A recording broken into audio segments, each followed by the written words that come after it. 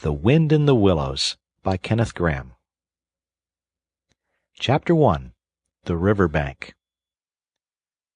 The mole had been working very hard all the morning, spring cleaning his little home, first with brooms, then with dusters, then on ladders and steps and chairs, with a brush and a pail of whitewash, till he had dust in his throat and eyes, and splashes of whitewash all over his black fur, and an aching back and weary arms. Spring was moving in the air above and in the earth below and around him, penetrating even his dark and lowly little house with its spirit of divine discontent and longing.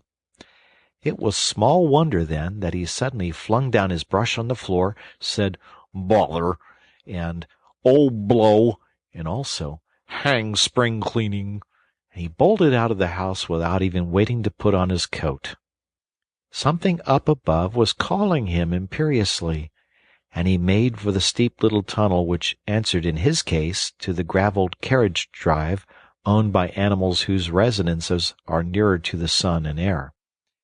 So he scraped and scratched and scrabbled and scrooged, and then he scrooged again, and scrabbled and scratched and scraped, working busily with his little paws and muttering to himself, "Up we go, till at last, pop, his snout came out into the sunlight, and he found himself rolling in the warm grass of a great meadow.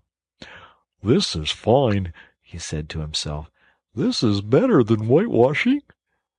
The sunshine struck hot on his fur, soft breezes caressed his heated brow, and after the seclusion of the cellarage he had lived in so long, the carol of happy birds fell on his dulled hearing almost like a shout.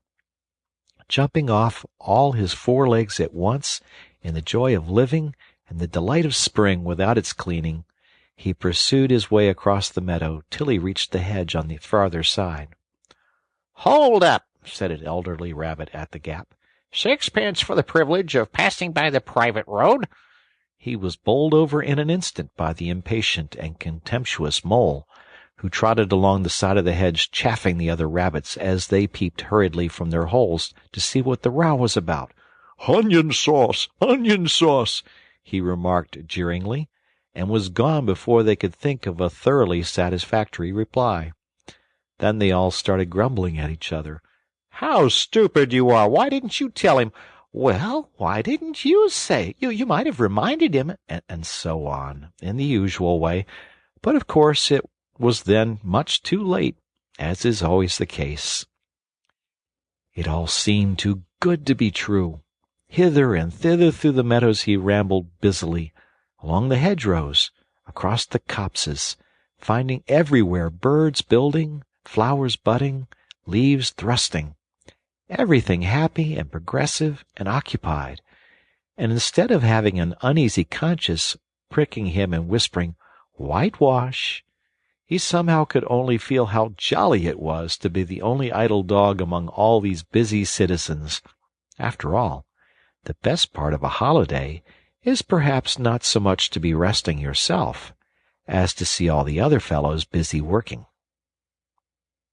He thought his happiness was complete when, as he meandered aimlessly along, suddenly he stood by the edge of a full-fed river.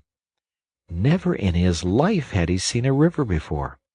This sleek, sinuous, full-bodied animal, chasing and chuckling, gripping things with a gurgle and leaving them with a laugh, to fling itself on fresh playmates that shook themselves free and were caught and held again.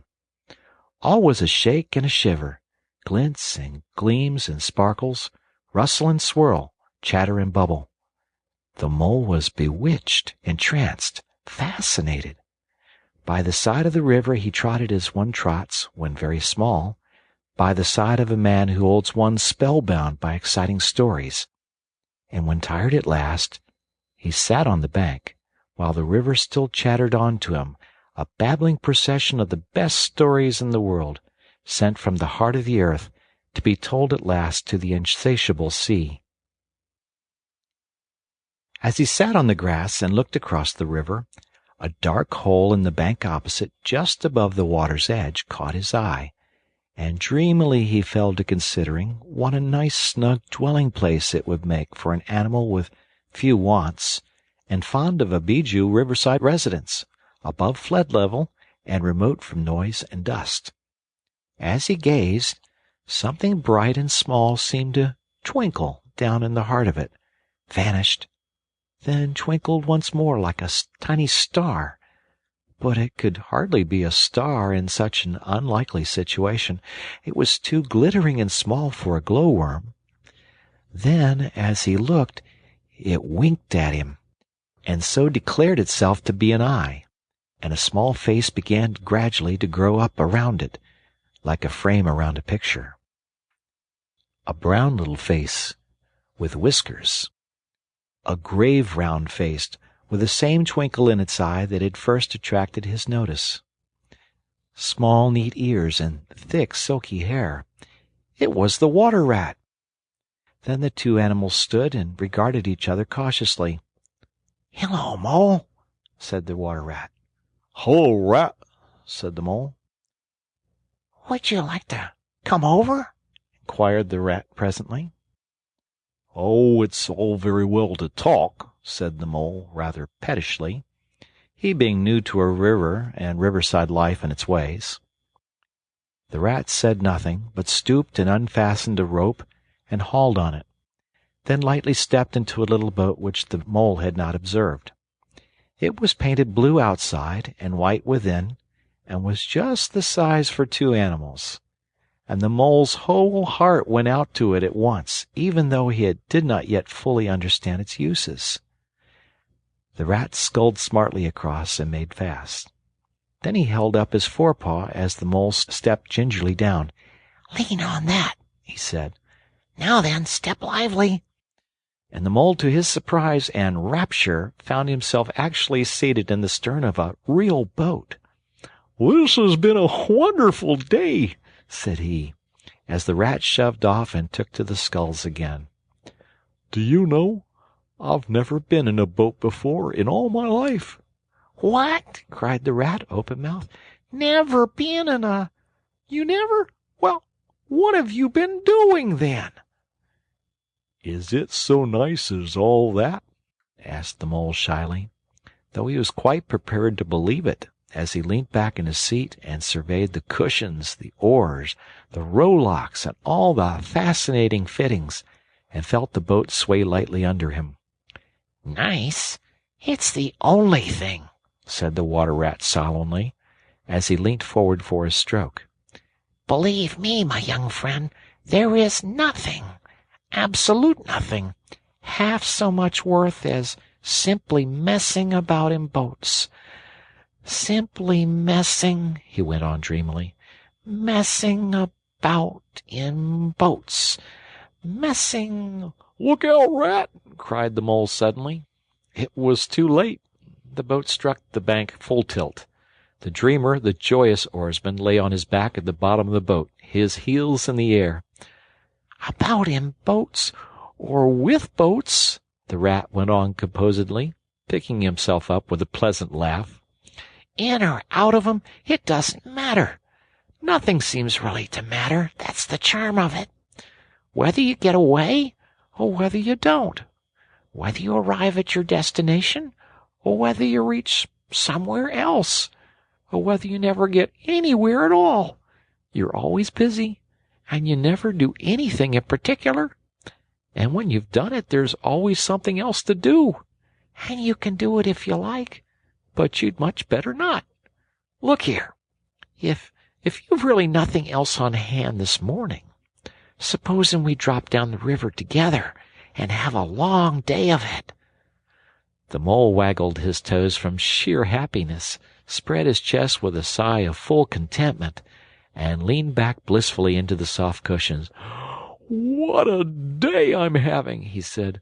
"Let's start at once." "Hold hard a minute, then," said the rat. He looped the painter through a ring in his landing stage, climbed up into his hole above, and after a short interval appeared staggering under a fat wicker luncheon basket. "Shove that under your feet," he observed to the Mole, as he passed it down into the boat. Then he untied the painter and took the skulls again. "What's inside it?" asked the Mole, wriggling with curiosity. "There's cold chicken inside it," replied the Rat briefly.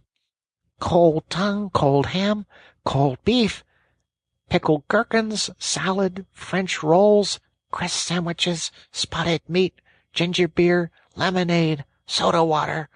"Oh, stop, stop!" cried the Mole in ecstasies. "This is too much." "Do you really think so?" inquired the Rat seriously. "It's only what I always take on these little excursions, and the other animals are always telling me that I'm a mean beast and cut it very fine." The Mole never heard a word he was saying. Absorbed in the new life he was entering upon, intoxicated with the sparkle, the ripple, the scents and the sounds and the sunlight, he trailed a paw in the water and dreamed long waking dreams. The Water Rat, like the good little fellow he was, sculled steadily on and forbore to disturb him. "I like your clothes awfully, old chap," he remarked after some half an hour or so had passed. "I'm going to get a black velvet smoking suit myself some day, as soon as I can afford it." "Oh, I beg your pardon," said the Mole, pulling himself together with an effort. "You must think me very rude, but this is all so new to me. So this is a river." "The river," corrected the Rat. "And you really live by the river? What a jolly life!" "By it, and with it, and on it, and in it," said the Rat. "It's brother and sister to me, and aunts and company, and food and drink, and, naturally, washing. It's my world, and I don't want any other. What it hasn't got is not worth having, and what it doesn't know is not worth knowing.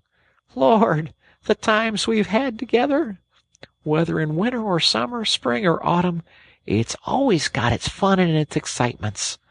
When the floods are on in February, and my cellars and basement are brimming with drink that's no good to me, and the brown water runs by my best bedroom window, or again when it all drops away and shows patches of mud that smells like plum cake, and the rushes and weed clog the channels, and I can potter about dry-shod over most of the bed of it and find fresh food to eat, and things careless people have dropped out of boats." "But isn't it a bit dull at times?" the Mole ventured to ask. "Just you and the river, and no one else to pass a word with?" "No one else to... Oh, well, I mustn't be too hard on you," said the Rat with forbearance. "You're new to it, and of course you don't know. The bank is so crowded nowadays that many people are moving away altogether. Oh, no, it isn't what it used to be, at all. Otters, kingfishers, dabchicks, moorhens, all of them about all day long, and always wanting you to do something, as if a fellow had no business of his own to attend to." "What lies over there?" asked the Mole, waving a paw towards a background of woodland that darkly framed the water meadows on one side of the river. "That? Oh, that's just the wildwood," said the Rat shortly. "We don't go there very much, we river bankers." Aren't they very nice people in there?" said the Mole, a trifle nervously. "Well," replied the Rat, "let me see. The squirrels are all right, and the rabbits, some of 'em, but rabbits are a mixed lot. Then there's Badger, of course. He lives right in the heart of it. Wouldn't live anywhere else, either, if it paid him to do it. Dear old Badger. Nobody interferes with him. They'd better not," he added significantly. "Why, who should interfere with him?" asked the Mole. "Well, of course, there are others," explained the Rat in a hesitating sort of way. "Weasels and stoats and foxes and so on. They're all right in a way. I'm very good friends with them. Pass the time of day when we meet and all that. But they break out sometimes, there's no denying it. And then, well, You can't really trust them, and that's the fact." The Mole knew well that it was quite against animal etiquette to dwell on possible trouble ahead, or even to allude to it, so he dropped the subject. "And beyond the wild wood again?" he asked, "where it's all blue and dim, and one sees what may be hills, or perhaps they mayn't, and something like the smoke of towns, or is that only cloud drift?"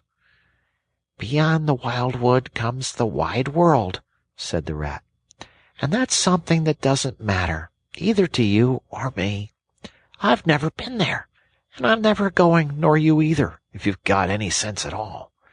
Don't ever refer to it again, please. Now then, here's our backwater at last, where we're going to lunch." Leaving the main stream, they now passed into what seemed at first sight like a little landlocked lake. Green turf sloped down to either edge. Brown, snaky tree roots gleamed below the surface of the quiet water, while ahead of them the silvery shoulder and foamy tumble of a weir, arm in arm with a restless dripping mill-wheel that held up in its turn a grey-gabled mill-house, filled the air with a soothing murmur of sound, dull and smothery, yet with little clear voices speaking up cheerfully out of it at intervals. It was so very beautiful that the Mole could only hold up both forepaws and gasp, "Oh my! Oh my! Oh my!" The Rat brought the boat alongside the bank, made her fast, helped the still awkward Mole safely ashore, and swung out the luncheon basket. The Mole begged as a favor to be allowed to unpack it all by himself, and the Rat was very pleased to indulge him, and to sprawl at full length on the grass and rest, while his excited friend shook out the tablecloth and spread it, took out all the mysterious packets, one by one, and arranged their contents in due order, still gasping, "Oh my! Oh my!" at each fresh revelation. When all was ready, the Rat said, "Now pitch in, old fellow." And the Mole was indeed very glad to obey, for he had started his spring cleaning at a very early hour that morning, as people will do, and had not paused for bite or sup, and he had been through a very great deal since that distant time which now seemed so many days ago. "What are you looking at?" said the Rat presently, when the edge of their hunger was somewhat dulled, and the Mole's eyes were able to wander off the tablecloth a little. "I am looking," said the Mole, "at a streak of bubbles that I see traveling along the surface of the water. That's the thing that strikes me as funny." "Bubbles! "Oh-ho!" said the Rat, and chirruped cheerily in an inviting sort of way. A broad glistening muzzle showed itself above the edge of the bank, and the Otter hauled himself out and shook the water from his coat. "Greedy beggars," he observed, making for the provender. "Why didn't you invite me, Ratty?" "This was an impromptu affair," explained the Rat. "By the way, my friend Mr. Mole." "Proud, I'm sure," said the Otter, and the two animals were friends forthwith. "Such a rumpus everywhere," continued the Otter. "All the world seems out on the river today. I came up this backwater to try and get a moment's peace, and then stumble upon you fellows. At least, I beg pardon, I don't exactly mean that, you know." There was a rustle behind them, proceeding from a hedge wherein last year's leaves still clung thick, and a stripy head with high shoulders behind it peered forth on them. "Come on, old badger!" shouted the Rat. The badger trotted forward a pace or two, then grunted, "Company," and turned his back and disappeared from view. "That's just the sort of fellow he is," observed the disappointed Rat. "Simply hates society. Now we shan't see any more of him today.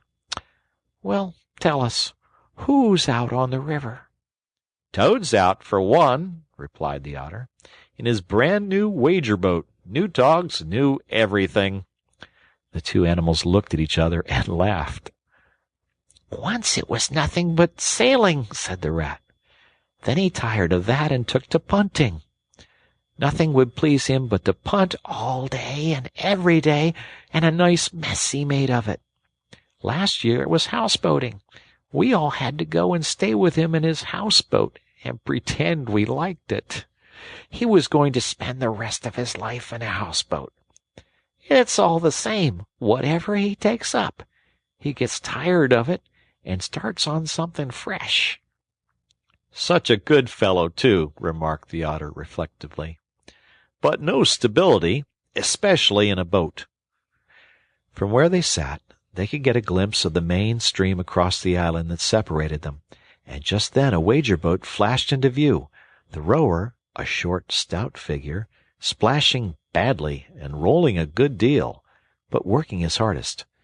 The rat stood up and hailed him, but Toad, for it was he, shook his head and settled sternly to his work. "He'll be out of the boat in a minute if he rolls like that," said the rat, sitting down again. "Of course he will," chuckled the otter. "Did I ever tell you that good story about Toad and the lock keeper? It happened this way. Toad—" An errant mayfly swerved unsteadily athwart the current in the intoxicated fashion affected by young bloods of mayflies seeing life.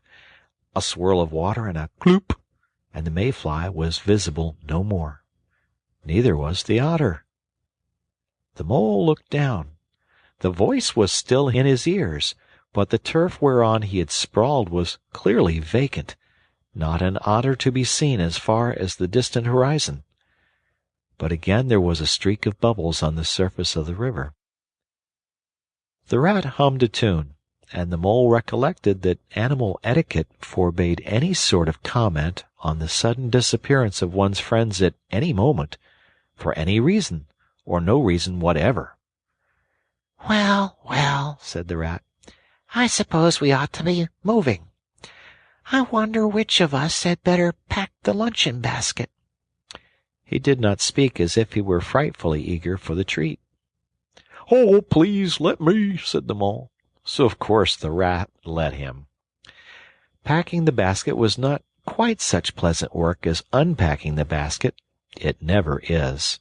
But the mole was bent on enjoying everything, and although just when he had got the basket packed and strapped up tightly, he saw a plate staring up at him from the grass, and when the job had been done again, the rat pointed out a fork which anybody ought to have seen, and last of all, behold, the mustard pot, which he had been sitting on without knowing it. Still, somehow, the thing got finished at last, without much loss of temper.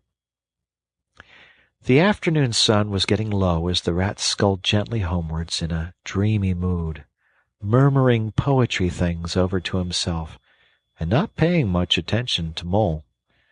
But the mole was very full of lunch and self-satisfaction and pride, and already quite at home in a boat, so he thought, and was getting a bit restless besides, and presently he said, "Ratty, please, I want to row now." The rat shook his head with a smile. "Not yet, my young friend," he said. "Wait till you've had a few lessons. It's not so easy as it looks." The mole was quiet for a minute or two, but he began to feel more and more jealous of Rat, sculling so strongly and so easily along, and his pride began to whisper that he could do it every bit as well. He jumped up and seized the sculls so suddenly that the rat, who was gazing out over the water and saying more poetry things to himself, was taken by surprise and fell backwards off his seat with his legs in the air for the second time, while the triumphant mole took his place and grabbed the sculls with entire confidence. "Stop it, you silly ass!" cried the rat from the bottom of the boat. "You can't do it! You'll have us over!" The mole flung his sculls back with a flourish, and made a great dig at the water. He missed the surface altogether. His legs flew up above his head, and he found himself lying on top of the prostrate rat. Greatly alarmed, he made a grab at the side of the boat, and the next moment, sploosh! Over went the boat, and he found himself struggling in the river. Oh, my! How cold the water was, and oh, how very wet it felt!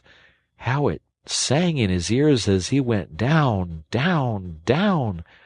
How bright and welcome the sun looked as he rose to the surface, coughing and spluttering! How black was his despair when he felt himself sinking again! Then a firm paw gripped him by the back of his neck. It was the rat, and he was evidently laughing. The mole could feel him laughing, right down his arm and through his paw and so into his, the mole's, neck. The rat got hold of a skull and shoved it under the mole's arm. Then he did the same by the other side of him, and, swimming behind, propelled the helpless animal to shore, hauled him out, and set him down on the bank, a squashy, pulpy lump of misery. When the rat had rubbed him down a bit and wrung some of the wet out of him, he said, "Now then, old fellow, trot up and down the towing path as hard as you can till you're warm and dry again, while I dive for the luncheon basket." So the dismal mole, wet without and ashamed within, trotted about till he was fairly dry, while the rat plunged into the water again, recovered the boat, righted her and made her fast, fetched his floating property to shore by degrees, and finally dived successfully for the luncheon basket and struggled to land with it. When all was ready for start once more, the mole, limp and dejected, took his seat in the stern of the boat, and as they set off he said in a low voice, broken with emotion, "Ratty, my generous friend, I am very sorry indeed for my foolish and ungrateful conduct. My heart quite fails me when I think how I might have lost that beautiful luncheon basket. Indeed, I have been a complete ass, and I know it. Will you overlook it this once and forgive me, and let things go on as before?" "That's all right, bless you," responded the rat cheerily. "What's a little wet to a water rat? I'm more in the water than out of it most days. Don't you think any more about it. And look here, I really think you had better come and stop with me for a little time. It's very plain and rough, you know. Not like Toad's house at all, but you haven't seen that yet. Still, I can make you comfortable, and I'll teach you to row and to swim, and you'll soon be as handy on the water as any of us." The mole was so touched by his kind manner of speaking that he could find no voice to answer him, and he had to brush away a tear or two with the back of his paw. But the rat kindly looked in another direction, and presently the mole's spirits revived again, and he was even able to give some straight back talk to a couple of moorhens who were sniggering to each other about his bedraggled appearance. When they got home, the rat made a bright fire in the parlor, and planted the mole in an armchair in front of it, having fetched down a dressing-gown and slippers for him, and told him river stories till supper-time. Very thrilling stories they were, too, to an earth-dwelling animal like Mole. Stories about weirs, and sudden floods, and leaping pike, and steamers that flung hard bottles, or at least bottles were certainly flung in from steamers, so presumably by them, and about herons, and how particular they were whom they spoke to, and about adventures down drains, and night fishings with otter, or excursions far afield with badger. Supper was a most cheerful meal, but very shortly afterwards a terribly sleepy mole had to be escorted upstairs by his considerate host to the best bedroom, where he soon laid his head on his pillow in great peace and contentment, knowing that his new-found friend, the river, was lapping the sill of his window. This day was only the first of many similar ones for the emancipated mole, each of them longer and full of interest as the ripening summer moved onward. He learnt to swim and to row, and entered into the joy of running water, and with his ear to the reed stems he caught, at intervals, something of what the wind went whispering so constantly among them. End of Chapter 1. The Wind in the Willows by Kenneth Grahame. This is Chapter 2, The Open Road. "Ratty, said the Mole suddenly, one bright summer morning. "If you please, I want to ask you a favor." The Rat was sitting on the river bank, singing a little song. He had just composed it himself, so he was very taken up with it, and would not pay proper attention to Mole or to anything else. Since early morning he had been swimming in the river, in company with his friends the ducks, and when the ducks stood on their heads suddenly, as ducks will, he would dive down and tickle their necks, just under where their chins would be if ducks had chins, till they were forced to come to the surface again in a hurry, spluttering and angry, and shaking their feathers at him, for it is impossible to say quite all you feel when your head is under water. At last they implored him to go away and attend to his own affairs, and leave them to mind theirs. So the Rat went away, and sat on the river bank in the sun, and made up a song about them, which he called Duck's Ditty. All along the backwater, through the rushes tall, ducks are a-dabbling, up tails all. Duck's tails, drake's tails, yellow feet a-quiver, yellow bills all out of sight, busy in the river. Slushy green undergrowth where the roach swim, here we keep our larder, cool and full and dim. Every one for what he likes, we like to be, heads down, tails up, dabbling free. High in the blue above, swift swirl and call, we are down a-dabbling, up tails all. "I don't know that I think so very much of that little song, Rat," observed the Mole cautiously. He was no poet himself, and didn't care who knew it, and he had a candid nature. Nor don't the ducks neither, replied the Rat cheerfully. They say, why can't fellows be allowed to do what they like when they like and as they like, instead of other fellows sitting on banks and watching them all the time and making remarks and poetry and things about them? What nonsense it all is! Well, that's what the ducks say. So it is, said the Mole with great heartiness. No, it isn't, cried the Rat indignantly. Well, then, it isn't, replied the Mole soothingly. But what I wanted to ask you was, won't you take me to call on Mr. Toad? I've heard so much about him, and I do so want to make his acquaintance. Why, certainly, said the good-natured Rat, jumping to his feet and dismissing poetry from his mind for the day. Get the boat out, and we'll paddle up there at once. It's never the wrong time to call on Toad. Early or late, he's always the same fellow, always good-tempered, always glad to see you, always sorry when you go. He must be a very nice animal, observed the Mole, as he got into the boat and took the sculls, while the Rat settled himself comfortably in the stern. He is indeed the best of animals, replied Rat. So simple, so good-natured, and so affectionate. Perhaps he's not very clever. We can't all be geniuses. And it may be that he is both boastful and conceited. But he has got some great qualities, has Toady. Rounding a bend in the river, they came in sight of a handsome, dignified old house of mellowed red brick, with well-kept lawns reaching down to the water's edge. There's Toad Hall, said the Rat.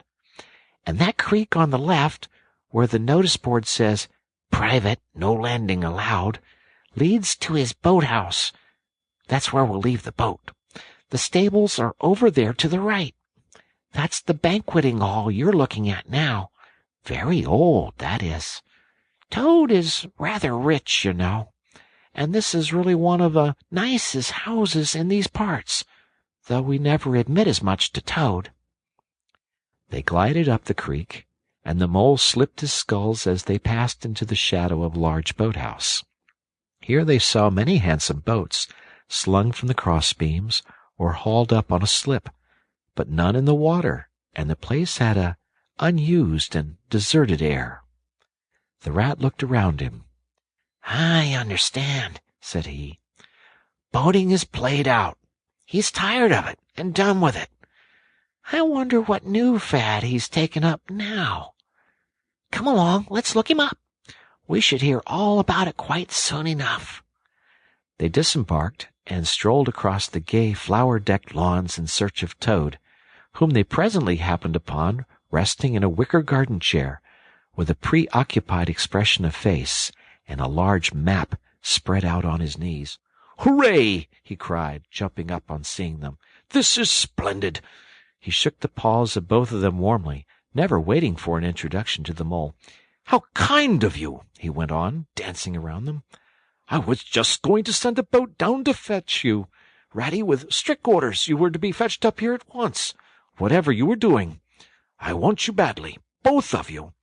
Now what will you take? Come inside and have something. You don't know how lucky it is you're turning up just now." "Let's sit quiet a bit, Toady," said the Rat, throwing himself into an easy chair, while the Mole took another by the side of him and made some civil remark about Toad's delightful residence. "Finest house on the river," cried Toad boisterously. "Or anywhere else, for that matter," he could not help adding. Here the Rat nudged the Mole. Unfortunately, the Toad saw him do it, and turned very red. There was a moment's painful silence. Then Toad burst out laughing. "All right, Ratty," he said. "It's only my way, you know, and it's not such a very bad house, is it? You know you rather like it yourself. Now, look here. Let's be sensible. You're the very animals I wanted. You've got to help me. It's most important." "It's about your rowing, I suppose," said the Rat, with an innocent air. "You're getting on fairly well, though you splash a good bit still. With a good deal of patience and any quantity of coaching, you may—" "Oh, pooh, boating!" interrupted the Toad, in great disgust. "Silly boyish amusement. I've given that up long ago. Sheer waste of time, that's what it is. It makes me downright sorry to see you fellows, who ought to know better, spending all your energies in that aimless manner. No, I've discovered the real thing, the only genuine occupation for a lifetime. I propose to devote the remainder of mine to it, and can only regret the wasted years that lie behind me, squandered in trivialities.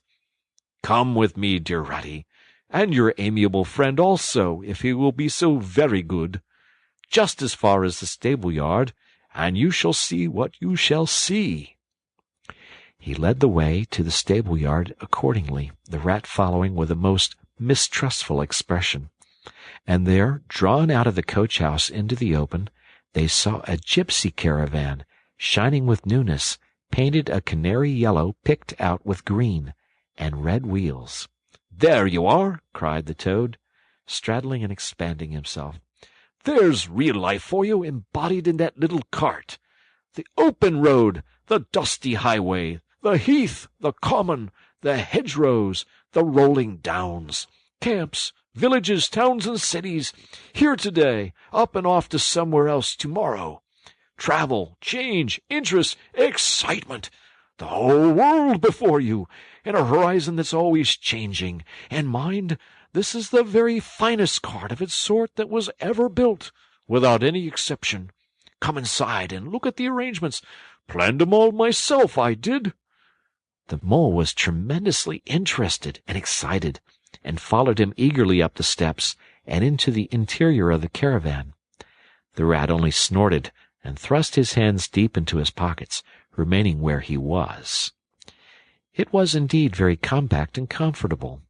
Little sleeping bunks, a little table that folded up against the wall, a cooking stove, lockers, bookshelves, a bird cage with a bird in it, and pots, pans, jugs, and kettles of every size and variety. "All complete!" cried the Toad triumphantly, pulling open a locker. "You see, biscuits, potted lobster, sardines, everything you could possibly want. Soda water here, baccy there, letter paper, bacon, jam, cards and dominoes. You'll find," Hill continued as they descended the steps again, "you'll find that nothing whatever has been forgotten when we make our start this afternoon."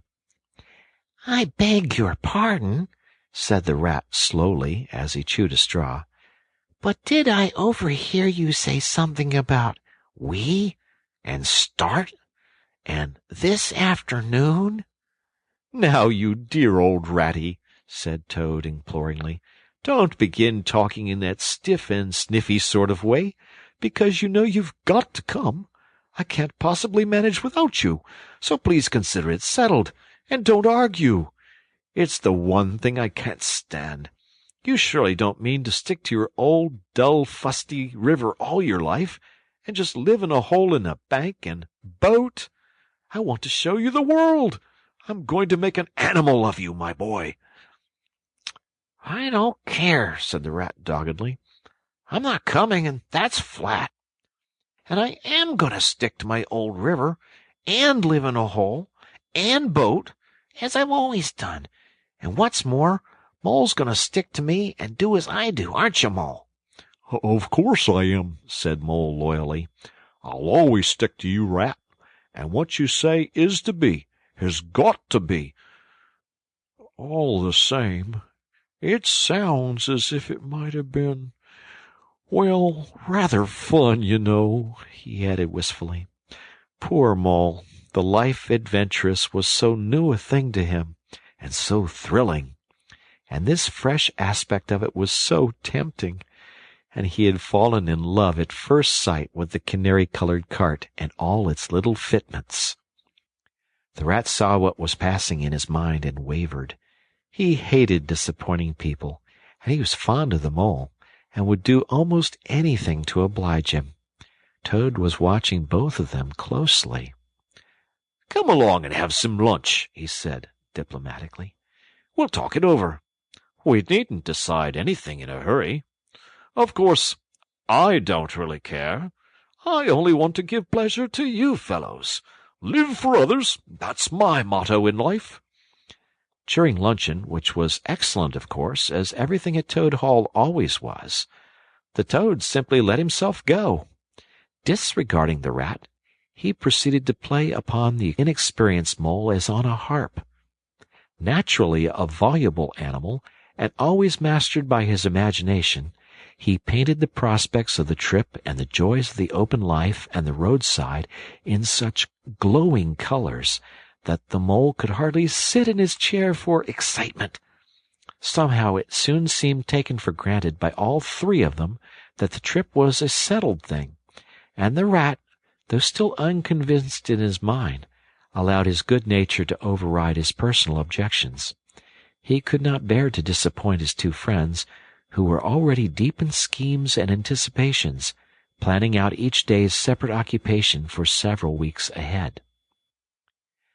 When they were quite ready, the now triumphant Toad led his companions to the paddock and set them to capture the old gray horse, who, without having been consulted and to his own extreme annoyance, had been told off by Toad for the dustiest job in this dusty expedition. He frankly preferred the paddock, and took a deal of catching. Meanwhile, Toad packed the lockers still tighter with necessaries, and hung nosebags, nets of onions, bundles of hay, and baskets from the bottom of the cart. At last the horse was caught and harnessed, and they set off, all talking at once, each animal either trudging by the side of the cart or sitting on the shaft as the humor took him. It was a golden afternoon. The smell of the dust they kicked up was rich and satisfying. Out of thick orchards on either side of the road, birds called and whistled to them cheerily. Good-natured wayfarers, passing them, give them good day, or stop to say nice things about their beautiful cart. And rabbits sitting at their front doors in the hedgerows held up their forepaws and said, "Oh my! Oh my! Oh my!" Late in the evening, tired and happy and miles from home, they drew up on a remote common far from habitations, turned the horse loose to graze, and ate their simple supper, sitting on the grass by the side of the cart. Toad talked big about all he was going to do in the days to come, while stars grew fuller and larger all around them, and a yellow moon, appearing suddenly and silently from nowhere in particular, came to keep them company and listen to their talk. At last they turned in to the little bunks in the cart, and Toad, kicking out his legs, sleepily said, "Well, good night, old fellows. This is the real life for a gentleman. Talk about your old river." "I don't talk about my river," replied the patient Rat. "You know I don't, Toad. But I think about it," he added pathetically, in a lower tone. "I think about it all the time." The Mole reached out from under his blanket, felt for the Rat's paw in the darkness, and gave it a squeeze. "I'll do whatever you like, Ratty," he whispered. "Shall we run away tomorrow morning quite early, very early, and go back to our dear old hole in the river?" No, we'll see it out," whispered back the Rat. "Thanks awfully. But I ought to stick by Toad till this trip is ended. It wouldn't be safe for him to be left to himself. It won't take very long. His fads never do. Good night." The end was indeed nearer than even the Rat suspected. After so much open air and excitement, the Toad slept very soundly, and no amount of shaking could rouse him out of bed next morning. So the Mole and Rat turned to quietly and manfully, and while the Rat saw to the horse, and lit a fire, and cleaned last night's cups and platters, and got things ready for breakfast, the Mole trudged off to the nearest village a long way off, for milk and eggs and various necessaries the Toad had, of course, forgotten to provide. The hard work had all been done, and the two animals were resting, thoroughly exhausted, by the time Toad appeared on the scene, fresh and gay, remarking what a pleasant, easy life it was they were all leading now, after the cares and worries and fatigues of housekeeping at home.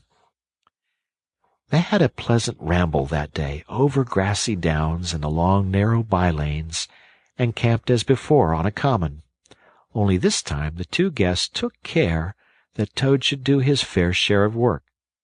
In consequence, when the time came for starting next morning, Toad was by no means so rapturous about the simplicity of the primitive life, and indeed attempted to resume his place in his bunk, from whence he was hauled by force. Their way lay as before across country by narrow lanes, and it was not till the afternoon that they came out on the high road, their first high road, and there disaster, fleet and unforeseen, sprang out on them. Disaster momentous indeed to their expedition, but simply overwhelming in its effect on the after career of Toad. They were strolling along the high road easily, the Mole by the horse's head, talking to him, since the horse had complained that he was being frightfully left out of it, and nobody considered him in the least. The Toad and the Water Rat walking behind the cart, talking together. At least, Toad was talking, and Rat was saying at intervals, "Yes, precisely. And what did you say to him?" and thinking all the time of something very different, when, far behind them, they heard a faint warning hum, like the drone of a distant bee.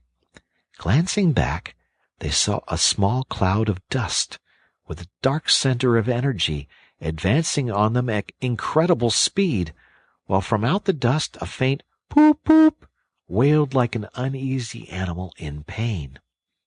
Hardly regarding it, they turned to resume their conversation, when in an instant, as it seemed, the peaceful scene was changed, and with a blast of wind and a whirl of sound that made them jump for the nearest ditch, it was on them. The poop poop rang with a brazen shout in their ears.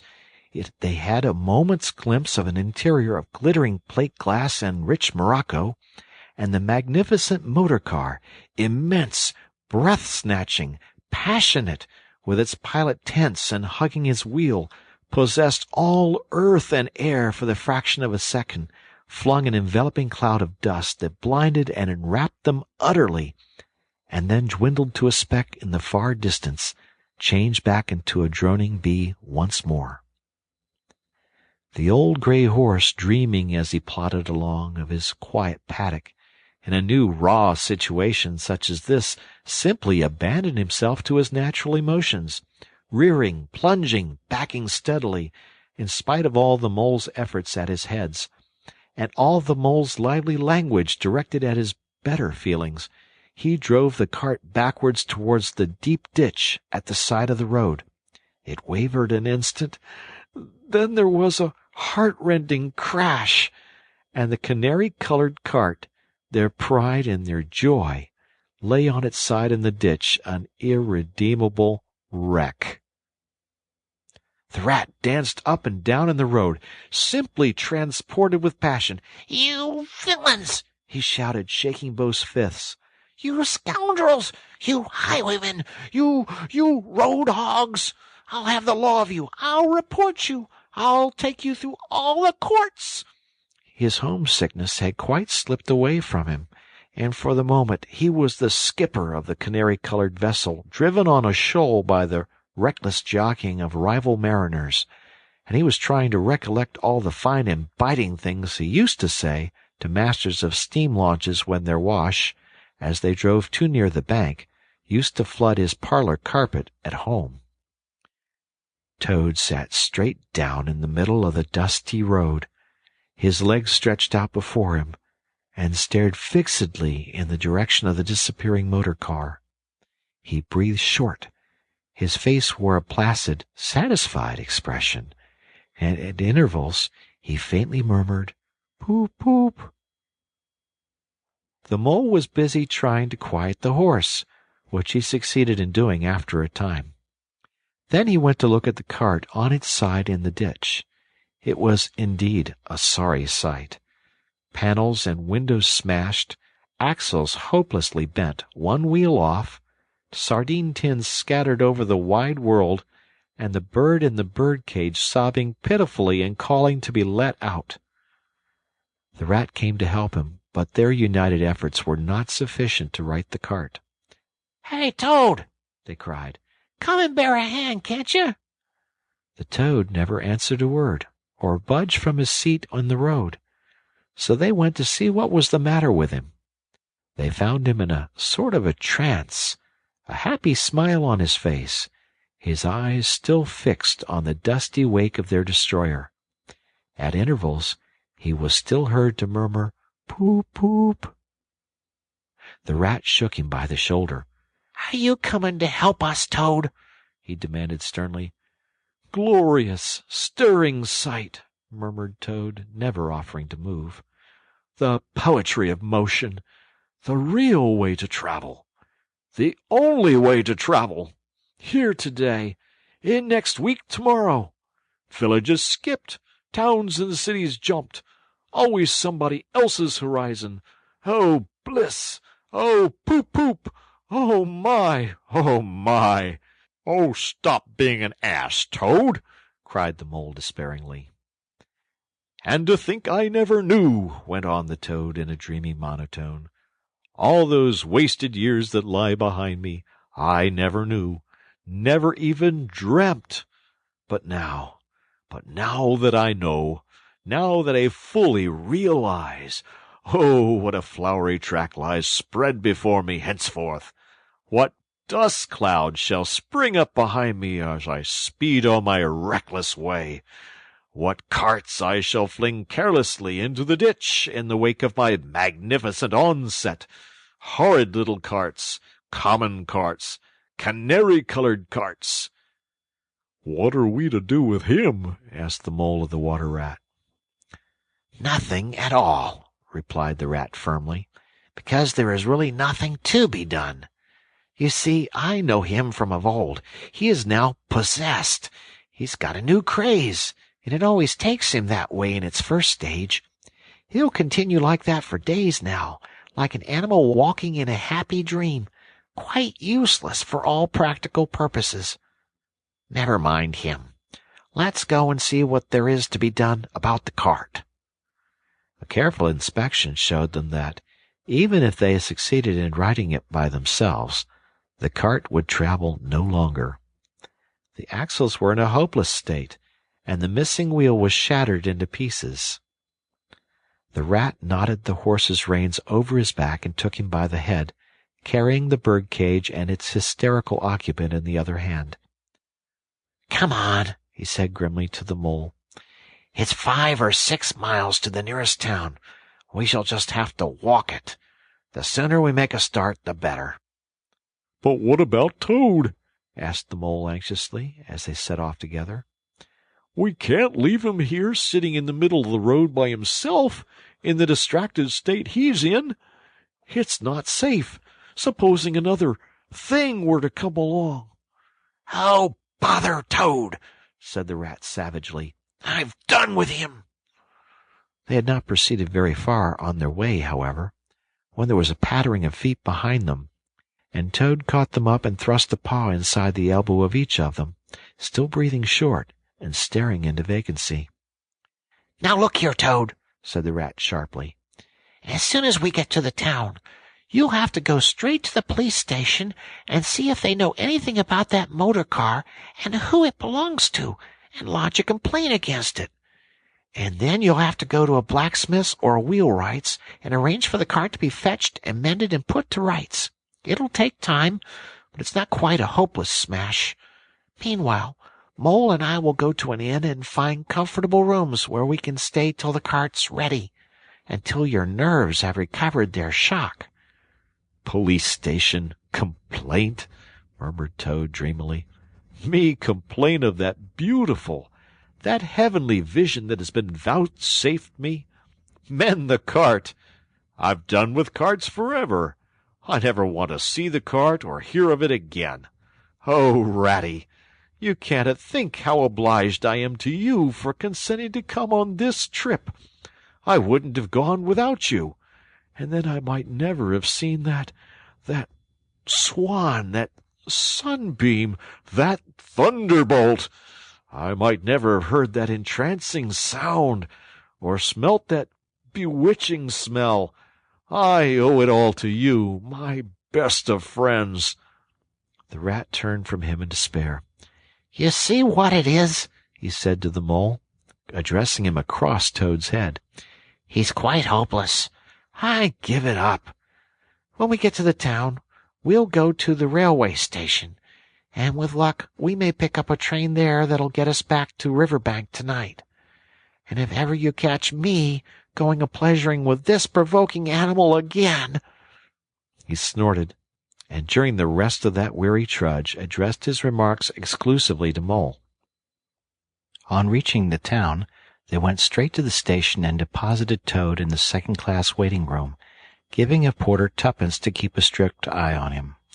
They then left the cart at an inn stable, and gave what directions they could about the cart and its contents. Eventually, a slow train having landed them at a station not very far from Toad Hall, they escorted the spellbound, sleep-walking Toad to his door, put him inside it, and instructed his housekeeper to feed him, undress him, and put him to bed. Then they got out their boat from the boathouse, sculled down the river home, and at a very late hour sat down to supper in their own cozy riverside parlor, to the Rat's great joy and contentment. The following evening the Mole, who had risen late and taken things very easy all day, was sitting on the bank fishing, when the Rat, who had been looking up his friends and gossiping, came strolling along to find him. "Heard the news?" he said. "There's nothing else being talked about all along the riverbank. Toad went up to town by an early train this morning, and he has ordered a large and very expensive motor car." End of Chapter 2. The Wind in the Willows by Kenneth Grahame. Chapter 3. The Wild Wood. The Mole had long wanted to make the acquaintance of the Badger. He seemed, by all accounts, to be such an important personage and, though rarely visible, to make his unseen influence felt by everybody about the place. But whenever the Mole mentioned his wish to the Water Rat, he always found himself put off. "It's all right," the Rat would say. "Badger'll turn up some day or other. He's always turning up, and then I'll introduce you. The best of fellows. But you must not only take him as you find him, but when you find him." "Couldn't you ask him here for dinner or something?" said the Mole. "He wouldn't come. replied the Rat simply. Badger hates society, and invitations, and dinner, and all that sort of thing. Well, then, supposing we go and call on him, suggested the Mole. Oh, I'm sure he wouldn't like that at all, said the Rat, quite alarmed. He's so very shy. He'd be sure to be offended. I've never even ventured to call on him at his own home myself, though I know him so well. Besides, we can't. It's quite out of the question, because he lives in the very middle of the wild wood. Well, supposing he does, said the Mole. You told me the wild wood was all right, you know. Oh, I know, so it is, replied the Rat evasively. But I think we won't go there just now. Not just yet. It's a long way, and he wouldn't be at home at this time of year anyhow. And he'll be coming along some day, if you'll wait quietly. The Mole had to be content with this, but the Badger never came along, and every day brought its amusements, and it was not till summer was long over, and cold and frost and miry ways kept them much indoors, and the swollen river raced past outside their windows with a speed that mocked at boating of any sort or kind, that he found his thoughts dwelling again with much persistence on the solitary gray Badger, who lived his own life by himself, in his hole in the middle of the wild wood. In the winter time the Rat slept a great deal, retiring early and rising late. During his short day he sometimes scribbled poetry or did other small domestic jobs about the house, and of course there were always animals dropping in for a chat, and consequently there was a good deal of story-telling and comparing notes on the past summer and all its doings. Such a rich chapter it had been, when one came to look back on it all, with illustrations so numerous and so very highly colored. The pageant of the river bank had marched steadily along, unfolding itself in scene pictures that succeeded each other in stately procession. Purple loosestrife arrived early, shaking luxuriant tangled locks along the edge of the mirror whence its own face laughed back at it. Willow-herb, tender and wistful, like a pink sunset cloud, was not slow to follow.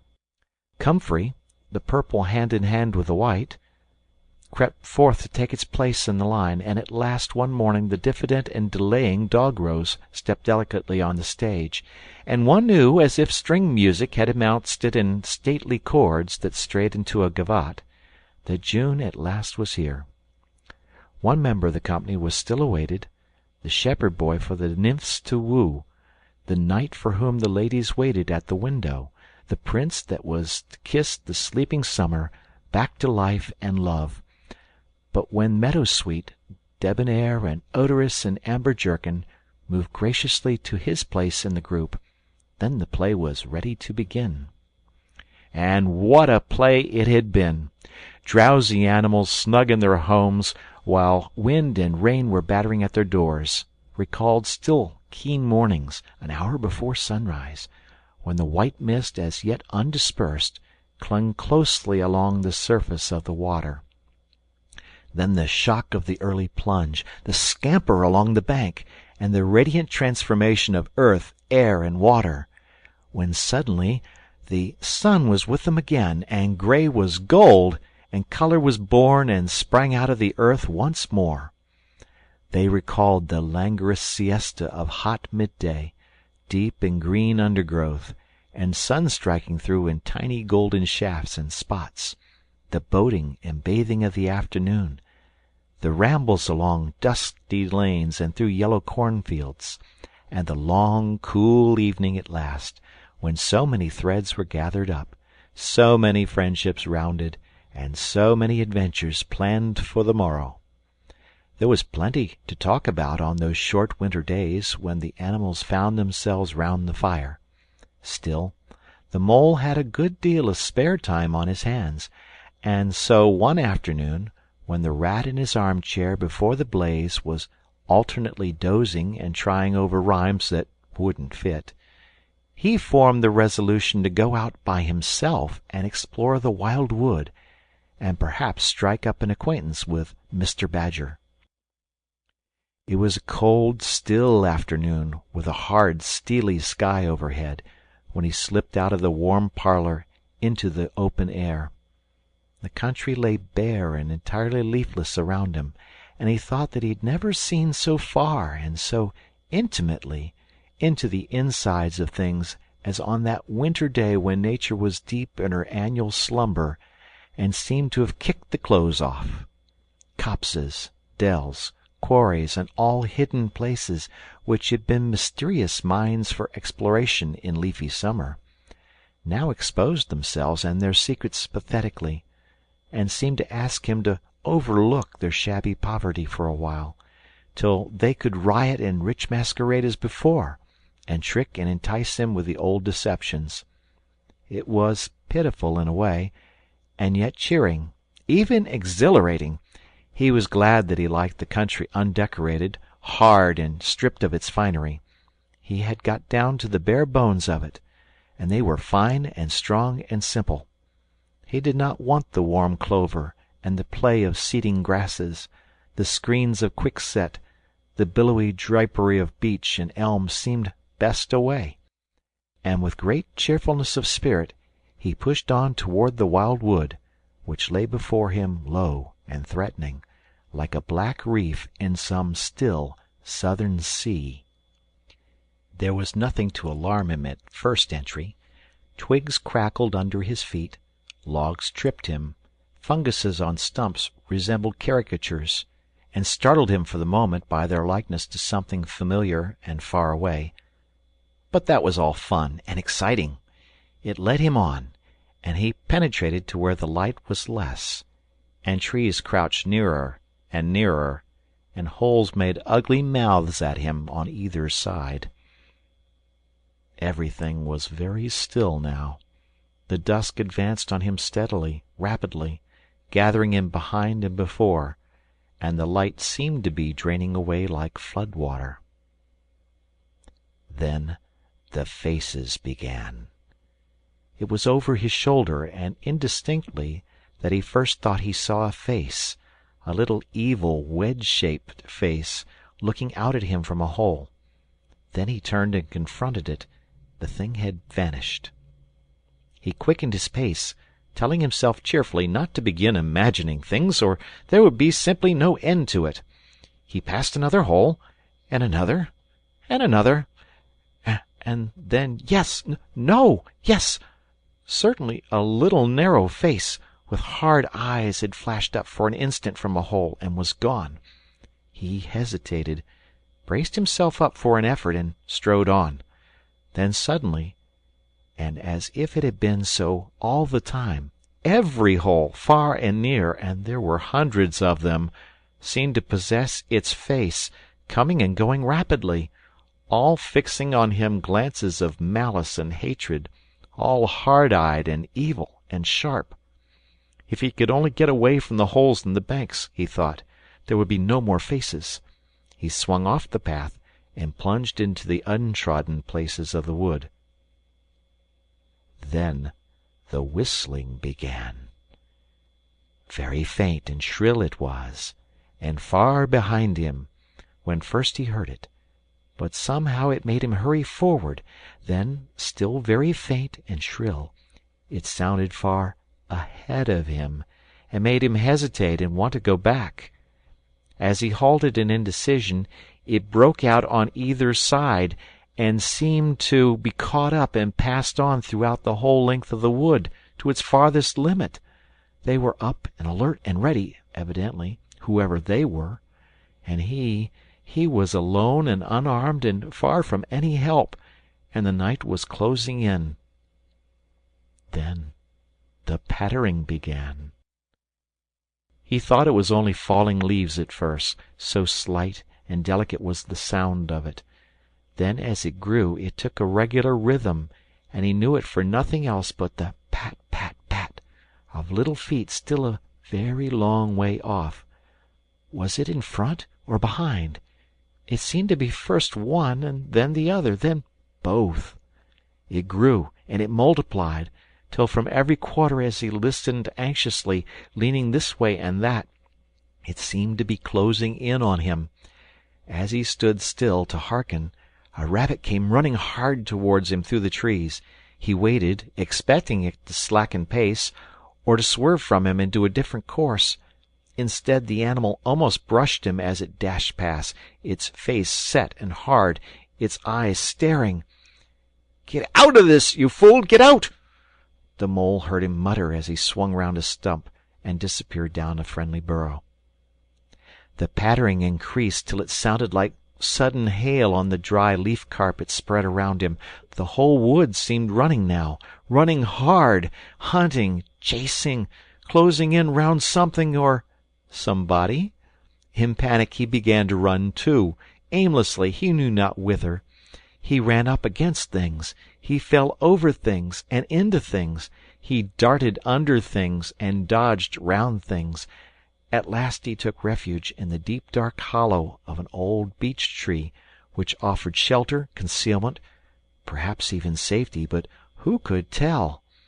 Anyhow, he was too tired to run any farther, and could only snuggle down into the dry leaves which had drifted into the hollow, and hope he was safe for a time.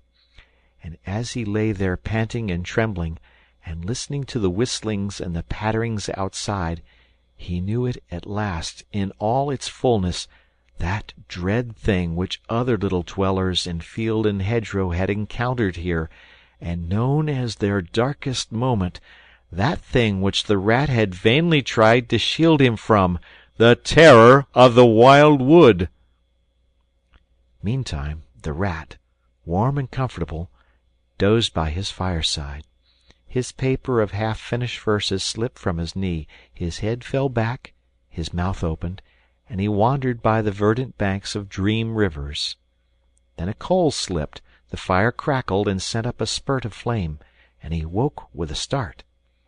Remembering what he had been engaged upon, he reached down to the floor for his verses, pored over them for a minute, and then looked round for the mole to ask him if he knew a good rhyme for something or other.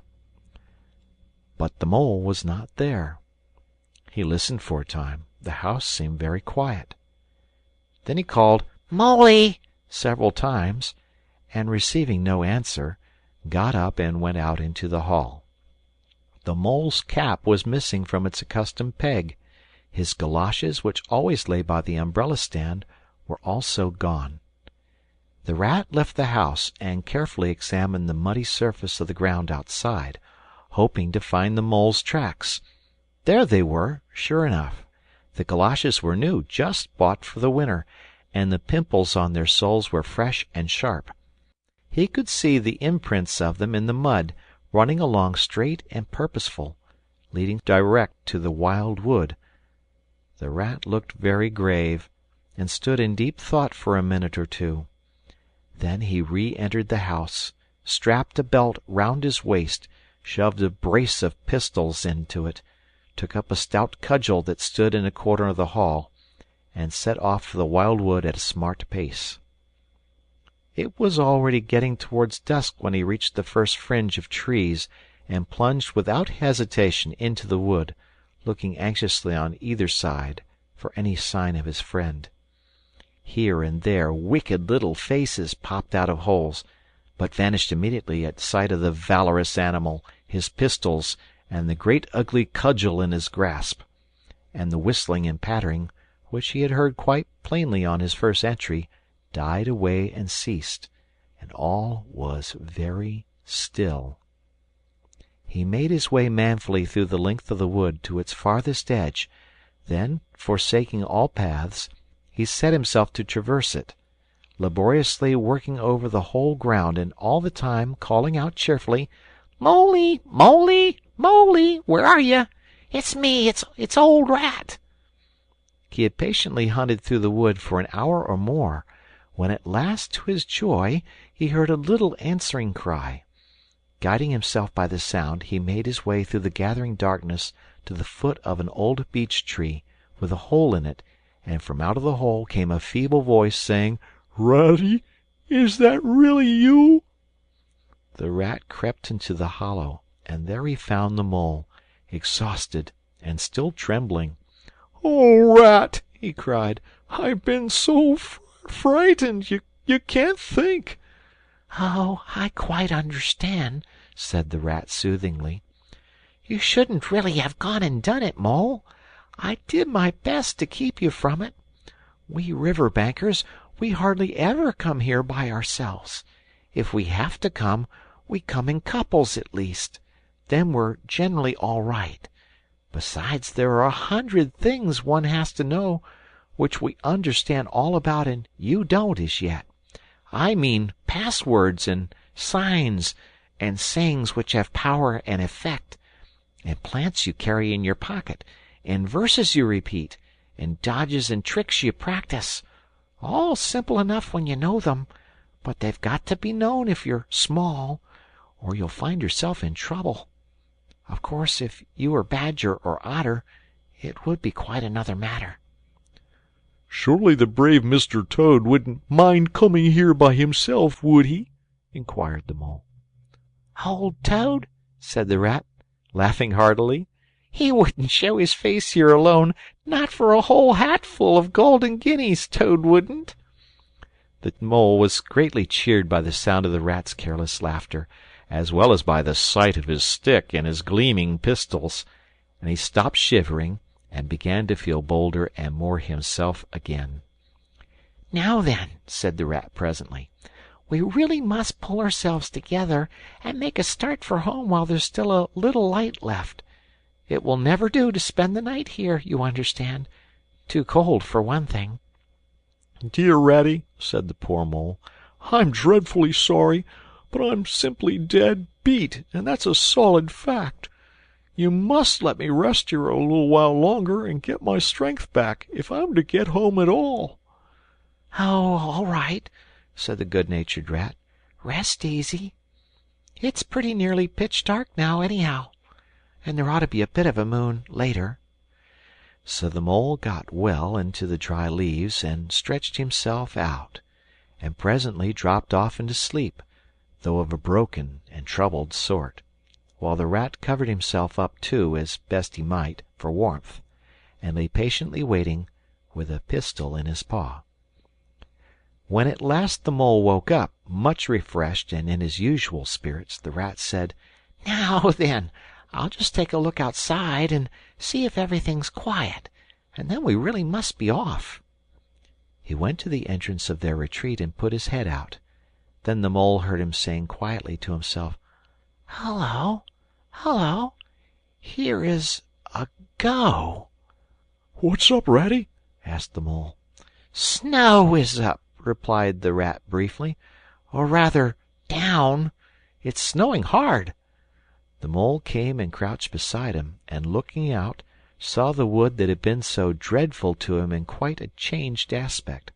Holes, hollows, pools, pitfalls, and other black menaces to the wayfarer were vanishing fast, and a gleaming carpet of fairy was springing up everywhere, that looked too delicate to be trodden on by rough feet. A fine powder filled the air, and caressed the cheek with a tingle in its touch, and the black boles of the trees showed up in a light that seemed to come from below. "Well, well, it can't be helped," said the Rat, after pondering. "We must make a start and take our chance, I suppose. The worst of it is, I don't exactly know where we are, and now this snow makes everything look so very different." It did, indeed. The Mole would not have known that it was the same wood. However, they set out bravely, and took the line that seemed most promising, holding on to each other and pretending with invincible cheerfulness that they recognized an old friend in every fresh tree that grimly and silently greeted them, or saw openings, gaps, or paths with a familiar turn in them, in the monotony of white space and black tree trunks that refused to vary. An hour or two later, they had lost all count of time, they pulled up, dispirited, weary, and hopelessly at sea, and sat down on a fallen tree trunk to recover their breath and consider what was to be done. They were aching with fatigue and bruised with tumbles. They had fallen into several holes and got wet through, and the snow was getting so deep they could hardly drag their little legs through it. And the trees were thicker, and more like each other than ever. There seemed to be no end to this wood, and no beginning, and no difference in it, and worst of all, no way out. "We can't sit here very long," said the Rat. "We shall have to make another push for it, and do something or other. The cold is too awful for anything, and the snow will soon be too deep for us to wade through." He peered around him and considered. "Look here," he went on. "This is what occurs to me. There's a sort of dell down here in front of us, where the ground seems all hilly and humpy and hummocky.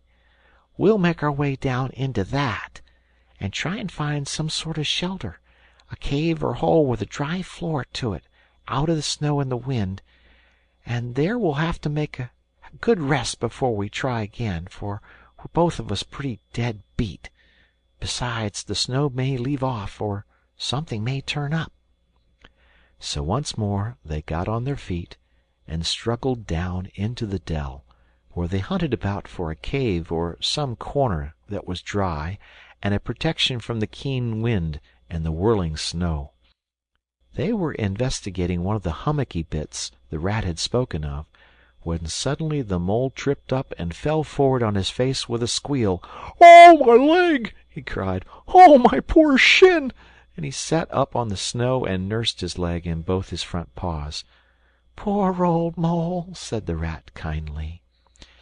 "You don't seem to be having much luck today, do you? Let's have a look at the leg. Yes," he went on, going down on his knees to look, "you've cut your shin, sure enough. Wait till I get at my handkerchief, and I'll tie it up for you." "I must have tripped over a hidden branch or a stump," said the Mole miserably. "Oh, my! Oh, my!" "It's a very clean cut," said the Rat, examining again attentively. "That was never done by a branch or a stump. Looks as if it was made by the sharp edge of something metal. Funny."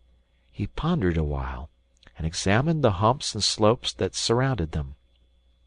"Well, never mind what done it," said the Mole, forgetting his grammar in his pain.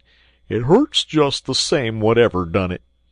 But the Rat, after carefully tying up the leg with his handkerchief, had left him and was busily scraping in the snow.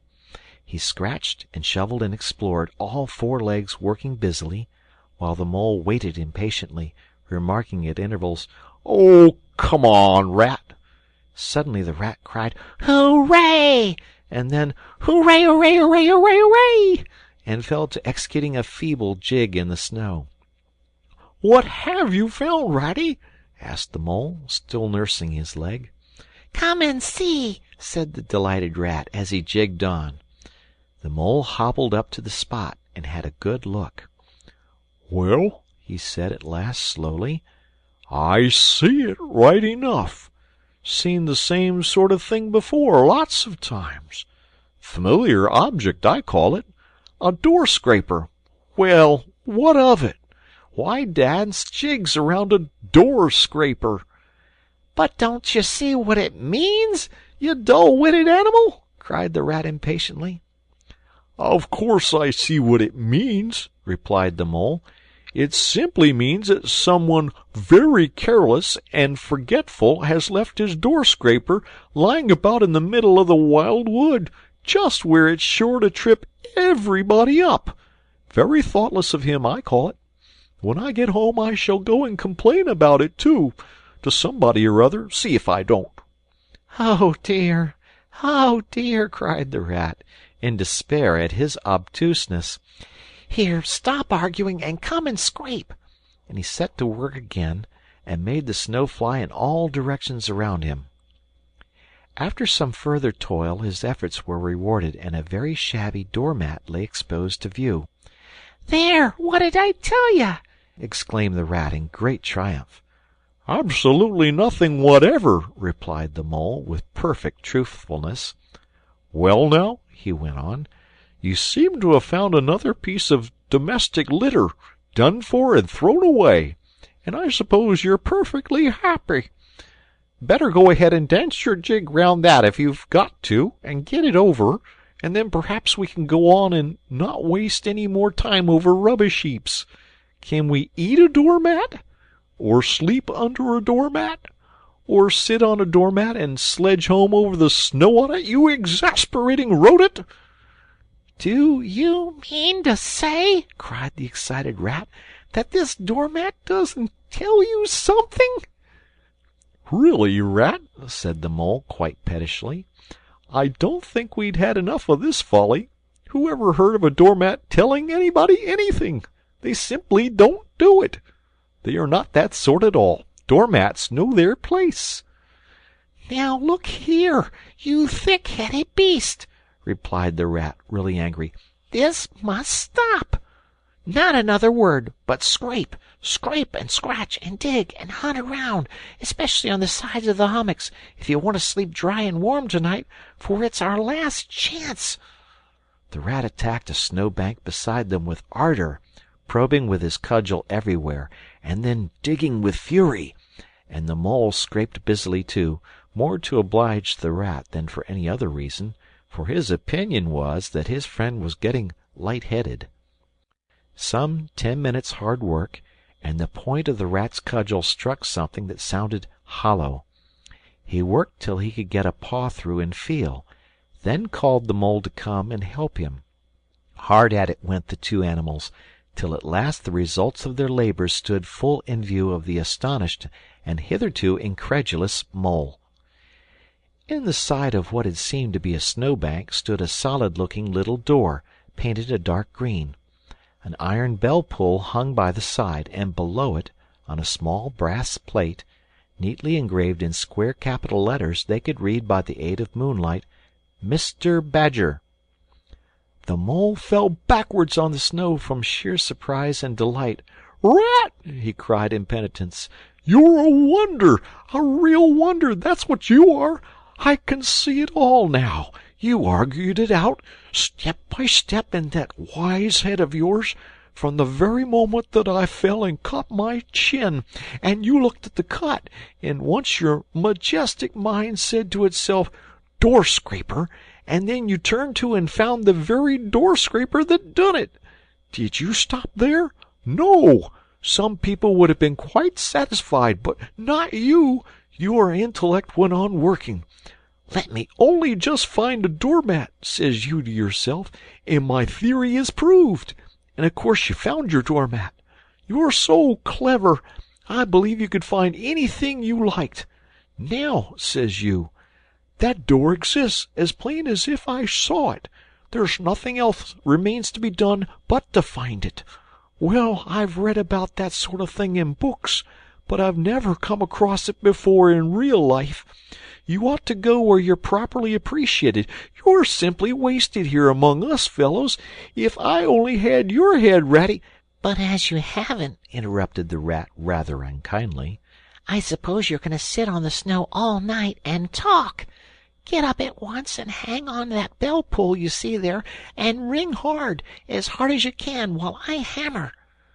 While the Rat attacked the door with his stick, the Mole sprang up at the bell-pull, clutched it, and swung there, both feet well off the ground, and from quite a long way off they could faintly hear a deep-toned bell respond. The end of chapter 3. The Wind in the Willows by Kenneth Grahame. Chapter 4. Mr. Badger. They waited patiently for what seemed a very long time, stamping in the snow to keep their feet warm. At last they heard the sound of slow, shuffling footsteps approaching the door from the inside. It seemed, as the Mole remarked to the Rat, like someone walking in carpet slippers that were too large for him, and down at heel, which was intelligent of Mole, because that was exactly what it was. There was the noise of a bolt shot back, and the door opened a few inches, enough to show a long snout and a pair of sleepy, blinking eyes. "Now, the very next time this happens," said a gruff and suspicious voice, "I shall be exceedingly angry. Who is it this time, disturbing people on such a night? Speak up!" "Oh, Badger," cried the Rat, "let us in, please. It's me, Rat, and my friend Mole, and we've lost our way in the snow." "What, Ratty? My dear little man!" exclaimed the Badger in quite a different voice. "Come along in, both of you, at once. Why, you must be perished. Well, I never! Lost in the snow? And in the wild wood, too, at this time of night. But come in with you." The two animals tumbled over each other in their eagerness to get inside, and heard the door shut behind them with great joy and relief. The Badger, who wore a long dressing-gown, and whose slippers were indeed very down at heel, carried a flat candlestick in his paw, and had probably been on his way to bed when their summons sounded. He looked kindly down on them, and patted both their heads. "This is not the sort of night for small animals to be out," he said paternally. "I'm afraid you've been up to some of your pranks again, Ratty. But come along, come into the kitchen. There's a first-rate fire there, and supper and everything." He shuffled on in front of them, carrying the light, and they followed him, nudging each other in an anticipating sort of way, down a long, gloomy, and, to tell the truth, decidedly shabby passage, into a sort of central hall, out of which they could dimly see other long, tunnel-like passages branching, passages mysterious and without apparent end. But there were doors in the hall as well, stout oaken, comfortable-looking doors.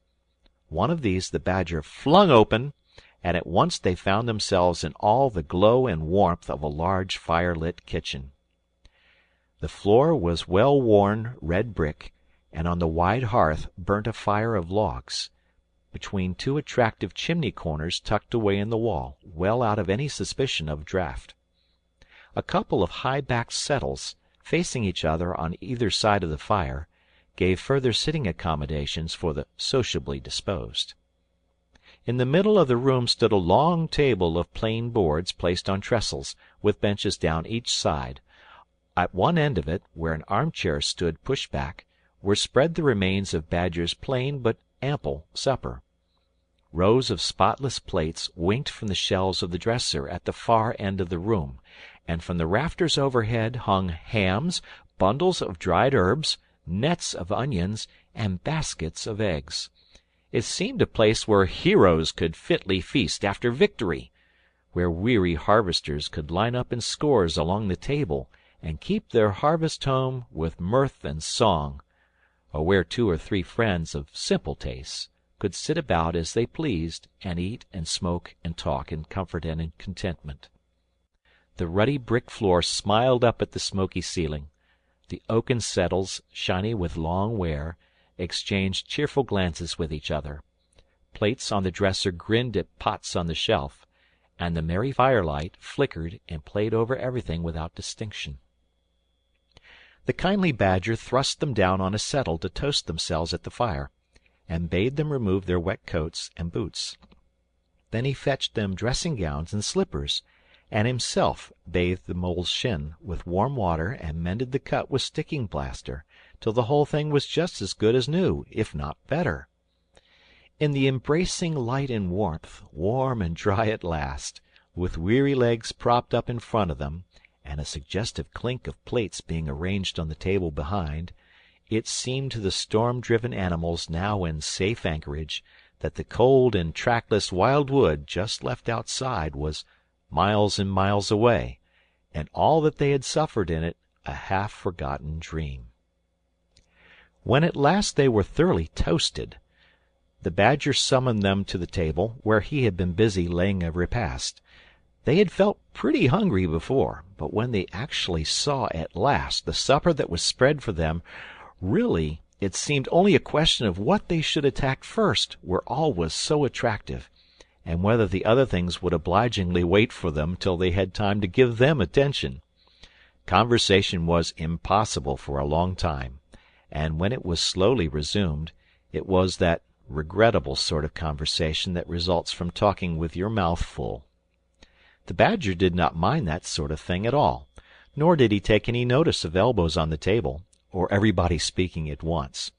As he did not go into society himself, he had got an idea that these things belonged to the things that really didn't matter. We know, of course, that he was wrong, and took too narrow a view, because they do matter very much, though it would take too long to explain why. He sat in his armchair at the head of the table, and nodded gravely at intervals as the animals told their story, and he did not seem surprised or shocked at anything, and he never said, "Oh, I told you so," or "Just what I always said," or remarked that they ought to have done so and so, or ought not to have done something else. The mole began to feel very friendly towards him. When supper was really finished at last, and each animal felt that his skin was now as tight as was decently safe, and that by this time he didn't care a hang for anybody or anything, they gathered round the glowing embers of the great wood fire and thought how jolly it was to be sitting up so late, and so independent, and so full. And after they had chatted for a time about things in general, the Badger said, heartily, "Now then, tell us the news from your part of the world. How's Old Toad going on?" "Oh, from bad to worse," said the Rat gravely, while the Mole, cocked up on a settle and basking in the firelight, his heels higher than his head, tried to look properly mournful. "Another smash-up only last week, and a bad one. You see, he will insist on driving himself, and he's hopelessly incapable. If he'd only employ a decent, steady, well-trained animal, pay him good wages, and leave everything to him, he'd get on all right. But no, he's convinced he's a heaven-born driver, and nobody can teach him anything, and all the rest follows." "How many has he had?" inquired the Badger gloomily. "Smashes or machines?" asked the Rat. "Oh, well, after all, it's the same thing with Toad. This is the 7th. As for the others, you know that coach-house of his? Well, it's piled up, literally piled up to the roof, with fragments of motor cars, none of them bigger than your hat. That accounts for the other 6, so far as they can be accounted for."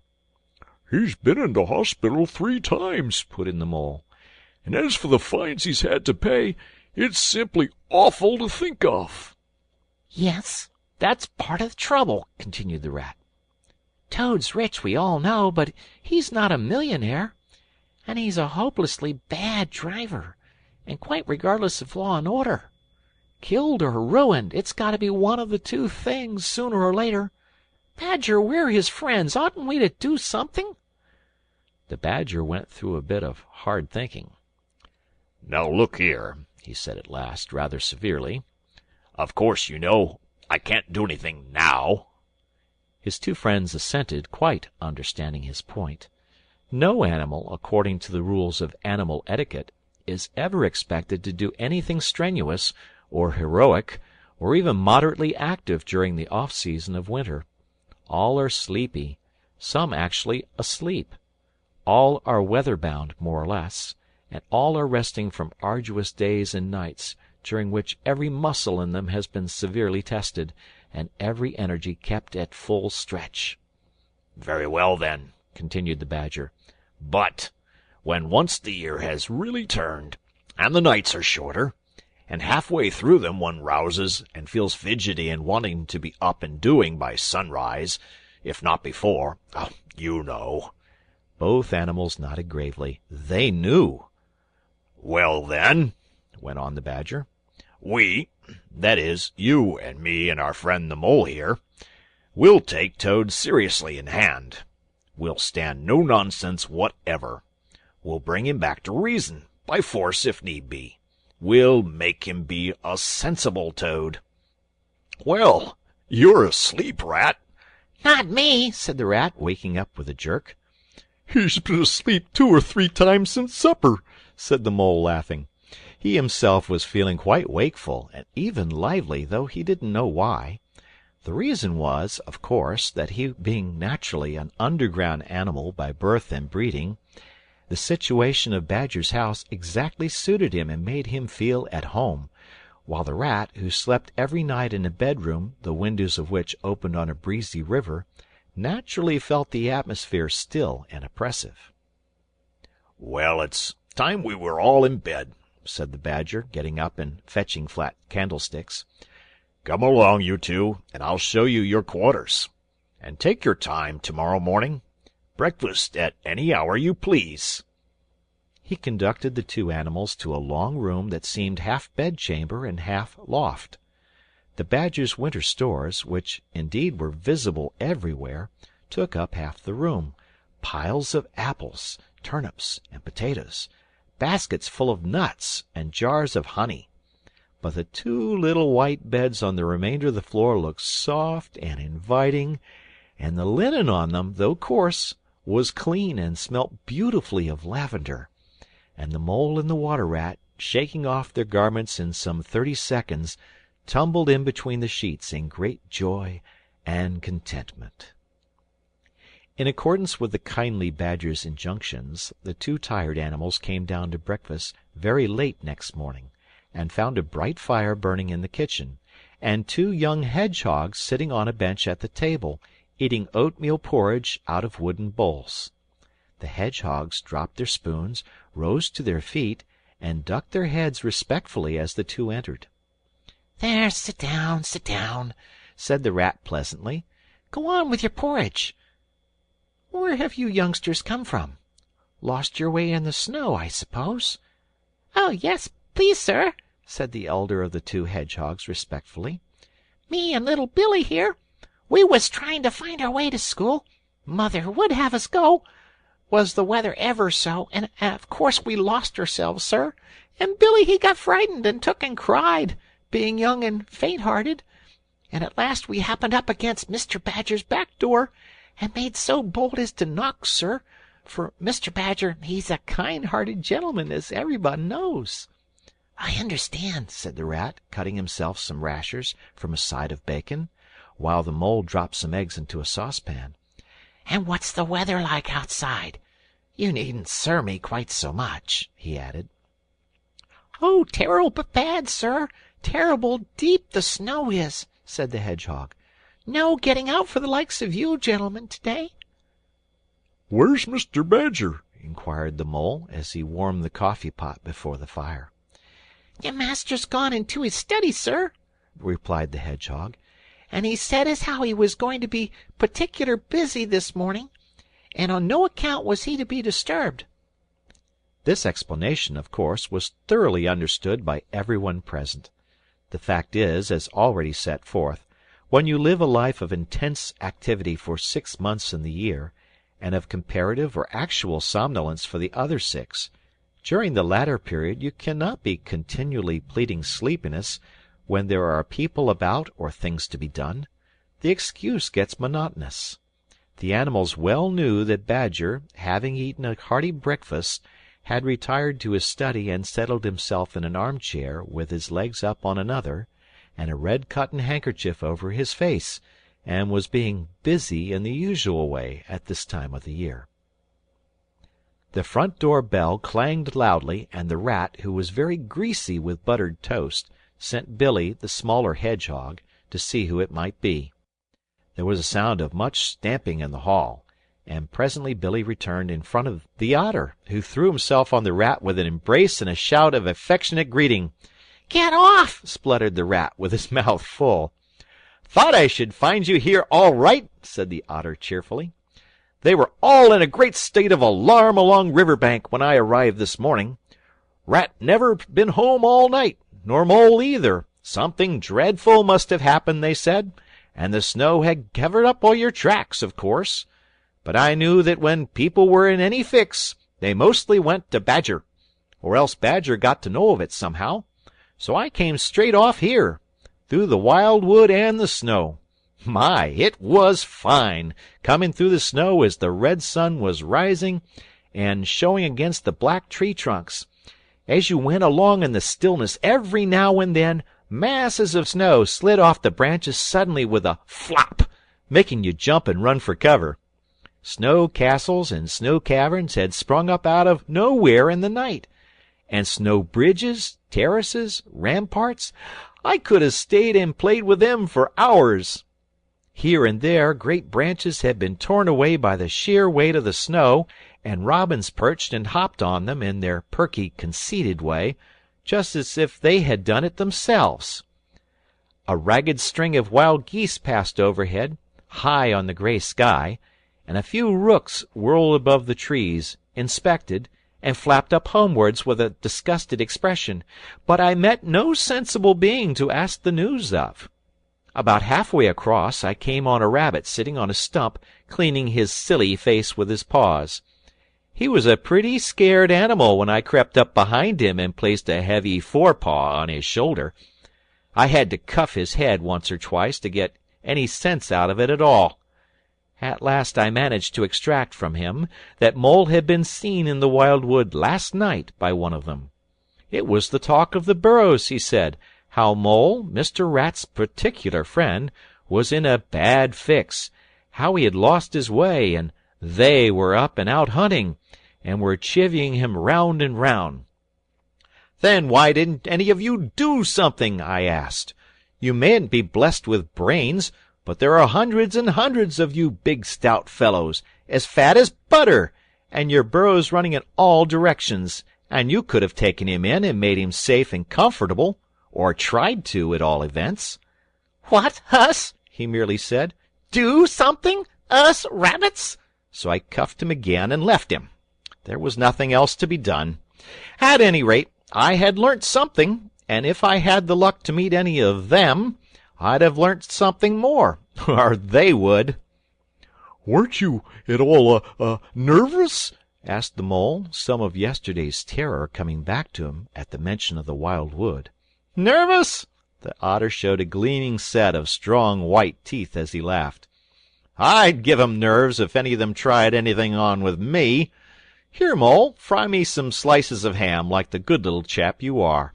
I'm frightfully hungry, and I've got any amount to say to Ratty here. Haven't seen him for an age."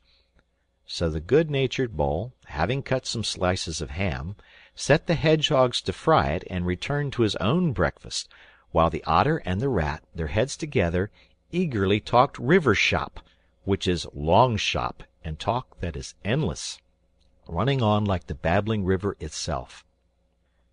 A plate of fried ham had just been cleared and sent back for more, when the Badger entered, yawning and rubbing his eyes, and greeted them all in his quiet, simple way, with kind inquiries for everyone. "It must be getting on for luncheon time," he remarked to the Otter. "Better stop and have it with us. You must be hungry this cold morning." "Rather," replied the Otter, winking at the Mole. "The sight of these greedy young hedgehogs stuffing themselves with fried ham makes me feel positively famished." The hedgehogs, who were just beginning to feel hungry again after their porridge, and after working so hard at their frying, looked timidly up at Mr. Badger, but were too shy to say anything. "Here, you youngsters be off home to your mother," said the Badger kindly. "I'll send someone with you to show you the way. You won't want any dinner today, I'll be bound." He gave them sixpence apiece and a pat on the head, and they went off with much respectful swinging of caps and touching of forelocks. Presently they all sat down to luncheon together. The Mole found himself placed next to Mr. Badger, and as the other two were still deep in river gossip, from which nothing could divert them, he took the opportunity to tell Badger how comfortable and homelike it all felt to him. "Once well underground," he said, "you know exactly where you are. Nothing can happen to you, and nothing can get at you. You're entirely your own master, and you don't have to consult anybody or mind what they say. Things go on all the same overhead, and you let 'em, and don't bother about 'em. When you want to, up you go, and there the things are waiting for you." The Badger simply beamed on him. "That's exactly what I say," he replied. "There's no security or peace or tranquility except underground. And then, if your ideas get larger and you want to expand, why, a dig and a scrape and there you are. If you feel your house is a bit too big, you stop up a hole or two, and there you are again. No builders, no tradesmen, no remarks passed on you by fellows looking over your wall, and above all, no weather. Look at Rat now. A couple of feet of flood water, he's got to move into hired lodgings. Uncomfortable, inconveniently situated, and horribly expensive. Take Toad. I say nothing against Toad Hall. Quite the best house in these parts, as a house. But supposing a fire breaks out, where's Toad? Supposing tiles are blown off, or walls sink or crack, or windows get broken, where's Toad? Supposing the rooms are draughty, I hate a draught myself, where's Toad? No, up and out of doors is good enough to roam about and get one's living in, but underground to come back to at last, that's my idea of home." The Mole assented heartily, and the Badger in consequence got very friendly with him. "When lunch is over," he said, "I'll take you all around this little place of mine. I can see you'll appreciate it. You understand what domestic architecture ought to be, you do." After luncheon, accordingly, when the other two had settled themselves into the chimney-corner and had started a heated argument on the subject of eels, the Badger lighted a lantern and bade the Mole follow him. Crossing the hall, they passed down one of the principal tunnels, and the wavering light of the lantern gave glimpses on either side of rooms both large and small, some mere cupboards, others nearly as broad and imposing as Toad's dining-hall. A narrow passage at right angles led them into another corridor, and here the same thing was repeated. The Mole was staggered at the size, the extent, the ramifications of it all, at the length of the dim passages, the solid vaultings of the crammed store-chambers, the masonry everywhere, the pillars, the arches, the pavements. "How on earth, Badger," he said at last, "did you ever find time and strength to do all this? It's astonishing." "It would be astonishing indeed," said the Badger simply, "if I had done it. But as a matter of fact I did none of it, only cleaned out the passages and chambers as far as I had need of them. There's lots more of it all round about. I see you don't understand. I must explain to you. Well, very long ago, on the spot where the wildwood waves now, before ever it had planted itself and grown up to where it now is, there was a city of people, you know. Here where we are standing, they lived and walked and talked and slept and carried on their business. Here they stabled their horses and feasted.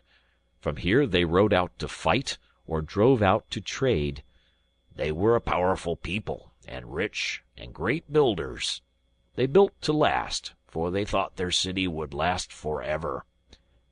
"And what has become of them all?" asked the Mole. "Who can tell?" said the Badger. "People come, they stay for a while, they flourish, they build, and they go. It is their way. But we remain. There were badgers here, I've been told, long before that same city ever came to be. And now there are badgers here again. We are an enduring lot, and we may move out for a time, but we wait, and are patient, and back we come. And so it will ever be." "Well, and when they went at last, those people?" said the Mole. "When they went," continued the Badger, "the strong winds and persistent rains took the matter in hand, patiently, ceaselessly, year after year. Perhaps we badgers, too, in our small way, helped a little, who knows? It was all down, down, down gradually, ruin and leveling and disappearance. Then it was all up, up, up, gradually, as seeds grew to saplings, and saplings to forest trees, and bramble and fern came creeping in to help. Leaf mold rose and obliterated. Streams in their winter freshets brought sand and soil to clog and to cover, and in course of time our home was ready for us again, and we moved in. Up above us, on the surface, the same thing happened. Animals arrived, liked the look of the place, took up their quarters, settled down, spread, and flourished. They didn't bother themselves about the past. They never do. They're too busy. Place was a bit humpy and hillocky, naturally, and full of holes, but that was rather an advantage. And they don't bother about the future, either. The future when perhaps the people will move in again, for a time, as may very well be. The Wild Wood is pretty well populated by now, with all the usual lot, good, bad, and indifferent. I name no names. It takes all sorts to make a world. But I fancy you know something about them yourself by this time. I do indeed, said the Mole with a slight shiver. Well, well, said the Badger, patting him on the shoulder. It was your first experience of them, you see. They're not so bad, really, and we must all live and let live. But I'll pass the word around tomorrow, and I think you'll have no further trouble. Any friend of mine walks where he likes in this country, or I'll know the reason why. When they got back down to the kitchen again, they found the Rat walking up and down, very restless. The underground atmosphere was oppressing him and getting on his nerves, and he seemed really to be afraid that the river would run away if he wasn't there to look after it. So he had his overcoat on, and his pistols thrust into his belt again. "Come along, Mole," he said anxiously, as soon as he caught sight of them. "We must get off while it's daylight.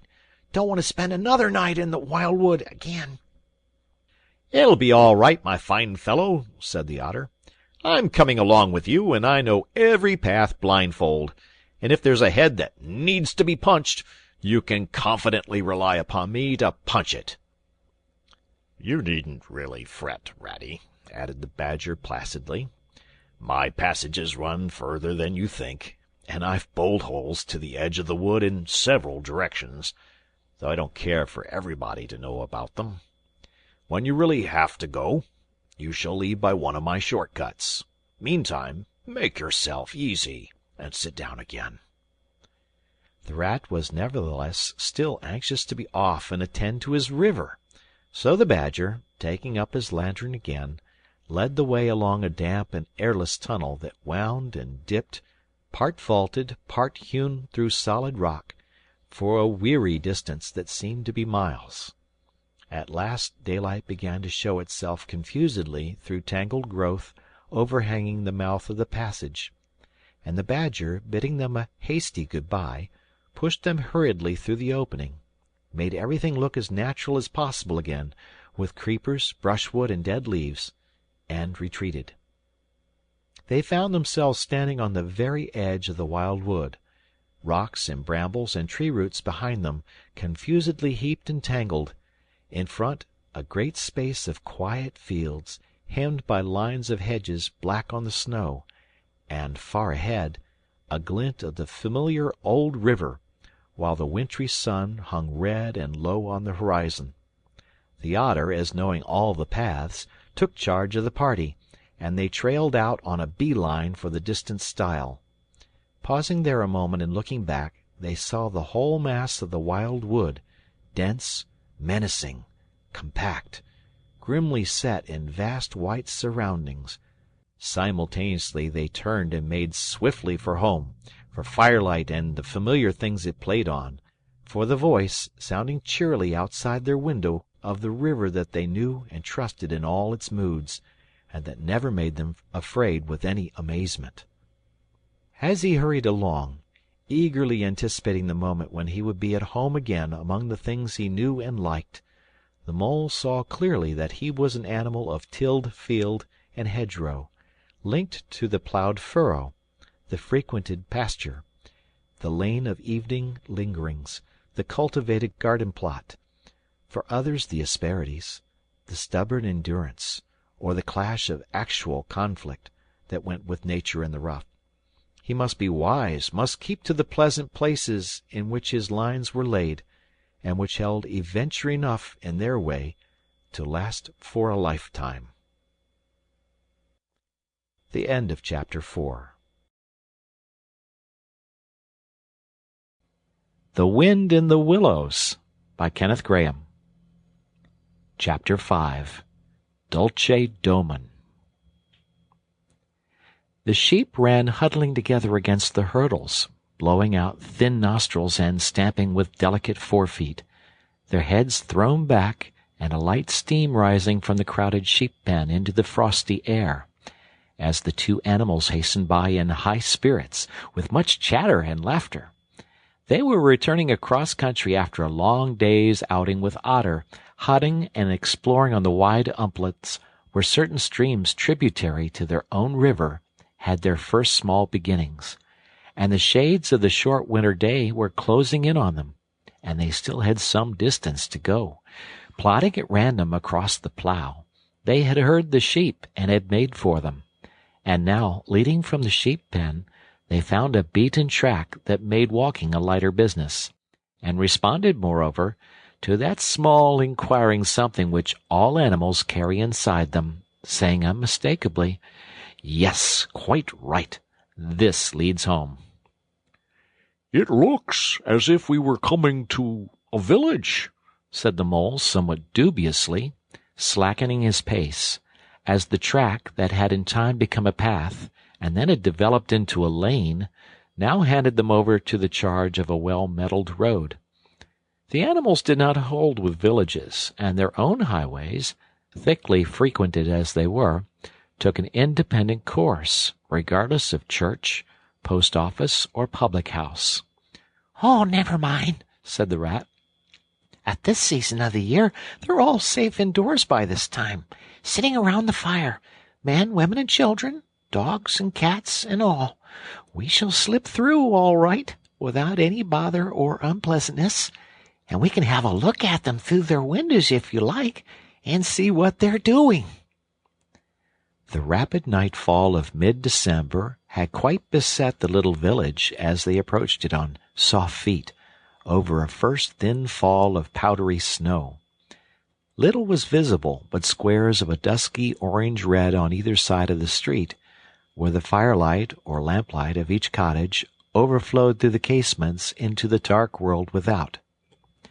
Most of the low latticed windows were innocent of blinds, and to the lookers-in from outside, the inmates, gathered round the tea-table, absorbed in handiwork, or talking with laughter and jester, had each that happy grace which is the last thing the skilled actor should capture, the natural grace which goes with perfect unconsciousness of observation. Moving at will from one theatre to another, the two spectators, so far from home themselves, had something of wistfulness in their eyes, as they watched a cat being stroked, a sleepy child picked up and huddled off to bed, or a tired man stretch and knock out his pipe on the end of a smoldering log.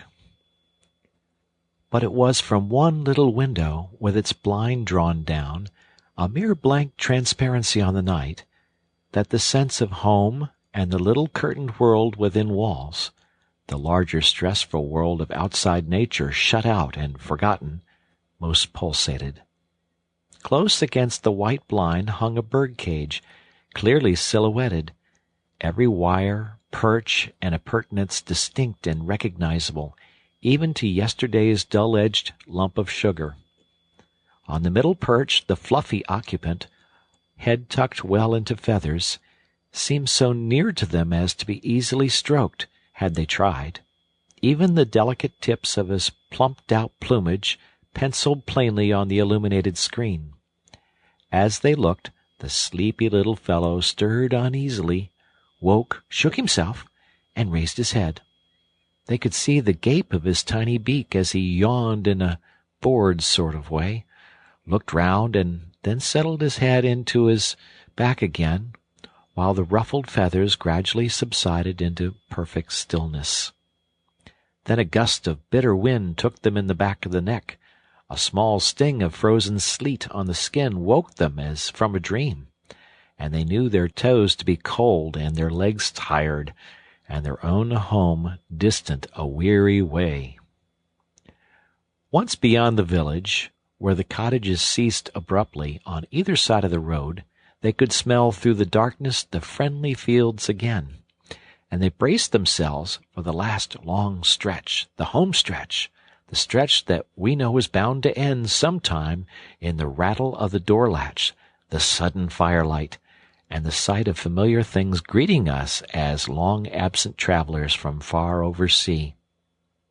They plodded along steadily and silently, each of them thinking his own thoughts.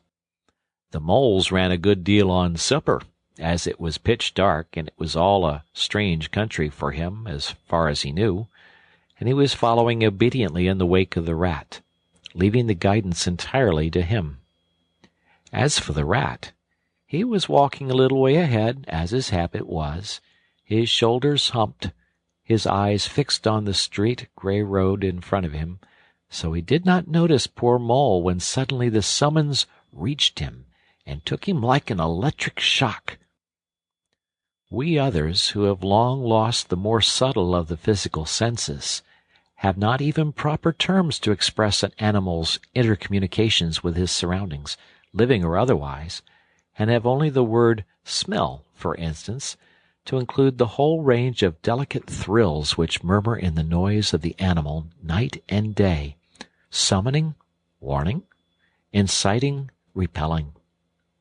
It was one of these mysterious fairy calls from out of the void that suddenly reached Mole in the darkness, making him tingle through and through with its very familiar appeal, even while yet he could not clearly remember what it was.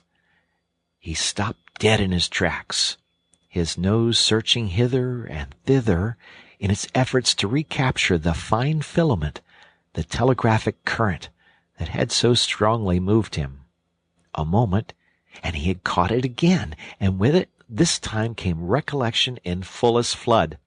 Home! That was what they meant, those caressing appeals, those soft touches wafted through the air, those invisible little hands pulling and tugging all one way. Why, it must be quite close by him at this moment, his old home that he had hurriedly forsaken and never sought again, that day when he first found the river. And now it was sending out its scouts and its messengers to capture him and bring him in. Since his escape on that bright morning he had hardly given it a thought, so absorbed had he been in his new life, in all its pleasures, its surprises, its fresh and captivating experiences. Now, with a rush of old memories, how clearly it stood up before him in the darkness, shabby indeed, and small and poorly furnished, and yet his, the home he had made for himself, the home he had been so happy to get back to after his day's work. And the home had been happy with him, too, evidently, and was missing him, and wanted him back, and was telling him so, through his nose, sorrowfully, reproachfully, but with no bitterness or anger, only with plaintive reminder that it was there and wanted him. The call was clear, the summons was plain. He must obey it instantly and go. "Ready!" he called, full of joyful excitement. "Hold on! Come back! I want you, quick!" "Oh, come along, Mole, do," replied the rat cheerfully, still plodding along. "Please stop, Ratty!" pleaded the poor Mole in anguish of heart. "You don't understand. It's my home, my old home. I've just come across the smell of it, and it's quite close by here, really quite close. And I must go to it. I must. Oh, come back, Ratty. Please, please come back." The rat was by this time very far ahead, too far to hear clearly what the Mole was calling, too far to catch the sharp note of painful appeal in his voice, and he was much taken up with the weather, for he too could smell something suspiciously like approaching snow. "Mole, we mustn't stop now, really," he called back. "We'll come for it tomorrow, whatever it is you found. But I daren't stop now. It's late, and the snow's coming on again, and I'm not sure of the way. And I want your nose, Mole, so come on quick. There's a good fellow." And the rat pressed forward on his way without waiting for an answer. Poor Mole stood alone in the road, his heart torn asunder, and a big sob gathering. somewhere low down inside him, to leap up to the surface presently, he knew, in passionate escape. But even under such a test as this, his loyalty to his friend stood firm. Never for a moment did he dream of abandoning him. Meanwhile, the wafts from his old home pleaded, whispered, conjured, and finally claimed him imperiously. He dared not tarry longer within their magic circle. With a wrench that tore his very heartstrings, he set his face down the road and followed submissively in the track of the rat, while faint, thin little smells, still dogging his retreating nose, reproached him for his new friendship and his callous forgetfulness. With an effort he caught up to the unsuspecting rat, who began chattering cheerfully about what they would do when they got back, and how jolly a fire of logs in the parlor would be, and what a supper he meant to eat, never noticing his companion's silence and distressful state of mind. At last, however, when they had gone some considerable way further, and were passing some tree stumps at the edge of a copse that bordered the road, he stopped and said kindly, "Look here, Mole, old chap. You seem dead tired. No talk left in you, and your feet dragging like lead. We'll sit down here for a minute and rest. The snow is held off so far, and the best part of our journey is over." The mole subsided forlornly on a tree stump, and tried to control himself, for he felt it surely coming. The sob he had fought with so long refused to be beaten. Up and up it forced its way to the air, and then another, and another, and others thick and fast, till poor Mole at last gave up the struggle and cried freely and helplessly and openly. Now that he knew it was all over, and he'd lost what he could hardly be said to have found. The rat, astonished and dismayed at the violence of Mole's paroxysm of grief, did not dare to speak for a while. At last he said, very quietly and sympathetically, "What is it, old fellow? Whatever can be the matter? Tell us your trouble, and let me see what I can do." Poor Mole found it difficult to get any words out between the upheavals of his chest that followed one upon another so quickly, and held back speech and choked it as it came. "I know it's a shabby, dingy little place," he sobbed forth at last, brokenly.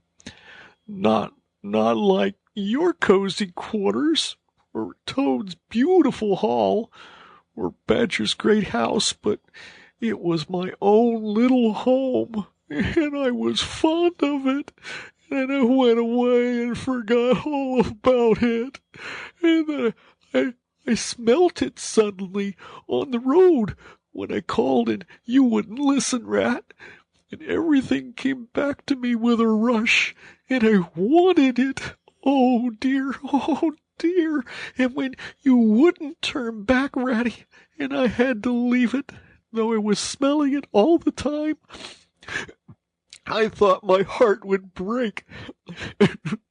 We might have just gone and had one look at it, Ratty, only one look. It was close by. But you wouldn't turn back, Ratty. You wouldn't turn back. Oh, dear. Oh, dear. Recollection brought fresh waves of sorrow, and sobs again took full charge of him, preventing further speech. The rat stared straight in front of him, saying nothing, only patting Mole gently on the shoulder.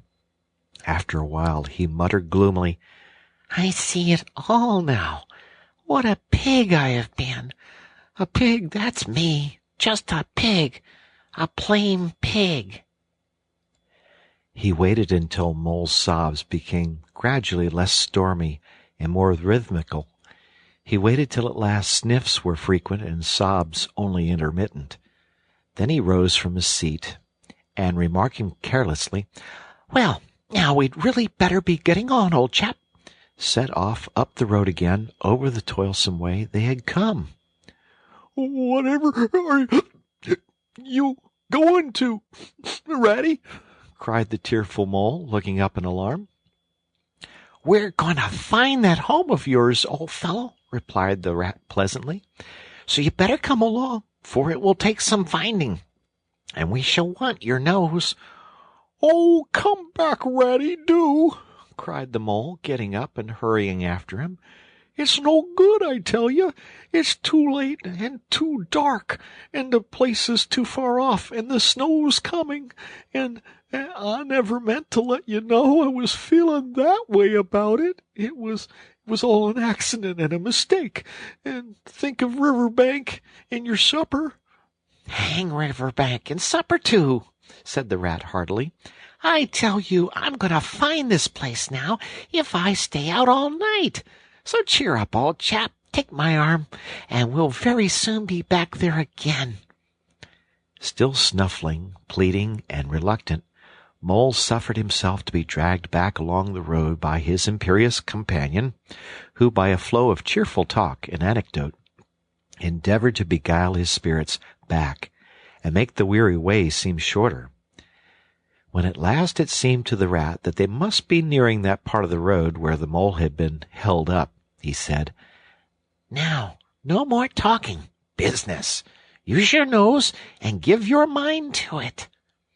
They moved on in silence for some little way, when suddenly the Rat was conscious, through his arm that was linked in Mole's, of a faint sort of electric thrill that was passing down that animal's body. Instantly he disengaged himself, fell back a pace, and waited, all attention. The signals were coming through. Mole stood a moment rigid, while his uplifted nose, quivering slightly, felt the air. Then a short, quick run forward, a fault, a check, a try back, and then a slow, steady, confident advance. The Rat, much excited, kept close to his heels as the Mole, with something of the air of a sleepwalker, crossed a dry ditch, scrambled through a hedge, and nosed his way over a field open and trackless and bare in the faint starlight. Suddenly, without giving warning, he dived, but the Rat was on the alert, and promptly followed him down the tunnel to which his unerring nose had faithfully led him. It was close and airless, and the earthy smell was strong, and it seemed a long time to Rat ere the passage ended and he could stand erect and stretch and shake himself. The Mole struck a match, and by its light the Rat saw that they were standing in an open space neatly swept and sanded underfoot, and directly facing them was Mole's little front door, with Mole End painted in Gothic lettering over the bell pull at the side. Mole reached down a lantern from a nail on the wall and lit it, and the Rat, looking round him, saw that they were in a sort of forecourt. A garden seat stood on one side of the door, and on the other a roller, for the Mole, who was a tidy animal when at home, could not stand having his ground kicked up by other animals into little runs that ended in earth heaps. On the walls hung wire baskets with ferns in them, alternating with brackets carrying plaster statuary, Garibaldi and the infant Samuel, and Queen Victoria, and other heroes of modern Italy.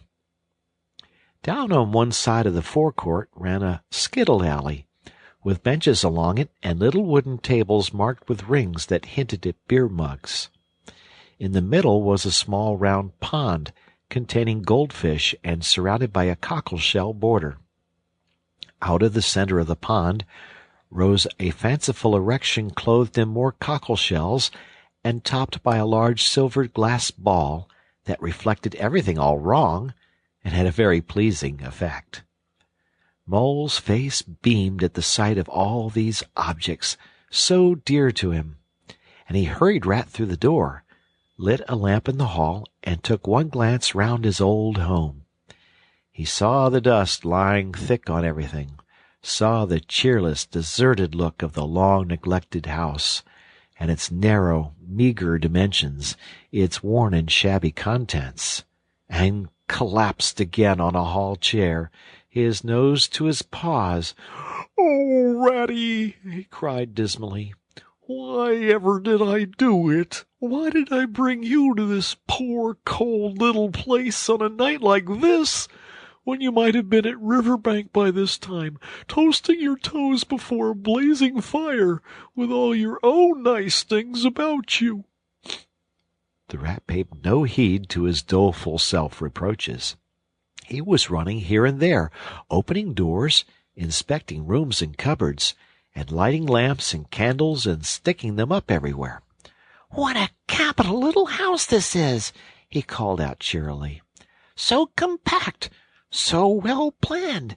Everything here and everything in its place. We'll make a jolly night of it. The first thing we want is a good fire. I'll see to that. I always know where to find things. So this is the parlor. Splendid. Your own idea? Those little sleeping bunks in the wall? Capital. Now, I'll fetch the wood and the coals, and you get a duster, Mole. You'll find one in the drawer of the kitchen table. And try and smarten things up a bit. Bustle about, old chap." Encouraged by his inspiriting companion, the Mole roused himself and dusted and polished with energy and heartiness, while the Rat, running to and fro with armfuls of fuel, soon had a cheerful blaze roaring up the chimney. He hailed the Mole to come and warm himself, but Mole promptly had another fit of the blues, dropping down on a couch in dark despair and burying his feet in his duster. "Rat," he moaned, "how about your supper, you poor, cold, hungry, weary animal? I've nothing to give you, nothing, not a crumb." "What a fellow you are for giving in," said the Rat reproachfully. "Why, only just now I saw a sardine opener on the kitchen dresser, quite distinctly, and everybody knows that means there are sardines about somewhere in the neighborhood. Rouse yourself, pull yourself together, and come with me and forage." They went and foraged accordingly, hunting through every cupboard and turning out every drawer.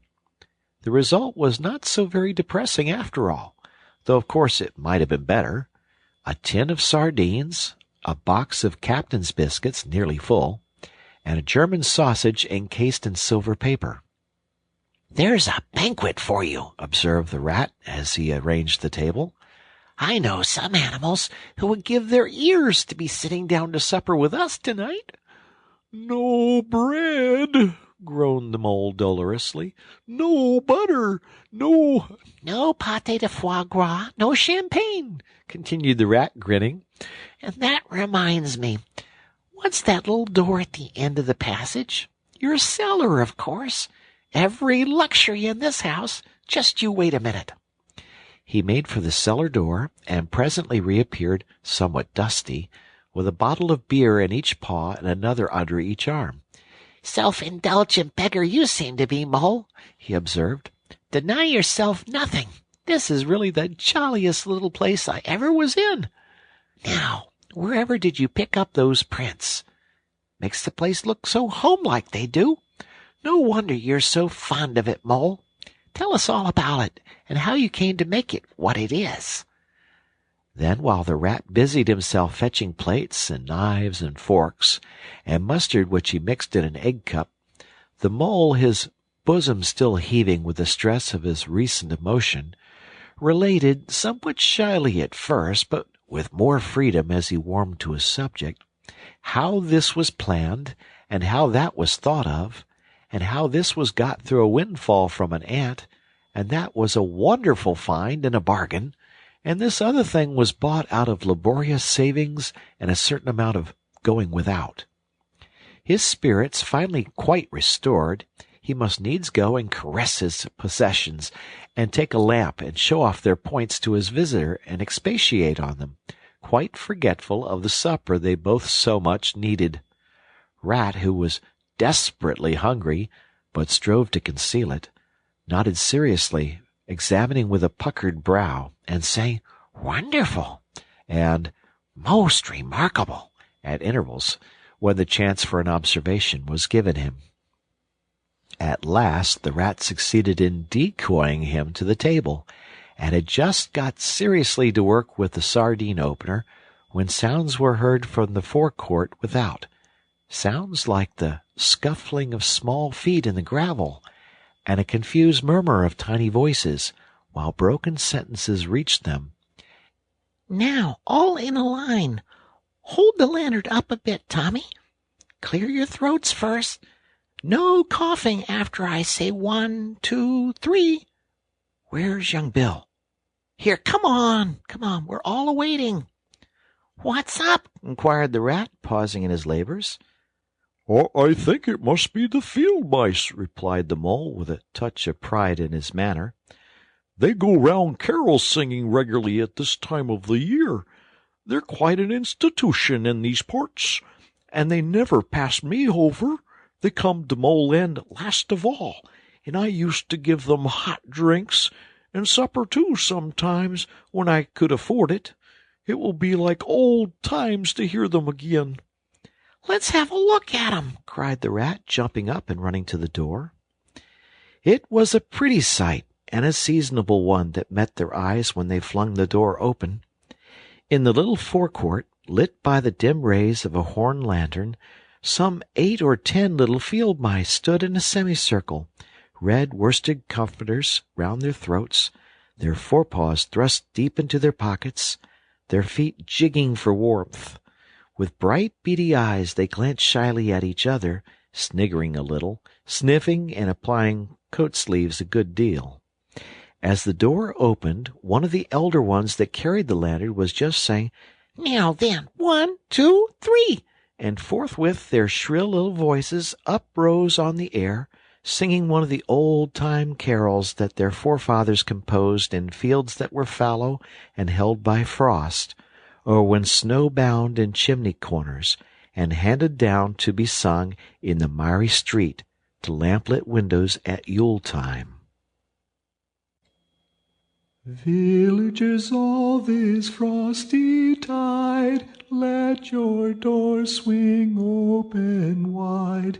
The wind may follow and snow beside, yet draw us in by your fire to bide. Joy shall be yours in the morning.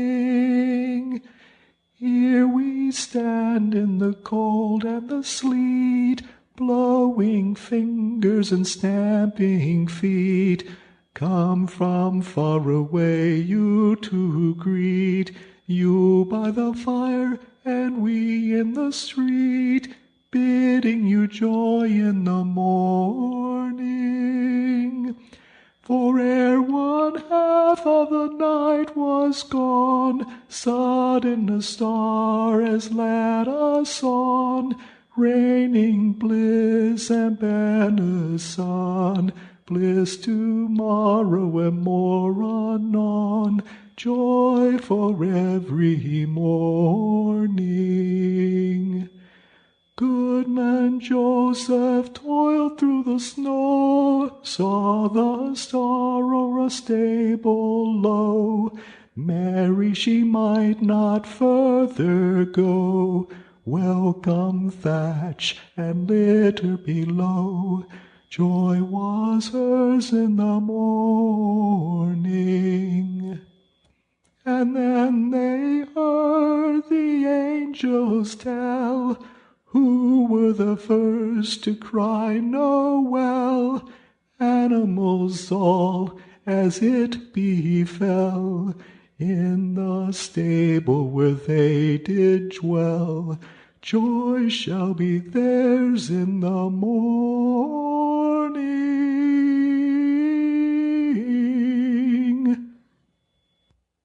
The voices ceased, and the singers, bashful but smiling, exchanged sidelong glances, and silence succeeded, but for a moment only.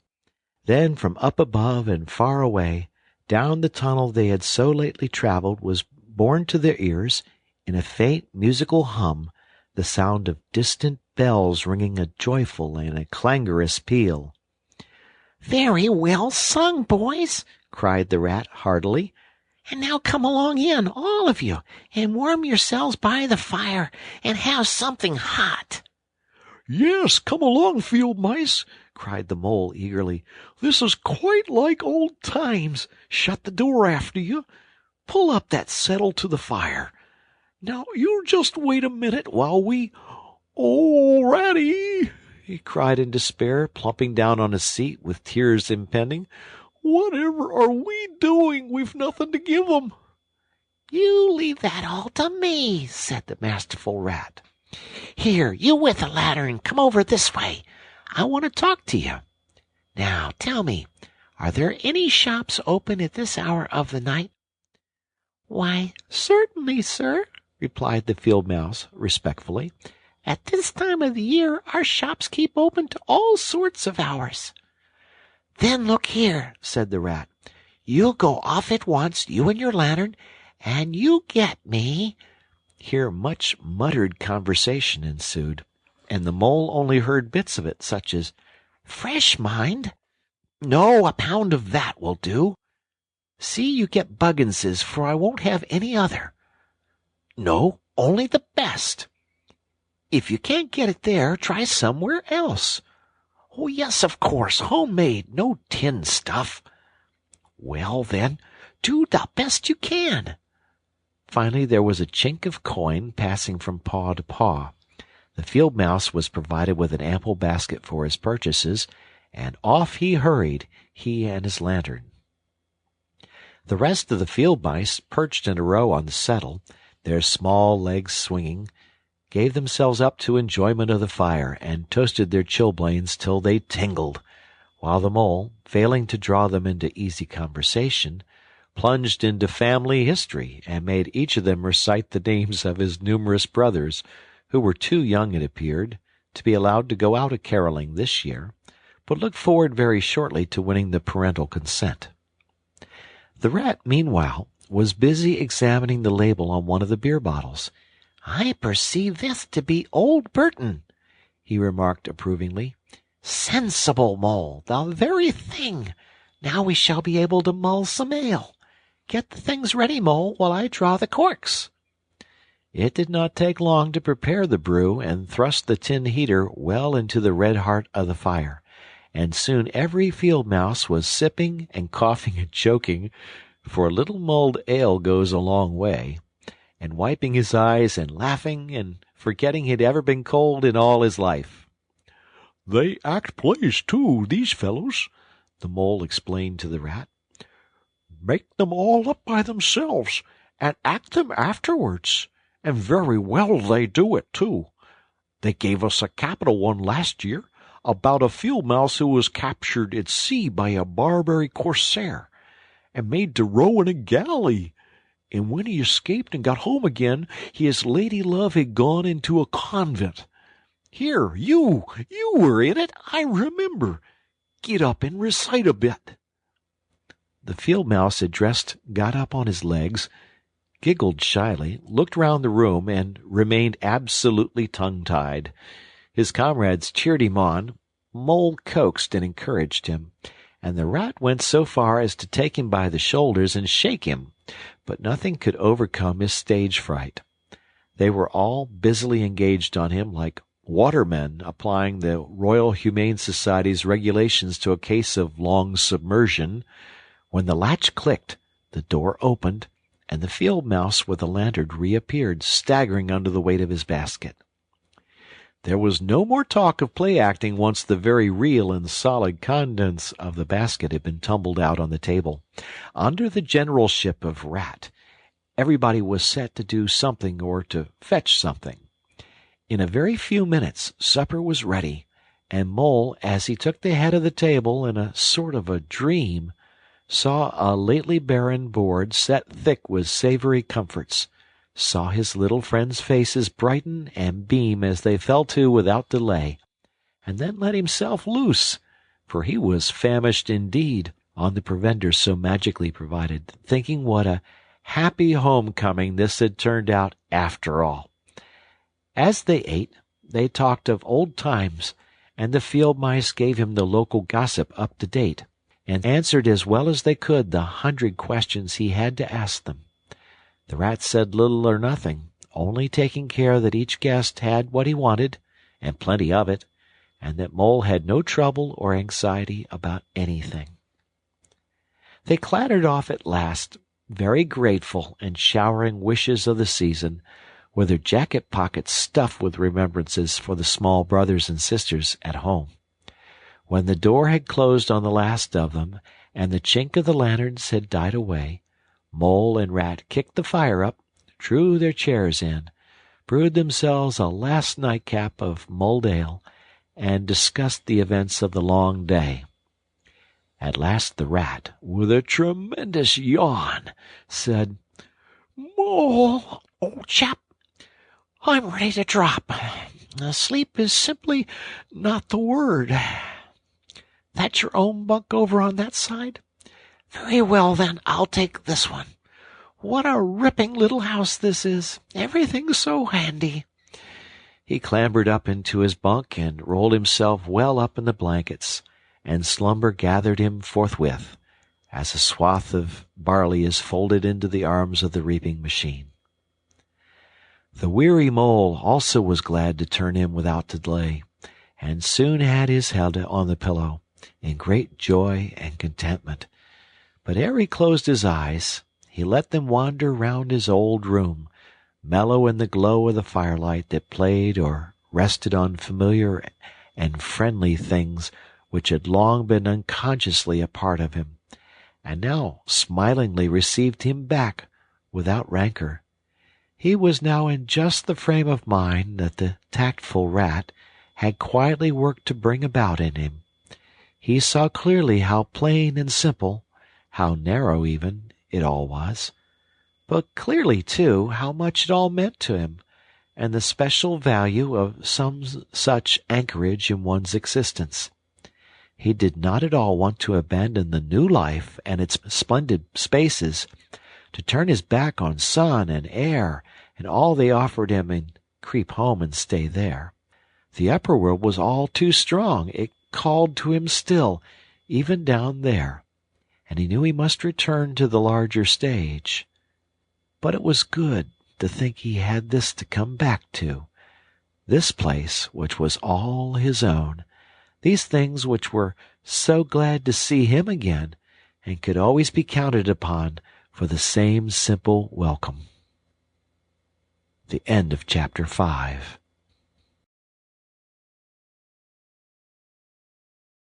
The Wind in the Willows by Kenneth Grahame. This is chapter 6, Mr. Toad. It was a bright morning in the early part of summer. The river had resumed its wonted banks and its accustomed pace, and a hot sun seemed to be pulling everything green and bushy and spiky up out of the earth towards him, as if by strings. The Mole and the Water Rat had been up since dawn, very busy on matters connected with boats and the opening of the boating season, painting and varnishing, mending paddles, repairing cushions, hunting for missing boat-hooks, and so on, and were finishing breakfast in their little parlor and eagerly discussing their plans for the day, when a heavy knock sounded at the door. "Bother," said the Rat, all over egg. "See who it is, Mole, like a good chap, since you're finished." The Mole went to attend the summons, and the Rat heard him utter a cry of surprise. Then he flung the parlor door open and announced with much importance, "Mr. Badger!" This was a wonderful thing, indeed, that the Badger should pay a formal call on them, or indeed on anybody. He generally had to be caught if you wanted him badly, as he slipped quietly along a hedgerow of an early morning or a late evening, or else hunted up in his own house in the middle of the wood, which was a serious undertaking. The Badger strode heavily into the room and stood looking at the two animals with an expression full of seriousness. The Rat let his egg-spoon fall on the tablecloth and sat open-mouthed. "The hour has come," said the Badger at last, with great solemnity. "What hour?" asked the Rat uneasily, glancing at the clock on the mantelpiece. "Whose hour, you should rather say," replied the Badger. "Why, Toad's hour, the hour of Toad. I said I would take him in hand as soon as the winter was well over, and I'm going to take him in hand today." "Toad's hour, of course!" cried the Mole delightedly. "Hooray! I remember now. We'll teach him to be a sensible Toad." "This very morning," continued the Badger, taking an armchair, As I learnt last night from a trustworthy source, another new and exceptionally powerful motor car will arrive at Toad Hall on approval or return. At this very moment, perhaps, Toad is busy arraying himself in those singularly hideous habiliments so dear to him, which transform him from a comparatively good-looking toad into an object which throws any decent-minded animal that comes across it into a violent fit. We must be up and doing ere it is too late. You two animals will accompany me instantly to Toad Hall, and the work of rescue shall be accomplished." "Right you are!" cried the rat, starting up. "We'll rescue the poor unhappy animal. We'll convert him. He'll be the most converted toad that ever was before we're done with him." They set off up the road on their mission of mercy, Badger leading the way. Animals, when in company, walk in a proper and sensible manner, in single file, instead of sprawling all across the road and being of no use or support to each other in case of sudden trouble or danger. They reached the carriage drive of Toad Hall to find, as the Badger had anticipated, a shiny new motor car of great size, painted a bright red, Toad's favorite color, standing in front of the house. As they neared the door, it was flung open, and Mr. Toad, arrayed in goggles, cap, gaiters, and enormous overcoat, came swaggering down the steps, drawing on his gauntleted gloves. "Hello! Come on, you fellows!" he cried cheerfully on catching sight of them. "You're just in time to come with me for a jolly...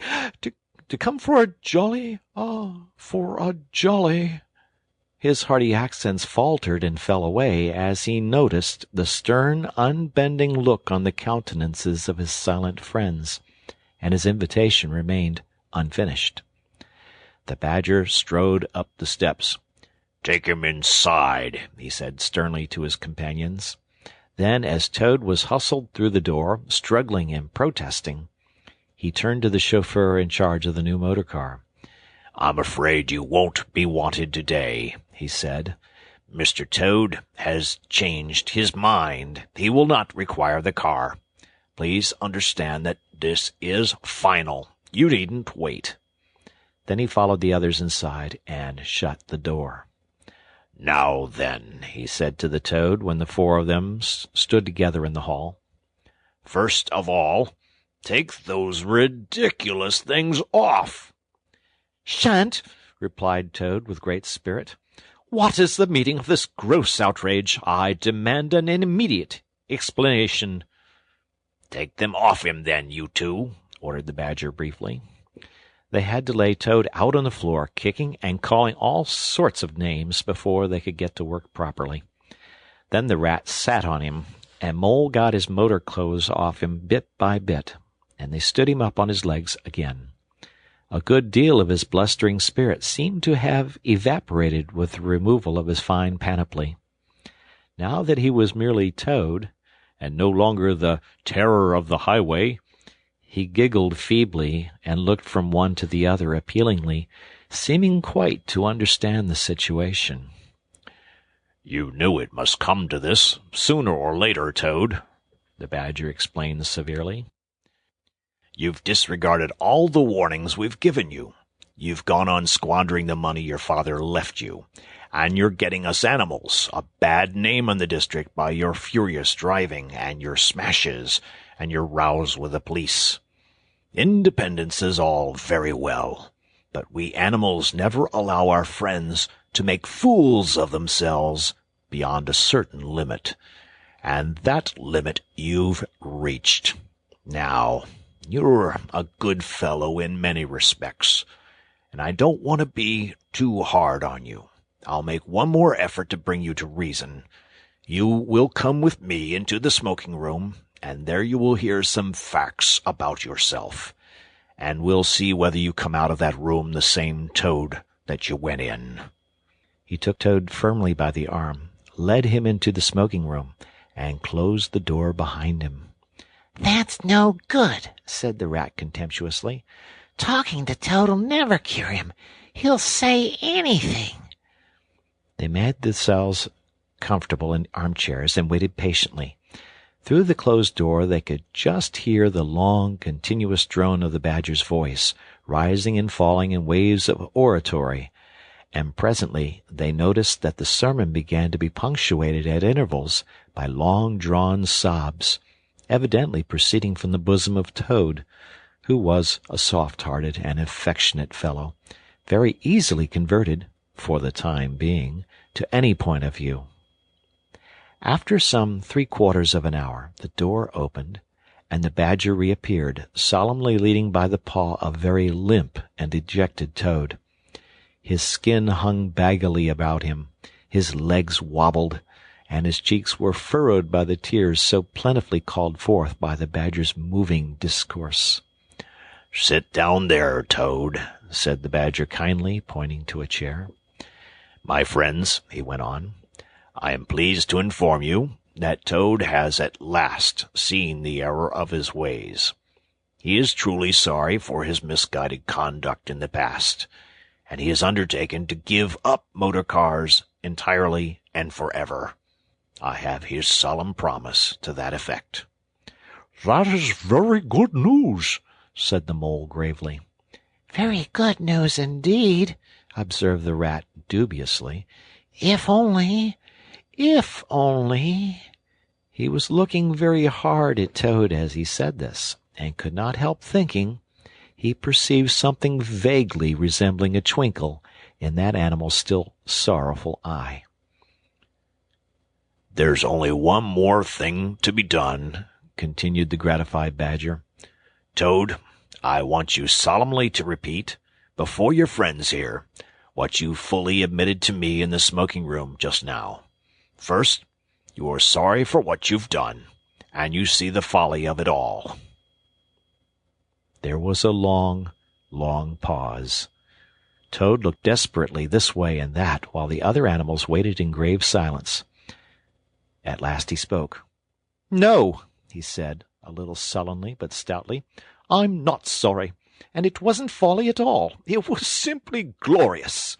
"What?" cried the Badger, greatly scandalized. "You backsliding animal! Didn't you tell me just now, in there—" "Oh, yes, in there," said Toad impatiently. "I'd have said anything in there.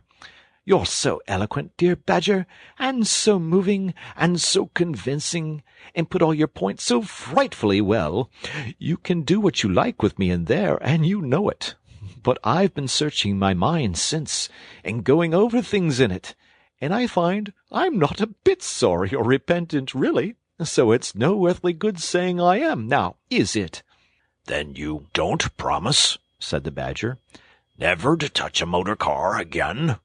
"Certainly not," replied Toad emphatically.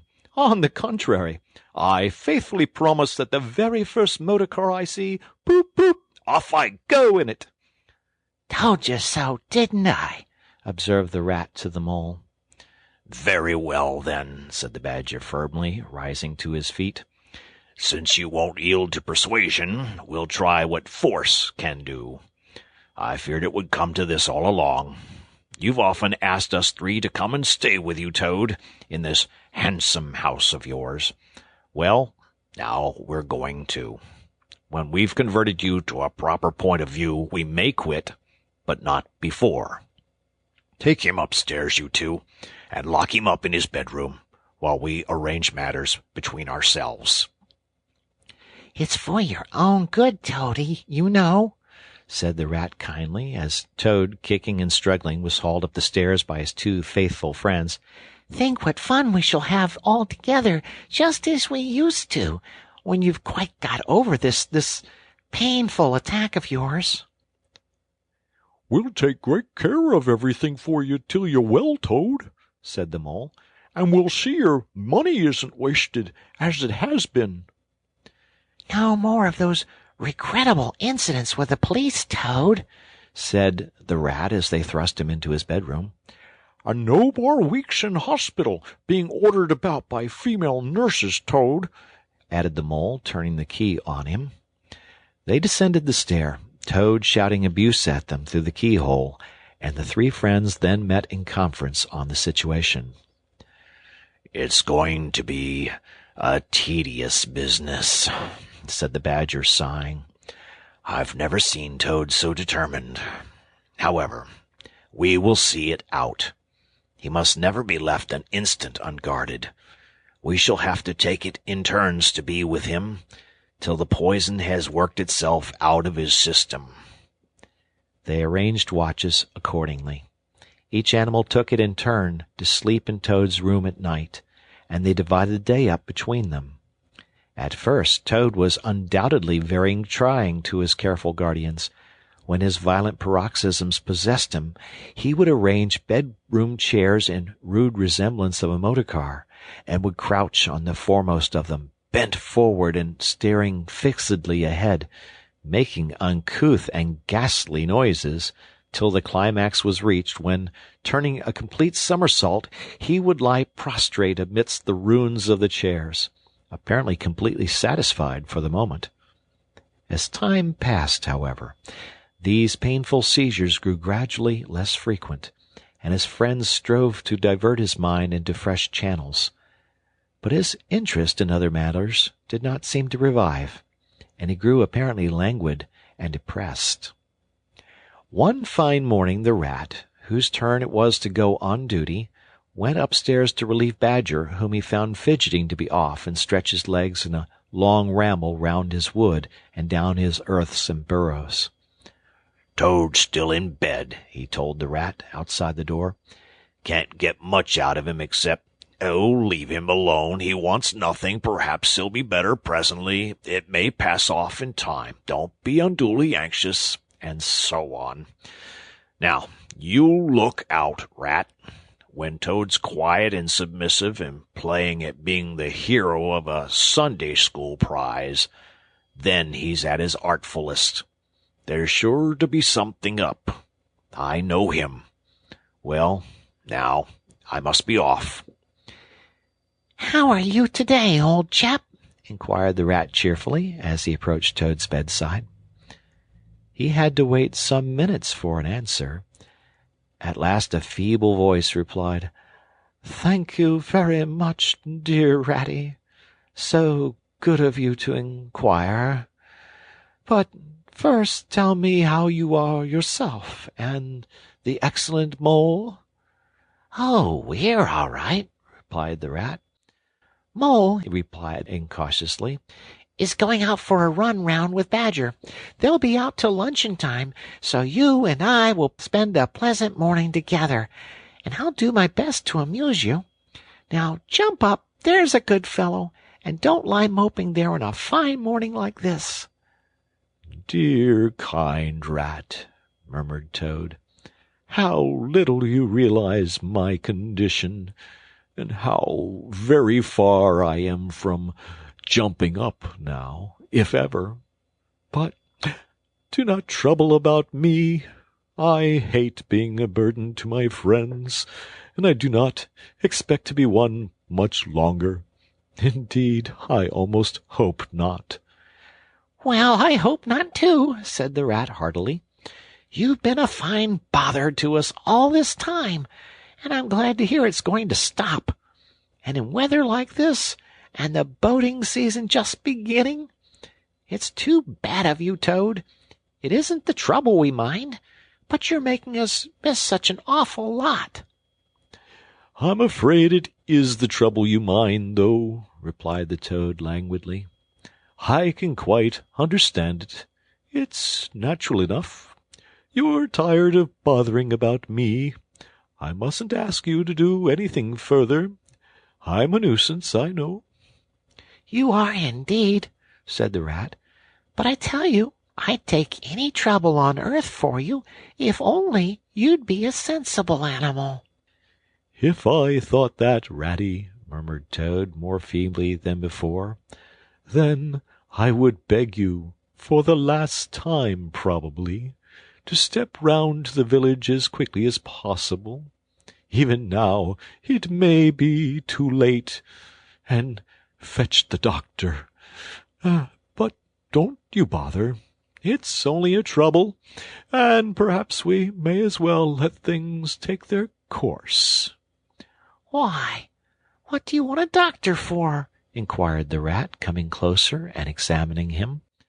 He certainly lay very still and flat, and his voice was weaker, and his manner much changed. "Surely you've noticed of late," murmured Toad. "But no, why should you? Noticing things is only a trouble. Tomorrow, indeed, you may be saying to yourself, 'Oh, if only I had noticed sooner! If only I had done something!' But no, it's a trouble. Never mind. Forget that I asked." "Look here, old man," said the rat, beginning to get rather alarmed. "Of course I'll fetch a doctor to you, if you really think you want him. But you can hardly be bad enough for that yet. Let's talk about something else." "I fear, dear friend," said Toad with a sad smile, "that talk can do little in a case like this. Or doctors either, for that matter. Still, one must grasp at the slightest straw. And by the way, while you are about it, I hate to give you additional trouble, but I happen to remember that you will pass the door. Would you mind at the same time asking the lawyer to step up? It would be a convenience to me, and there are moments, perhaps I should say there is a moment, when one must face disagreeable tasks, at whatever cost to exhausted nature." "A lawyer? Oh, he must be really bad," the affrighted rat said to himself as he hurried from the room, not forgetting, however, to lock the door carefully behind him. Outside, he stopped to consider. The other two were far away, and he had no one to consult. "It's best to be on the safe side," he said on reflection. "I've known Toad fancy himself frightfully bad before, without the slightest reason, but I've never heard him ask for a lawyer. If there's nothing really the matter, the doctor will tell him he's an old ass and cheer him up, and that will be something gained. I'd better humor him and go. It won't take very long." So he ran off to the village on his errand of mercy. The toad, who had hopped lightly out of bed as soon as he heard the key turned in the lock, watched him eagerly from the window till he disappeared down the carriage drive. Then, laughing heartily, he dressed as quickly as possible in the smartest suit he could lay hands on at the moment, filled his pockets with cash which he took from a small drawer in the dressing-table, and next, knotting the sheets from his bed together and tying one end of the improvised rope round the central mullion of the handsome Tudor window which formed such a feature of his bedroom, he scrambled out, slid lightly to the ground, and taking the opposite direction to the rat, marched off light-heartedly, whistling a merry tune. It was a gloomy luncheon for Rat when the Badger and the Mole at length returned, and he had to face them at table with his pitiful and unconvincing story. The Badger's caustic, not to say brutal, remarks may be imagined, and therefore passed over. But it was painful to the Rat that even the Mole, though he took his friend's side as far as possible, could not help saying, "You've been a bit of a duffer this time, Ratty.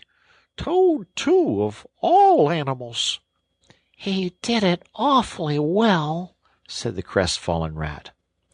"He did you awfully well," rejoined the Badger hotly. "However, talking won't mend matters.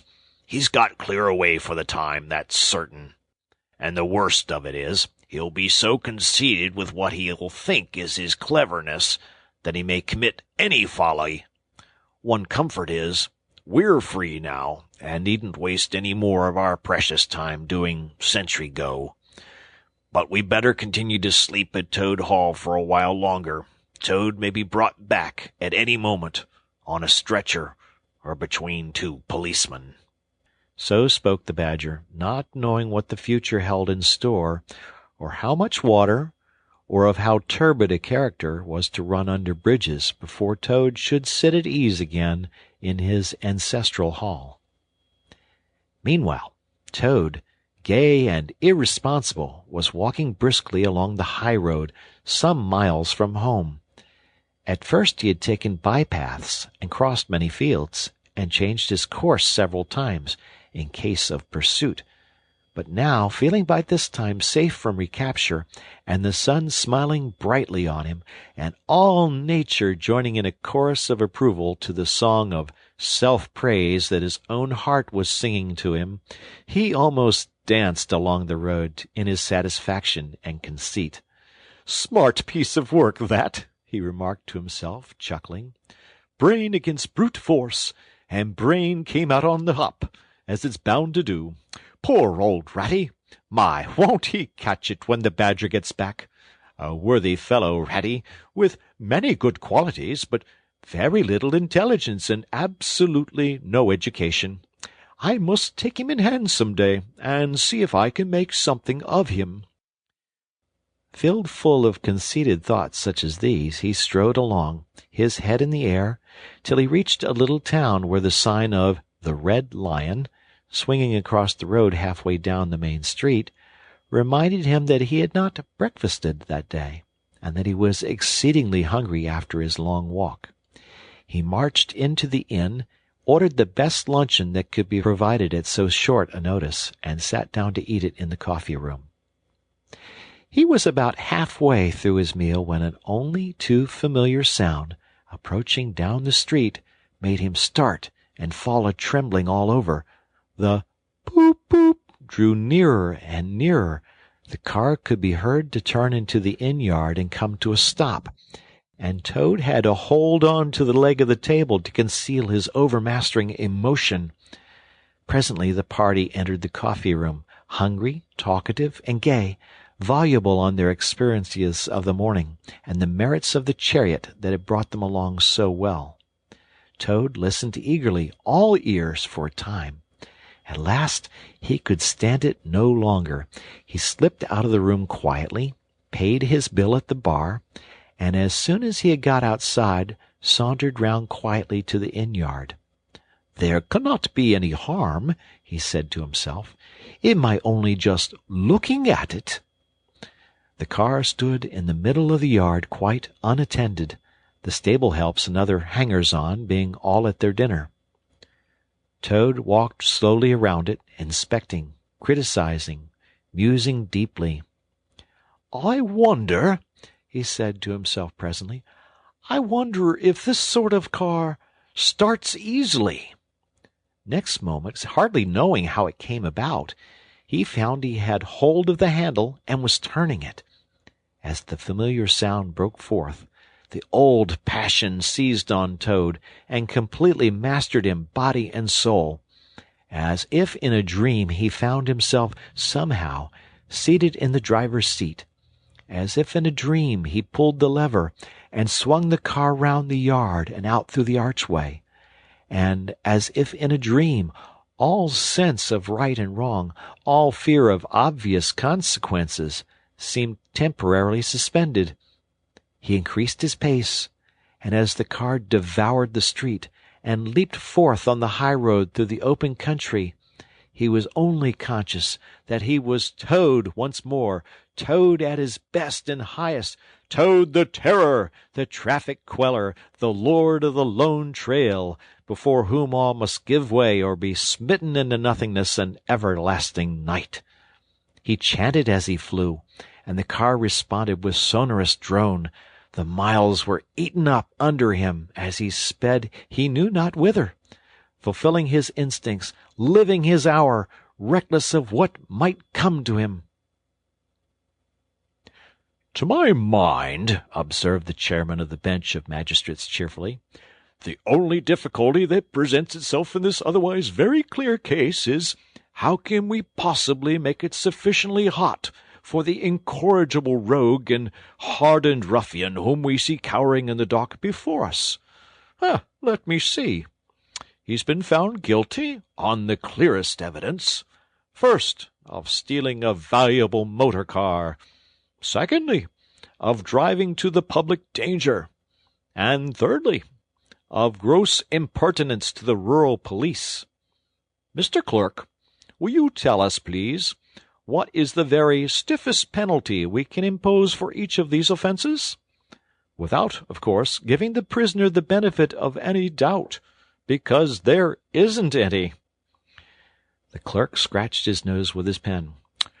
"Some people would consider," he observed, "that stealing the motor car was the worst offence, and so it is. But cheeking the police undoubtedly carries the severest penalty, and so it ought. Supposing you were to say, 12 months for the theft, which is mild, and 3 years for the furious driving, which is lenient, and 15 years for the cheek, which was pretty bad sort of cheek, judging by what we've heard from the witness box, and even if you only believe 1/10 part of what you heard, and I never believe more myself, well, those figures, if added up correctly, tot up to 19 years. "First rate," said the chairman. "So you had better make it around 20 years, and be on the safe side," concluded the clerk. "An excellent suggestion," said the chairman approvingly. "Prisoner, pull yourself together and try and stand up straight.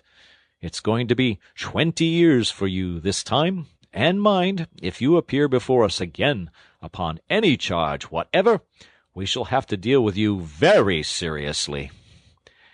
Then the brutal minions of the law fell upon the hapless Toad, loaded him with chains, and dragged him from the courthouse, shrieking, praying, protesting, across the marketplace, where the playful populace, always as severe upon detected crime as they are sympathetic and helpful when one is merely wanted, assailed him with jeers, carrots, and popular catchwords, past hooting schoolchildren, their innocent faces lit up with the pleasure they ever derive from the sight of a gentleman in difficulties, across the hollow-sounding drawbridge, below the spiky portcullis, under the frowning archway of the grim old castle, whose ancient towers soared high overhead, past guard-rooms full of grinning soldiery off duty, past sentries who coughed in a horrid, sarcastic way, because that is as much as a sentry on his post dare do to show his contempt and abhorrence of crime,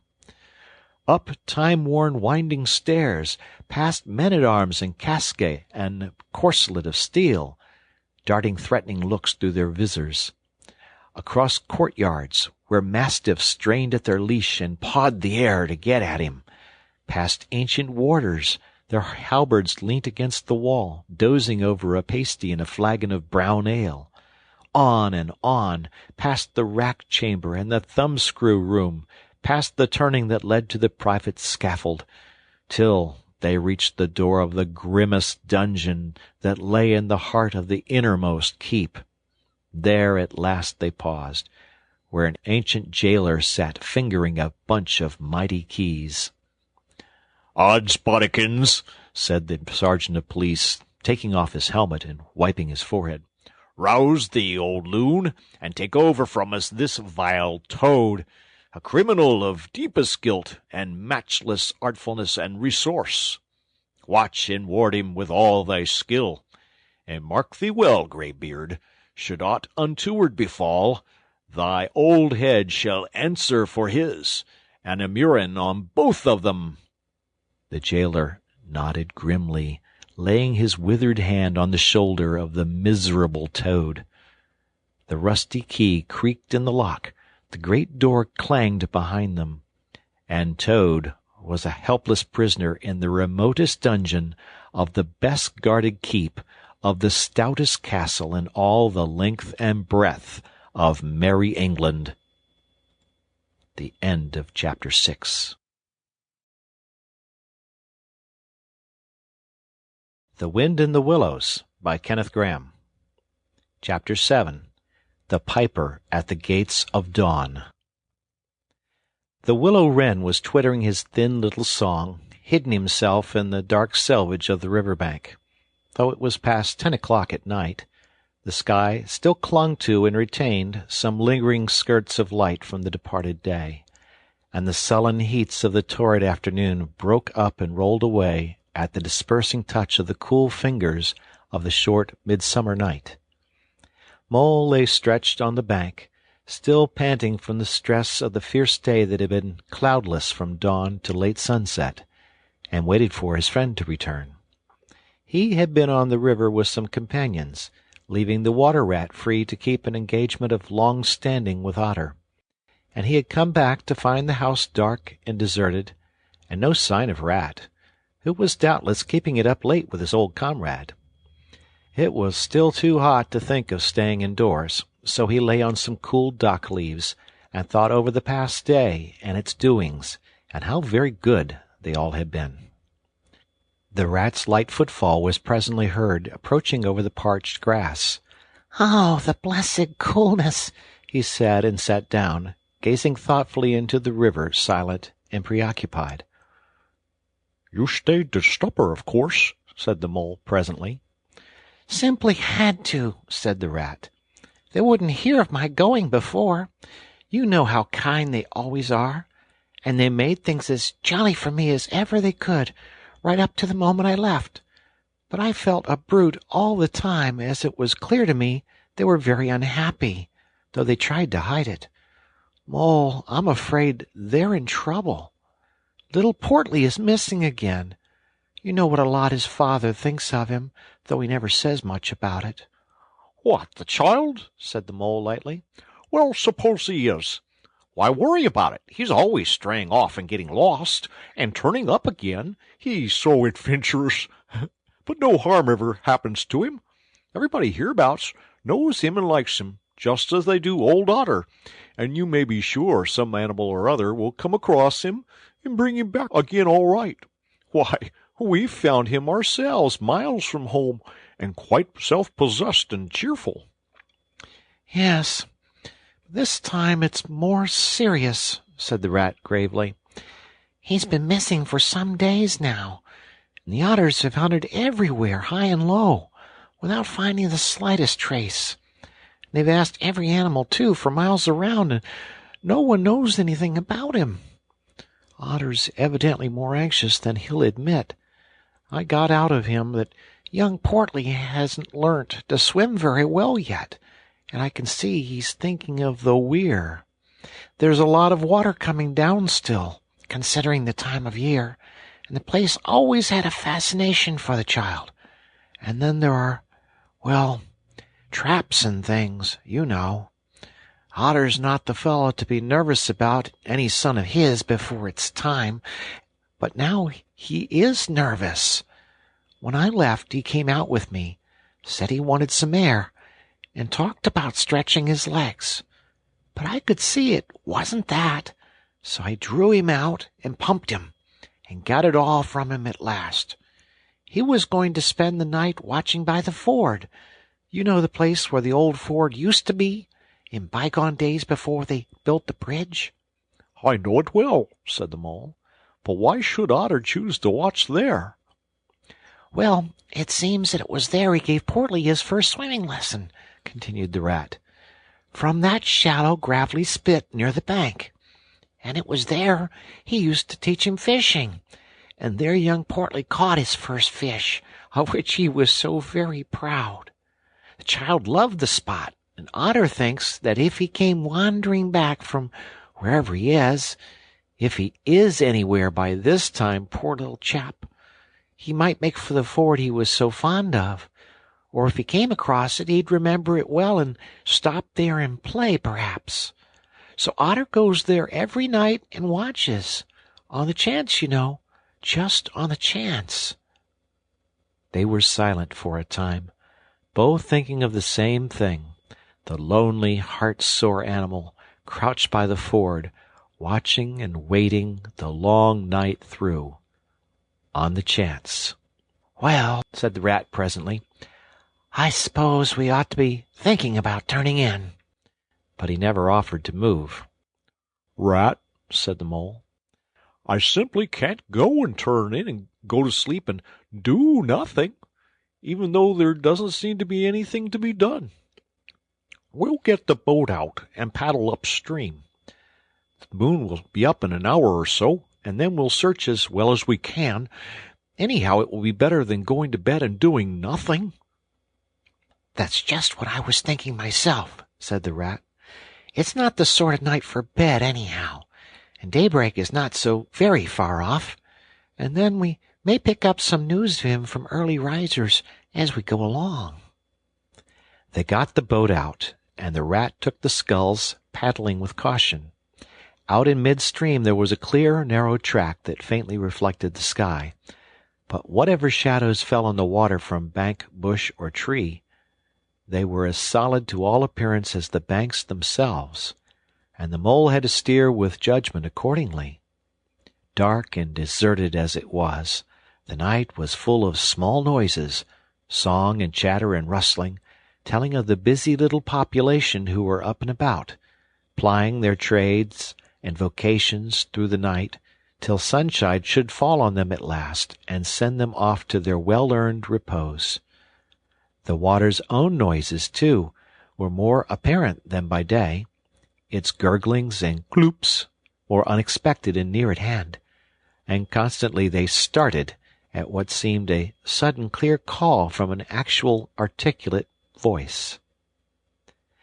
The line of the horizon was clear and hard against the sky, and in one particular quarter it showed black against a silvery climbing phosphorescence that grew and grew.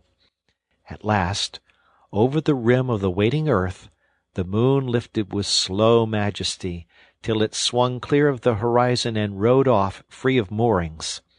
And once more they began to see surfaces, meadows wide spread and quiet gardens, and the river itself from bank to bank, all softly disclosed, all washed clean of mystery and terror, all radiant again as by day, but with a difference that was tremendous.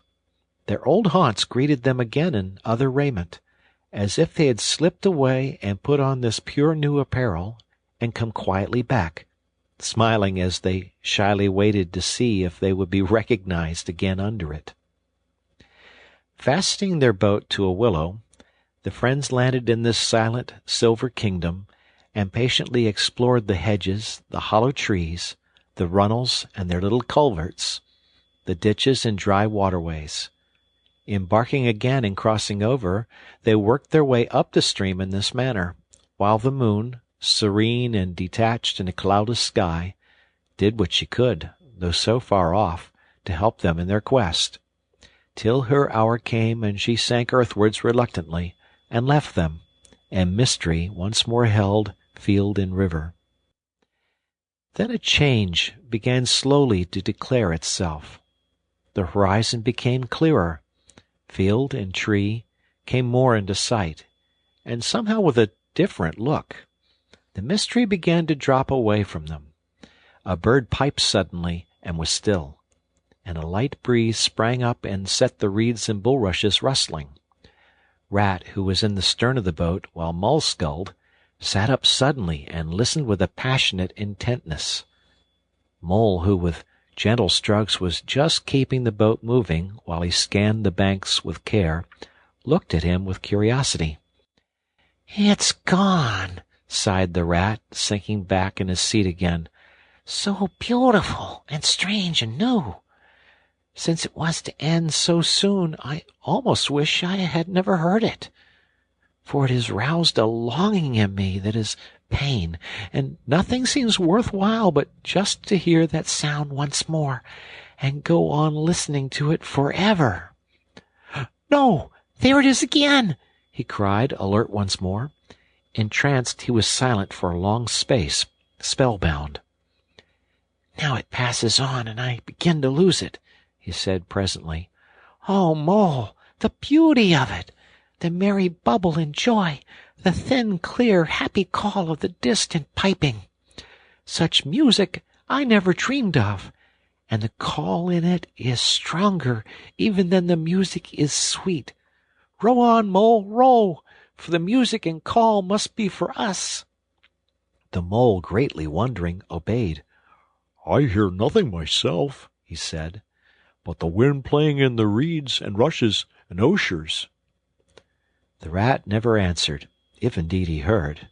Rapt, transported, trembling, he was possessed in all his senses by this new divine thing that caught up his helpless soul and swung and dandled it, a powerless but happy infant in a strong sustaining grasp.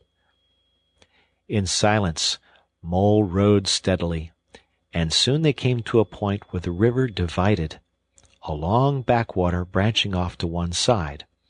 With a slight movement of his head, Rat, who had dropped the rudder lines, directed the rower to take the backwater. The creeping tide of light gained and gained, and now they could see the color of the flowers that gemmed the water's edge. "Clearer and clearer still!" cried the rat joyously. "Now you must surely hear it. Oh, at last I see you do!" Breathless and transfixed, the mole stopped rowing as the liquid run of that glad piping broke on him like a wave, caught him up, and possessed him utterly. He saw the tears on his comrade's cheeks, and bowed his head, and understood. For a space they hung there, brushed by the purple loosestrife that fringed the bank. Then the clear, imperious summons that marched hand in hand with the intoxicating melody imposed its will on Mole, and mechanically he bent to his oars again, and the light grew steadily stronger, but no birds sang as they were wont to do at the approach of dawn, and but for the heavenly music all was marvelously still. On either side of them, as they glided onwards, the rich meadow grass seemed that morning of a freshness and a greenness unsurpassable. Never had they noticed the roses so vivid, the willow herb so riotous, the meadow-sweet so odorous and pervading. Then the murmur of the approaching weir began to hold the air, and they felt a consciousness that they were nearing the end, whatever it might be, that surely awaited their expedition. A wide half-circle of foam and glinting lights and shining shoulders of green water, the great weir closed the backwater from bank to bank, troubled all the quiet surface with twirling eddies and floating foam streaks, and deadened all other sounds with its solemn and soothing rumble. In midmost of the stream, embraced in the weir's shimmering arm-spread, a small island lay anchored, fringed close with willow and silver birch and alder. Reserved, shy, but full of significance, it hid whatever it might hold behind a veil, keeping it till the hour should come, and, with the hour, those who were called and chosen. Slowly, but with no doubt or hesitation whatever, and in something of a solemn expectancy, the two animals passed through the broken, tumultuous water and moored their boat at the flowery margin of the island. In silence they landed, and pushed through the blossom and scented herbage and undergrowth that led up to the level ground, till they stood on a little lawn of a marvelous green, set round with nature's own orchard trees, crab-apple, wild cherry, and sloe. "This is the place of my song-dream, the place the music played to me," whispered the rat, as if in a trance. "Here, in this holy place, here if anywhere, surely we shall find him." Then suddenly the mole felt a great awe fall upon him, an awe that turned his muscles to water, bowed his head, and rooted his feet to the ground. It was no panic terror. Indeed, he felt wonderfully at peace and happy, but it was an awe that smote and held him, and, without seeing, he knew it could only mean that some august presence was very, very near. With difficulty he turned to look for his friend, and saw him at his side, cowed, stricken, and trembling violently. And still there was utter silence in the populous bird-haunted branches around them, and still the light grew and grew. Perhaps he would never have dared to raise his eyes, but that, now that the humming was now hushed, the call and the summons seemed still dominant and imperious. He might not refuse, were death himself waiting to strike him instantly, once he had looked with mortal eye on things rightly kept hidden. Trembling, he obeyed, and raised his humble head. And then, in that utter clearness of the imminent dawn, while nature, flushed with fullness of incredible color, seemed to hold her breath for the event, he looked in the very eyes of the friend and helper, saw the backward sweep of the curved horns gleaming in the growing daylight, saw the stern, hooked nose between the kindly eyes that were looking down on them humorously, while the bearded mouth broke into a half-smile at the corners, saw the rippling muscles on the arm that lay across the broad chest, the long, supple hand still holding the panpipes only just fallen away from the parted lips, saw the splendid curves of the shaggy limbs disposed in majestic ease on the sward, saw last of all, nestling between his very hooves, sleeping soundly in entire peace and contentment, the little, round, podgy, childish form of the baby otter. All this he saw, for one moment breathless and intense, vivid on the morning sky, and still, as he looked, he lived, and still, as he lived, he wondered. "Rat," he found breath to whisper, shaking, "are you afraid?" "Afraid?" murmured the rat, his eyes shining with unutterable love. "Afraid of him? Oh, never, never. And yet, oh, Mole, I am afraid." Then the two animals, crouching to the earth, bowed their heads and did worship. Sudden and magnificent, the sun's broad golden disk showed itself over the horizon facing them, and the first rays, shooting across the level water meadows, took the animals full in the eyes and dazzled them. When they were able to look once more, the vision had vanished, and the air was full of the carol of birds that hailed the dawn. As they stared blankly in dumb misery deepening, as they slowly realized all they had seen and all they had lost, a capricious little breeze, dancing up from the surface of the water, tossed the aspens, shook the dewy roses, and blew lightly and caressingly in their faces, and with its soft touch came instant oblivion. For this is the last best gift that the kindly demigod is careful to bestow on those to whom he has revealed himself in their helping, the gift of forgetfulness, lest the awful remembrance should remain and grow, and overshadow mirth and pleasure, and the great haunting memory should spoil all the afterlives of little animals helped out of difficulties, in order that they should be happy and light-hearted as before.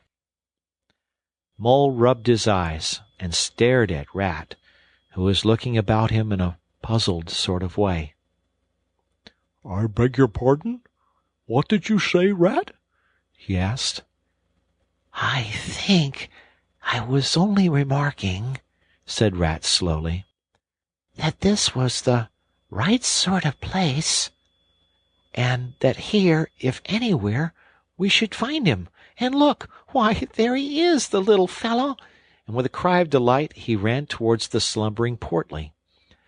But Mole stood still a moment, held in thought, as one wakened suddenly from a beautiful dream, who struggles to recall it, and can recapture nothing but a dim sense of the beauty of it, the beauty, till that too fades away in its turn, and the dreamer bitterly accepts the hard, cold waking and all its penalties. So Mole, after struggling with his memory for a brief space, shook his head sadly and followed the rat. Portly woke up with a joyous squeak, and wriggled with pleasure at the sight of his father's friends, who had played with him so often in past days.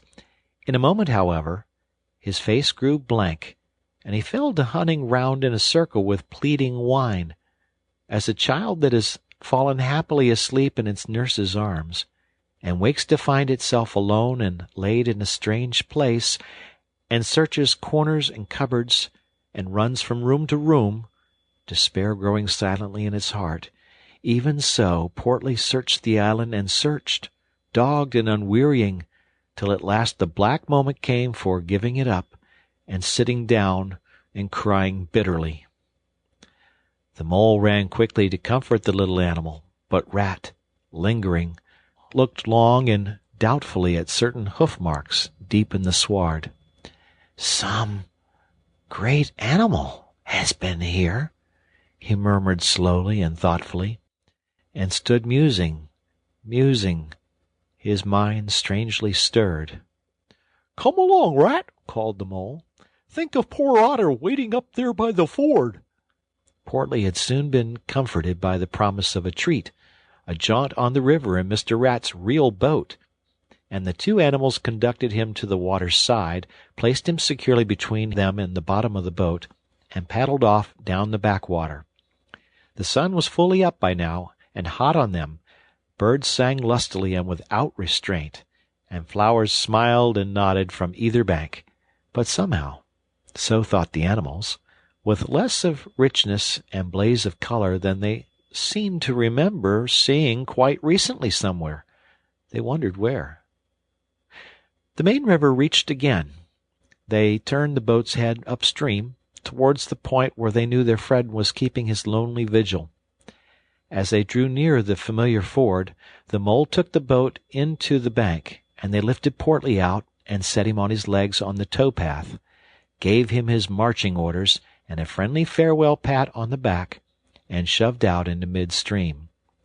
They watched the little fellow as he waddled along the path contentedly and with importance, watched him till they saw his muzzle suddenly lift and his waddle break into a clumsy amble as he quickened his pace with shrill whines and wriggles of recognition. Looking up the river, they could see Otter start up, tense and rigid, from out of the shallows where he crouched in dumb patience, and could hear his amazed and joyous bark as he bounded up through the osiers on to the path. Then the Mole, with a strong pull on one oar, swung the boat round and let the full stream bear them down again where it would, their quest now happily ended. "I feel strangely tired, Rat," said the Mole, leaning wearily over his oars as the boat drifted. "It's being up all night, you'll say, perhaps, but that's nothing.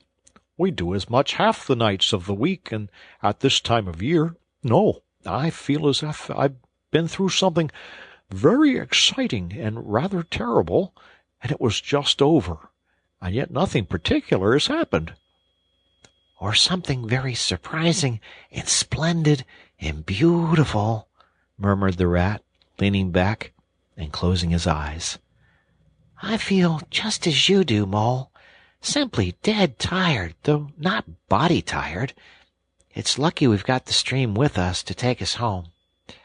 Isn't it jolly to feel the sun again soaking into one's bones, and hark to the wind playing in the reeds?" "It's like music, far-away music," said the Mole, nodding drowsily. "So I was thinking," murmured the Rat, dreamful and languid. "Dance music, the lilting sort that runs on without a stop. But with words in it, too. It passes into words and out of them again. I catch them at intervals. Then it is dance music once more, and then nothing but the reed's soft, thin whispering." "You hear better than I," said the Mole sadly. "I cannot catch the words."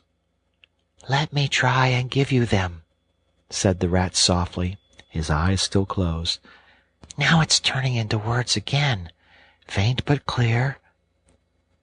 Lest the awe should dwell, and turn your frolic to fret, you shall look on my power at the helping hour, but then you shall forget."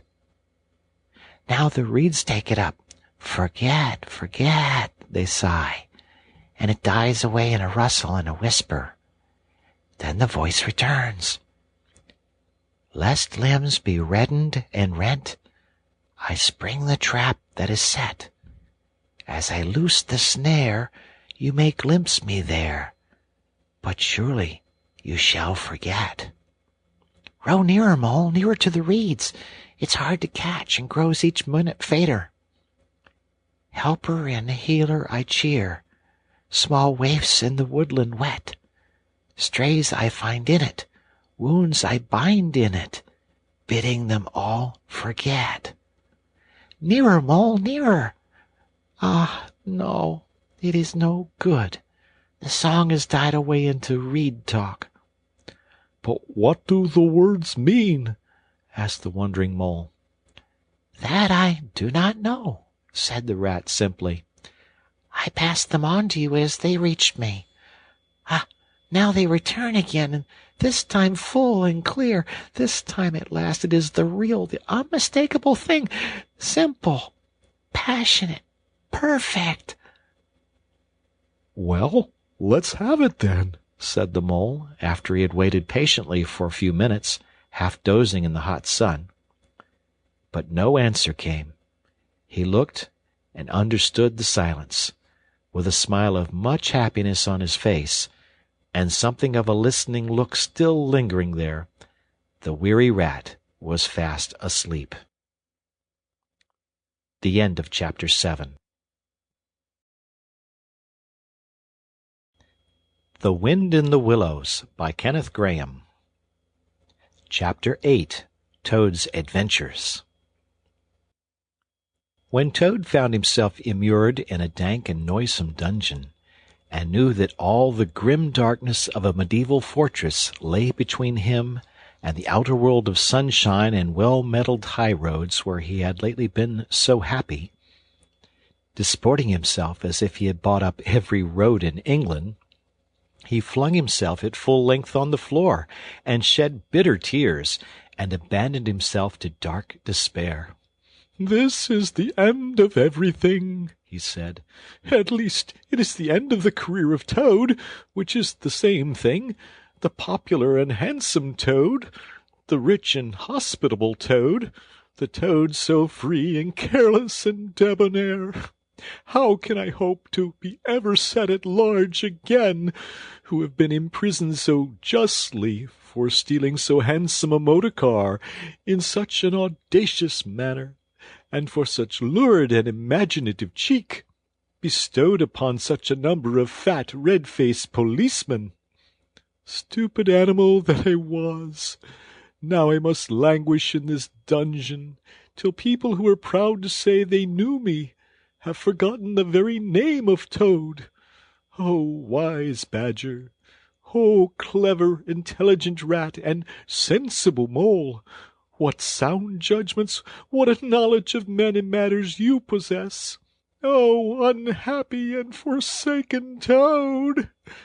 With lamentations such as these, he passed his days and nights for several weeks, refusing his meals or intermediate light refreshments, though the grim and ancient jailer, knowing that Toad's pockets were well lined, frequently pointed out that many comforts, and indeed luxuries, could by arrangement be sent in, at a price, from outside. Now the jailer had a daughter, a pleasant wench and good-hearted, who assisted her father in the lighter duties of his post.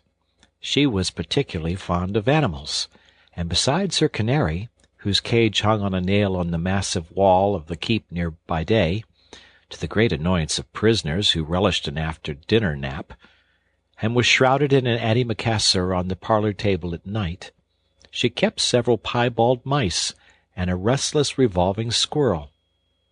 This kind-hearted girl, pitying the misery of Toad, said to her father one day, "Father, I can't bear to see that poor beast so unhappy, and getting so thin. You let me have the managing of him. You know how fond of animals I am. I'll make him eat from my hand, and sit up and do all sorts of things." Her father replied that she could do what she liked with him. He was tired of Toad, and his sulks and his airs and his meanness. So that day she went on her errand of mercy, and knocked at the door of Toad's cell. "Now cheer up, Toad," she said coaxingly on entering, "and sit up and dry your eyes and be a sensible animal. And do try and eat a bit of dinner. See, I've brought you some of mine, hot from the oven." It was bubble and squeak between two plates, and its fragrance filled the narrow cell. The penetrating smell of cabbage reached the nose of Toad as he lay prostrate in his misery on the floor, and gave him the idea for a moment that perhaps life was not such a blank and desperate thing as he had imagined. But still he wailed and kicked with his legs and refused to be comforted. So the wise girl retired for the time, but of course a good deal of the smell of hot cabbage remained behind, as it will do, and Toad, between his sobs, sniffed and reflected, and gradually began to think new and inspiring thoughts, of chivalry and poetry and deeds still to be done, of broad meadows and cattle browsing in them, raked by sun and wind, of kitchen gardens and straight herb borders, and warm snapdragon beset by bees, and of the comforting clink of dishes set down on the table at Toad Hall, and the scrape of chair legs on the floor as everyone pulled himself close up to his work. The air of the narrow cell took a rosy tinge. He began to think of his friends, and how they would surely be able to do something, of lawyers, and how they would have enjoyed his case, and what an ass he had been not to get in a few. And lastly, he thought of his own great cleverness and resource, and all that he was capable of if he only gave his great mind to it, and the cure was almost complete.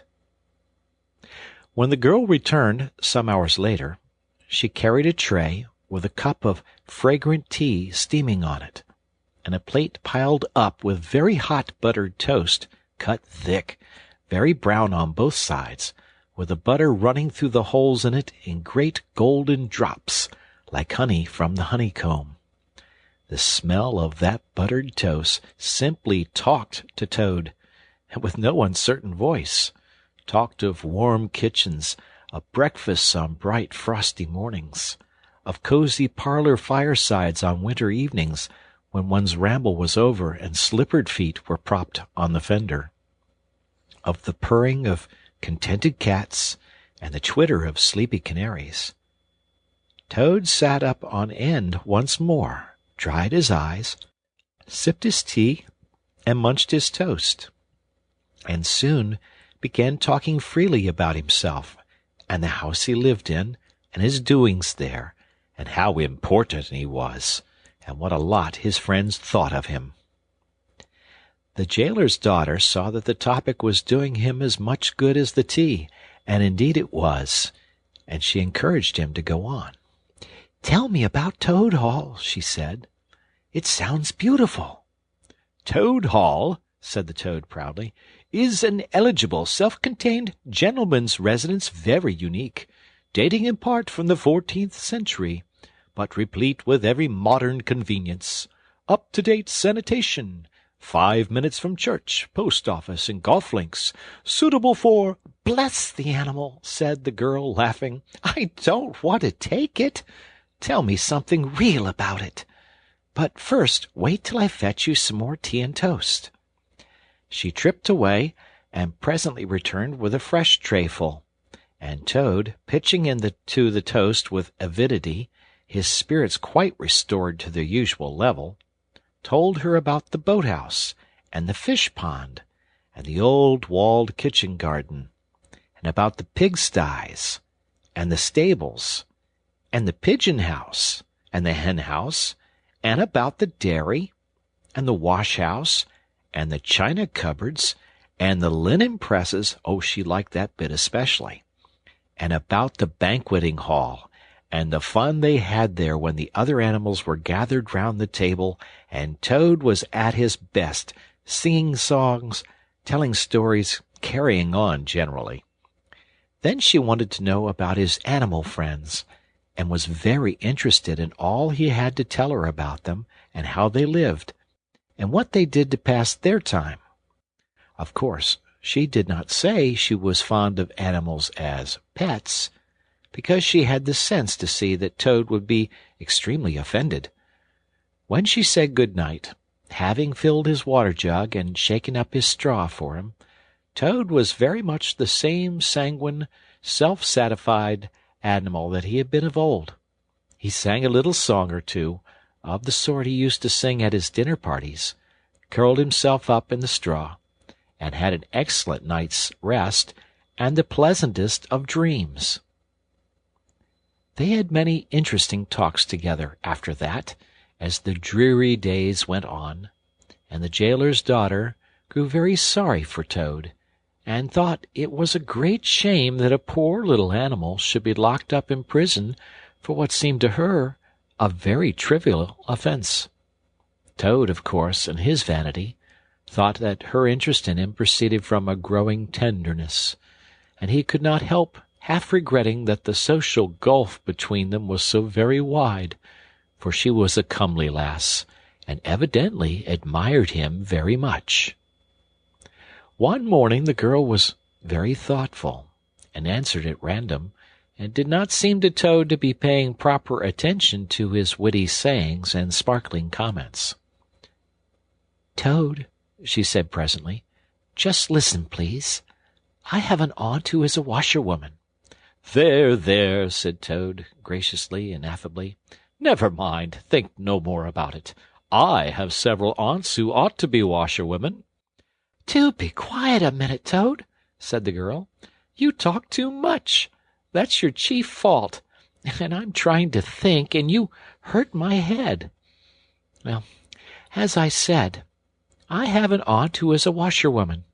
She does the washing for all the prisoners in this castle.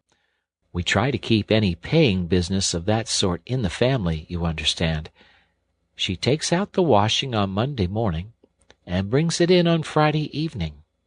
This is a Thursday. Now this is what occurs to me. You're very rich. At least you're always telling me so. And she's very poor. A few pounds wouldn't make any difference to you, and it would mean a lot to her. Now, I think if she were properly approached, squared, I believe is the word you animals use, you could come to some arrangement by which she would let you have her dress and bonnet and so on, and you could escape from the castle as the official washerwoman. You're very alike in many respects, particularly about the figure." "We're not," said the Toad in a huff. "I have a very elegant figure for what I am." "So has my aunt," replied the girl, "for what she is. But have it your own way, you horrid, proud, ungrateful animal, when I'm sorry for you and trying to help you." Yes, that's all right. Thank you very much indeed," said the Toad hurriedly. "But look here. You surely wouldn't have Mr. Toad of Toad Hall going about the country disguised as a washerwoman?" "Then you can stop here as a toad," replied the girl with much spirit. "I suppose you want to go off in a coach and four." Honest Toad was always ready to admit himself in the wrong. "You are a good, kind, clever girl," he said, "and I am indeed a proud and stupid Toad. Introduce me to your worthy aunt, if you will be so kind, and I have no doubt that the excellent lady and I shall be able to arrange terms satisfactory to both parties." Next evening the girl ushered her aunt into Toad's cell, bearing his week's washing pinned up in a towel.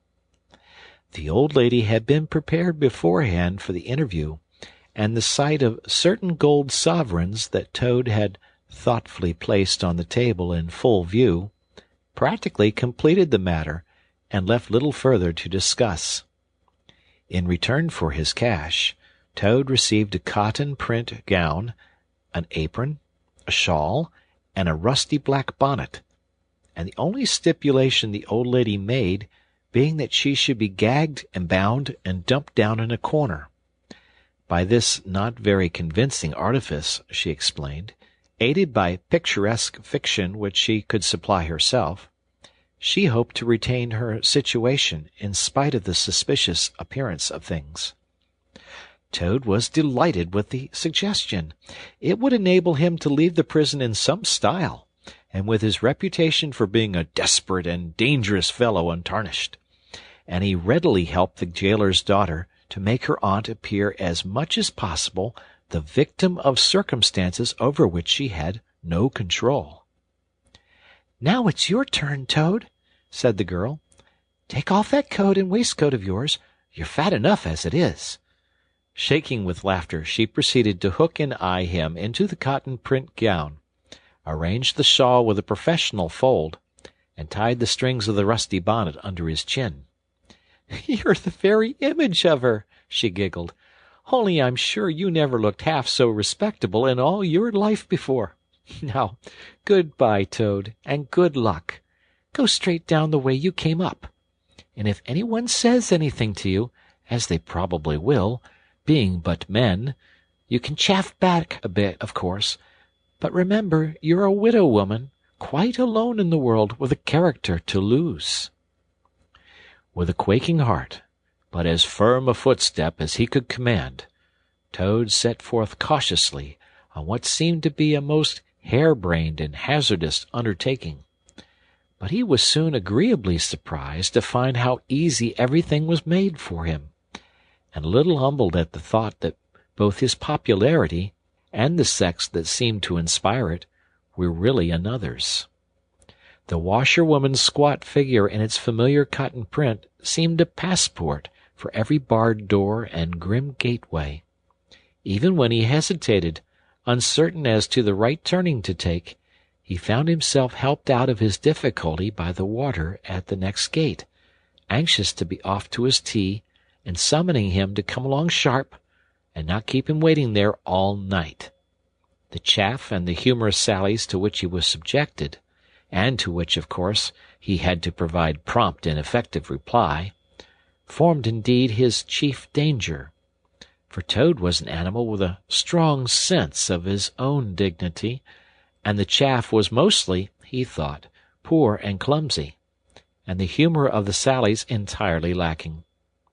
However, he kept his temper, though with great difficulty, suited his retorts to his company and his supposed character, and did his best not to overstep the limits of good taste. It seemed hours before he crossed the last courtyard, rejected the pressing invitations from the last guard-room, and dodged the outspread arms of the last warder, pleading with simulated passion for just one more farewell embrace. But at last he heard the wicket gate in the great outer door click behind him, felt the fresh air of the outer world upon his anxious brow, and he knew that he was free. Dizzy with the easy success of his daring exploit, he walked quickly towards the lights of the town, not knowing in the least what he should do next, only quite certain of one thing, that he must remove himself as quickly as possible from the neighborhood where the lady he was forced to represent was so well known and so popular a character. As he walked along, considering, his attention was caught by some red and green lights a little way off to one side of the town, and the sound of the puffing and snorting of engines and the banging of shunted trucks fell on his ear. "Aha!" he thought. "This is a piece of luck. A railway station is the thing I want most in the whole world at this moment, and what's more, I needn't go through the town to get it, and shan't have to support this humiliating character by repartees, which, though thoroughly effective, do not assist one's sense of self-respect." He made his way to the station accordingly, consulted a timetable, and found that a train, bound more or less in the direction of his home, was due to start in half an hour. "More luck," said Toad, his spirits rising rapidly, and went off to the booking-office to buy his ticket. He gave the name of the station that he knew to be nearest to the village of which Toad Hall was the principal feature, and mechanically put his fingers, in search of the necessary money, where his waistcoat pocket should have been. But here the cotton gown, which had nobly stood by him so far, and which he had basely forgotten, intervened and frustrated his efforts.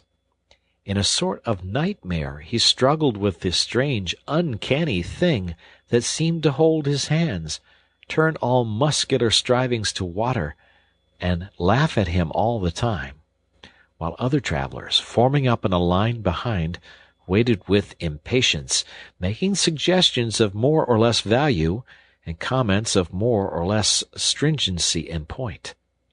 At last, somehow, he never rightly understood how, he burst the barriers, attained the goal, arrived at where all waistcoat pockets are eternally situated, and found not only no money, but no pocket to hold it, and no waistcoat to hold the pocket. To his horror he recollected that he had left both coat and waistcoat behind him in his cell, and with them his pocket-book, money, keys, watch, matches, pencil-case, all that makes life worth living, all that distinguishes the many-pocketed animal, the lord of creation, from the inferior one-pocketed or no-pocketed productions that hop or trip about permissively, unequipped for the real contest. In his misery he made one desperate effort to carry the thing off, and with a return to his fine old manner, a blend of the squire and the college don, he said, "Look here, I find I've left my purse behind. Just give me that ticket, will you, and I'll send the money on tomorrow? I'm well known in these parts."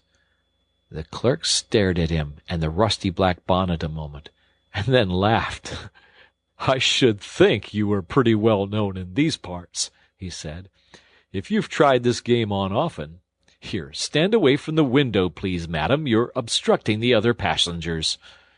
An old gentleman who had been prodding him in the back for some moments here thrust him away, and what was worse, addressed him as his good woman, which angered Toad more than anything that had occurred that evening. Baffled and full of despair, he wandered blindly down the platform where the train was standing, and tears trickled down each side of his nose. It was hard, he thought, to be within sight of safety and almost of home, and to be balked by the want of a few wretched shillings, and by the pettifogging mistrustfulness of paid officials.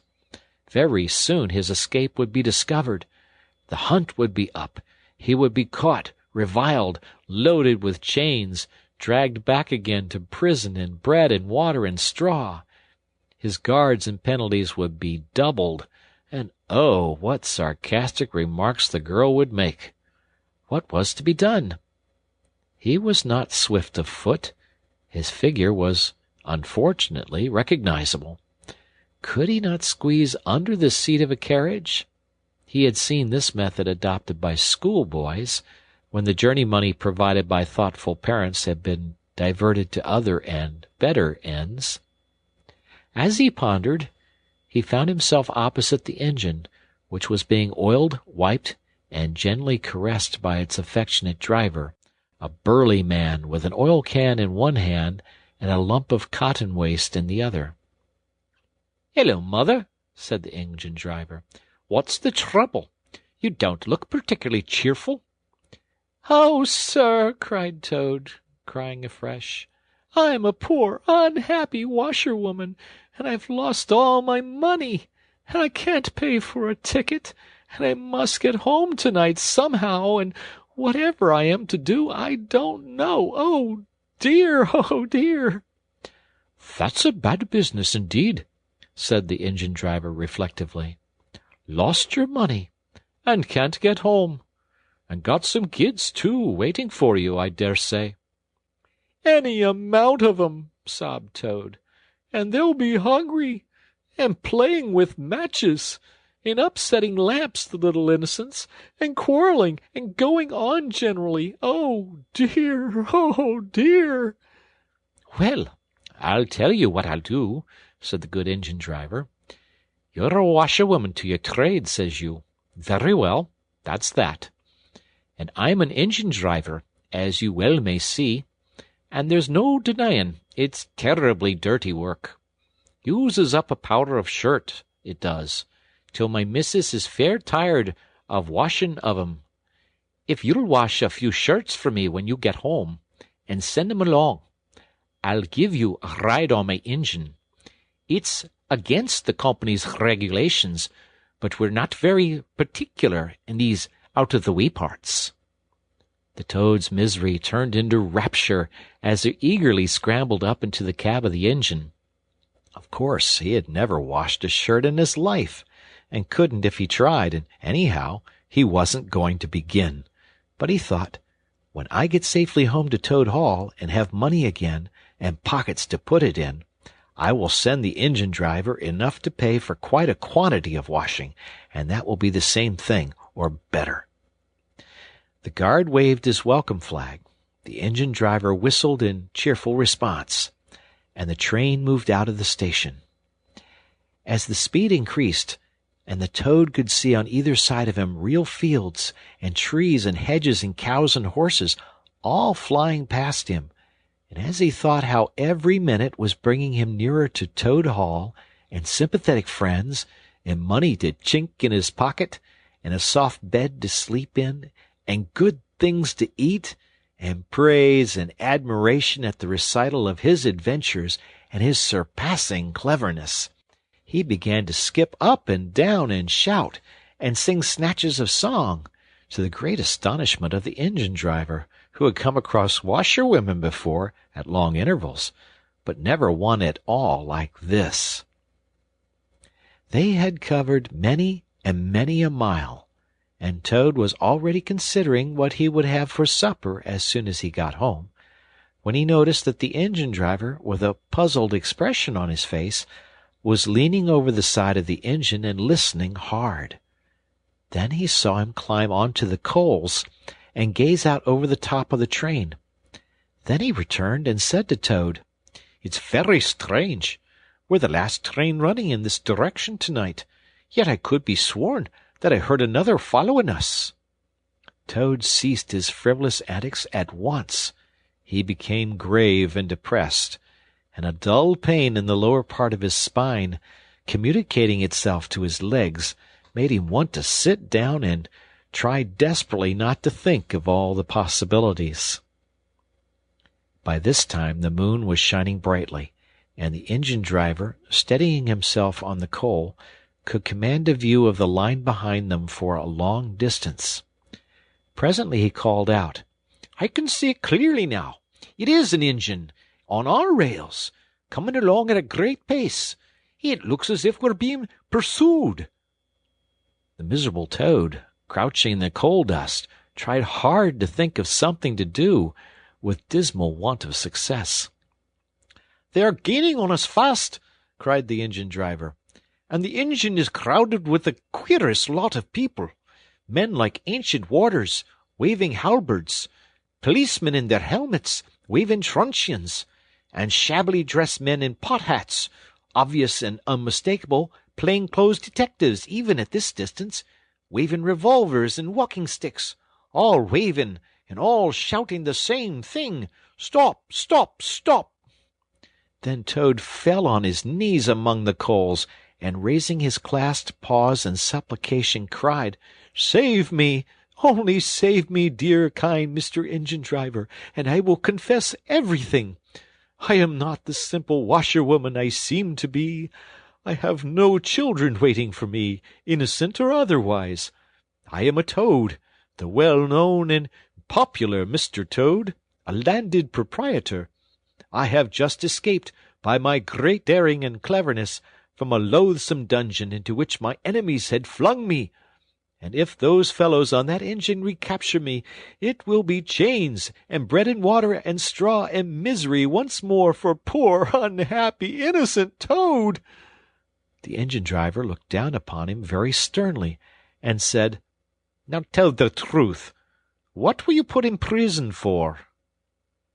"It was nothing very much," said poor Toad, colouring deeply. "I only borrowed a motor car while the owners were at lunch. They had no need of it at the time. I didn't mean to steal it, really, but people, especially magistrates, take such harsh views of thoughtless and high-spirited actions." The engine-driver looked very grave, and said, "I fear that you have been indeed a wicked Toad, and by rights I ought to give you up to offended justice. But you are evidently in sore trouble and distress, so I will not desert you. I don't hold with motor cars, for one thing, and I don't hold with being ordered about by policemen when I'm on my own engine for another. And the sight of an animal in tears always makes me feel queer and soft-hearted. So cheer up, Toad. I'll do my best, and we may beat them yet." They piled on more coals, shoveling furiously. The furnace roared, the sparks flew, the engine leaped and swung, but still their pursuers slowly gained. The engine-driver, with a sigh, wiped his brow with a handful of cotton waste, and said, "I'm afraid it's no good, Toad. You see, they are running light, and they have the better engine. There's just one thing left for us to do, and it's your only chance, so attend very carefully to what I tell you. A short way ahead of us is a long tunnel, and on the other side of that the line passes through a thick wood. Now, I will put on all the speed I can while we are running through the tunnel, but the other fellows will slow down a bit, naturally, for fear of an accident. When we are through, I will shut off steam and put on brakes as hard as I can, and the moment it's safe to do so, you must jump and hide in the wood before they get through the tunnel and see you. Then I will go full speed ahead again, and they can chase me if they like, for as long as they like, and as far as they like. Now mind, and be ready to jump when I tell you." They piled on more coals, and the train shot into the tunnel, and the engine rushed and roared and rattled, till at last they shot out the other end into fresh air and the peaceful moonlight, and saw the wood lying dark and helpful upon either side of the line. The driver shut off steam and put on brakes.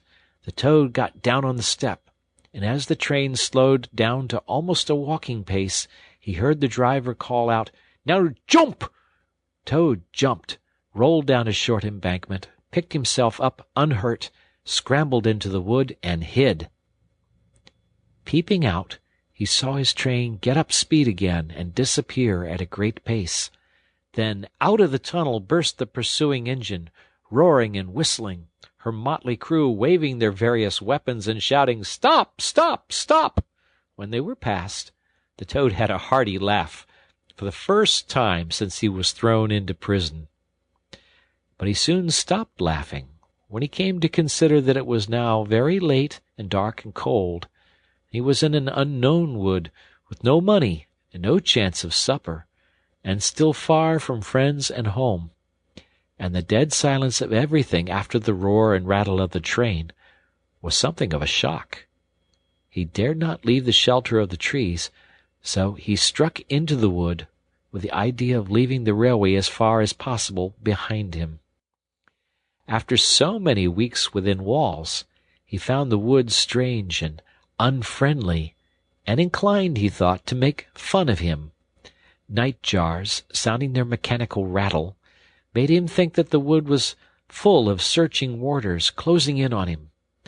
An owl, swooping noiselessly toward him, brushed his shoulder with its wing, making him jump with the horrid certainty that it was a hand, then flitted off moth-like, laughing its low "hoo, hoo, hoo," which Toad thought in very poor taste. Once he met a fox who stopped, looked him up and down in a sarcastic sort of way, and said, "Hello, washerwoman. Half a pair of socks and a pillowcase short this week. Mind it doesn't occur again," and swaggered off sniggering. Toad looked about for a stone to throw at him, but could not succeed in finding one, which vexed him more than anything. At last, cold, hungry, and tired out, he sought the shelter of a hollow tree, where with branches and dead leaves he made himself as comfortable a bed as he could, and slept soundly till the morning. The end of Chapter 8. The Wind in the Willows by Kenneth Grahame. Chapter 9. Wayfarers All. The water rat was restless, and he did not know exactly why. To all appearance the summer's pomp was still at fullest height, and although in the tilled acres green had given way to gold, though rowans were reddening, and the woods were dashed here and there with a tawny fierceness, yet life and warmth and colour were still present in undiminished measure, clean of any chilly premonitions of the passing year. But the constant chorus of the orchards and hedges had shrunk to a casual, even song from a few yet unwearied performers. The robin was beginning to assert himself once more, and there was a feeling in the air of change and departure. The cuckoo, of course, had long been silent, but many another feathered friend, for months a part of the familiar landscape and its small society, was missing too, and it seemed that the ranks thinned steadily day by day.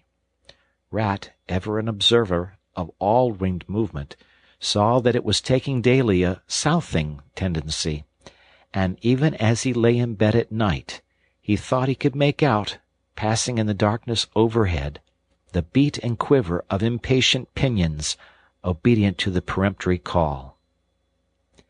Nature's grand hotel has its season like the others. As the guests one by one pack, pay, and depart, and the seats at the table d'hôte shrink pitifully at each succeeding meal. As suites of rooms are closed, carpets taken up, and waiters sent away, those boarders who are staying on, en pension, until the next year's full reopening, cannot help being somewhat affected by all those flittings and farewells, the eager discussion of plans, routes, and fresh quarters, this daily shrinkage in the stream of comradeship. One gets unsettled, depressed, and inclined to be querulous. Why this craving for change? Why not stay on quietly here, like us, and be jolly? You don't know this hotel out of season, and what fun we have ourselves, we fellows who remain and see the whole interesting year out. All very true, no doubt the others always reply. We quite envy you. And some other year, perhaps. But just now we have engagements. And there's the bus at the door. Our time is up. So they depart, with a smile and a nod, and we miss them, and feel resentful. The rat was a self-sufficing sort of animal, rooted to the land, and whoever went, he stayed. Still, he could not help noticing what was in the air, and feeling some of its influence in his bones. It was difficult to settle down to anything seriously with all this flitting going on. Leaving the waterside, where rushes stood thick and tall in a stream that was becoming sluggish and low, he wandered countrywards, crossed a field or two of pasturage already looking dusty and parched, and thrust into the great sea of wheat, yellow, wavy, and murmurous, full of quiet motion and small whisperings. Here he loved often to wander, through the forest of stiff, strong stalks that carried their own golden sky away over his head, a sky that was always dancing, shimmering, softly talking, or swaying strongly to the passing wind, and recovering itself with a toss and a merry laugh. Here, too, he had many small friends, a society complete in itself, leading full and busy lives, but always with a spare moment to gossip and exchange news with a visitor. Today, however, though they were civil enough, the field mice and harvest mice seemed preoccupied. Many were digging and tunneling busily. Others, gathered together in small groups, examined plans and drawings of small flats, stated to be desirable and compact, and situated conveniently near the stores. Some were hauling out dusty trunks and dress baskets. Others were already elbow-deep packing their belongings, while everywhere piles and bundles of wheat, oats, barley, beech mast, and nuts lay about ready for transport. Here's old Ratty, they cried as soon as they saw him. Come and bear a hand, Rat, and don't stand about idle. What sort of games are you up to? Said the Water Rat severely. You know it isn't time to be thinking of winter quarters yet, by a long way. Oh, yes, we know that, explained a field mouse rather shamefacedly. But it's always as well to be in good time, isn't it? We really must get all the furniture and baggage and stores moved out of this before those horrid machines begin clicking around the fields. And then, you know, the best flats get picked up so quickly nowadays, and if you're late, you have to put up with anything. And they want such a lot of doing up, too, before they're fit to move into. Of course, we're early, we know that, but we're only just making a start. Oh, bother starts, said the Rat. It's a splendid day. Come for a row, or stroll along the hedges, or a picnic in the woods, or something. Well, I think not today, thank you, replied the field mouse hurriedly. Perhaps some other day, when we've more time. The Rat, with a snort of contempt, swung round to go, tripped over a hat box, and fell with undignified remarks. If people would be more careful, said a field mouse rather stiffly, and look where they're going, people wouldn't hurt themselves and forget themselves. Mind that hold all, Rat. You'd better sit down somewhere. In an hour or two we may be more free to attend to you. You won't be free, as you call it, much this side of Christmas, I can see that, retorted the Rat grumpily as he picked his way out of the field. He returned somewhat despondently to his river again, his faithful, steady-going old river, which never packed up, flitted, or went into winter quarters. In the osiers which fringed the bank, he spied a swallow sitting. Presently it was joined by another, and then by a third, and the birds, fidgeting restlessly on their bough, talked together earnestly and low. What, already? Said the Rat, strolling up to them. What's the hurry? I call it simply ridiculous. Oh, we're not off yet, if that's what you mean, replied the first swallow. We're only making plans and arranging things. Talking it over, you know, what route we're taking this year, and where we'll stop, and so on. That's half the fun. Fun, said the Rat. Now that's just what I don't understand. If you've got to leave this pleasant place, and your friends who will miss you, and your snug homes that you've just settled into, why, when the hour strikes, I've no doubt you'll go bravely and face all the trouble and discomfort and change and newness, and make believe that you're not very unhappy. But to want to talk about it, or even think about it till you really need to— No, you don't understand, naturally, said the second swallow. First, we feel it stirring within us, a sweet unrest. Then back come the recollections, one by one, like homing pigeons. They flutter through our dreams at night. They fly with us in our wheelings and circlings by day. We hunger to inquire of each other, to compare notes, and assure ourselves that it all is really true, as one by one the scents and sounds and names of long-forgotten places come gradually back and beckon to us. Couldn't you stop on for just this year? Suggested the Water Rat wistfully. We'll all do our best to make you feel at home. You've no idea what good times we have here while you are far away. I tried stopping on one year, said the third swallow. I had grown so fond of the place that when the time came I hung back and let the others go on without me. For a few weeks it was all well enough, but afterwards, the weary length of the nights, the shivering, sunless days, the air so clammy and chill, and not an insect in an acre of it. No, it was no good. My courage broke down, and one cold, stormy night I took wing, flying well inland on account of the strong easterly gales. It was snowing hard as I beat through the passes of the great mountains, and I had a stiff fight to win through. But never shall I forget the blissful feeling of the hot sun again on my back as I sped down to the lakes that lay so blue and placid below me, and the taste of my first fat insect. The past was like a bad dream. The future was all happy holiday as I moved southwards week by week, easily, lazily, lingering as long as I dared, but always heeding the call. No, I've had my warning. Never again did I think of disobedience. "Oh, yes, the call of the South, of the South," twittered the other two dreamily. "Its songs, its hues, its radiant air. Oh, do you remember?" And forgetting the rat, they slid into passionate reminiscence, while he listened fascinated, and his heart burned within him. In himself, too, he knew that it was vibrating at last, that chord hitherto dormant and unsuspected.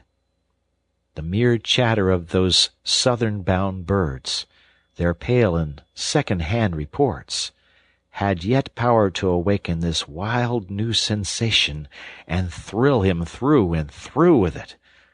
What would one moment of the real thing work in him? One passionate touch of the real southern sun, one waft of the authentic odor.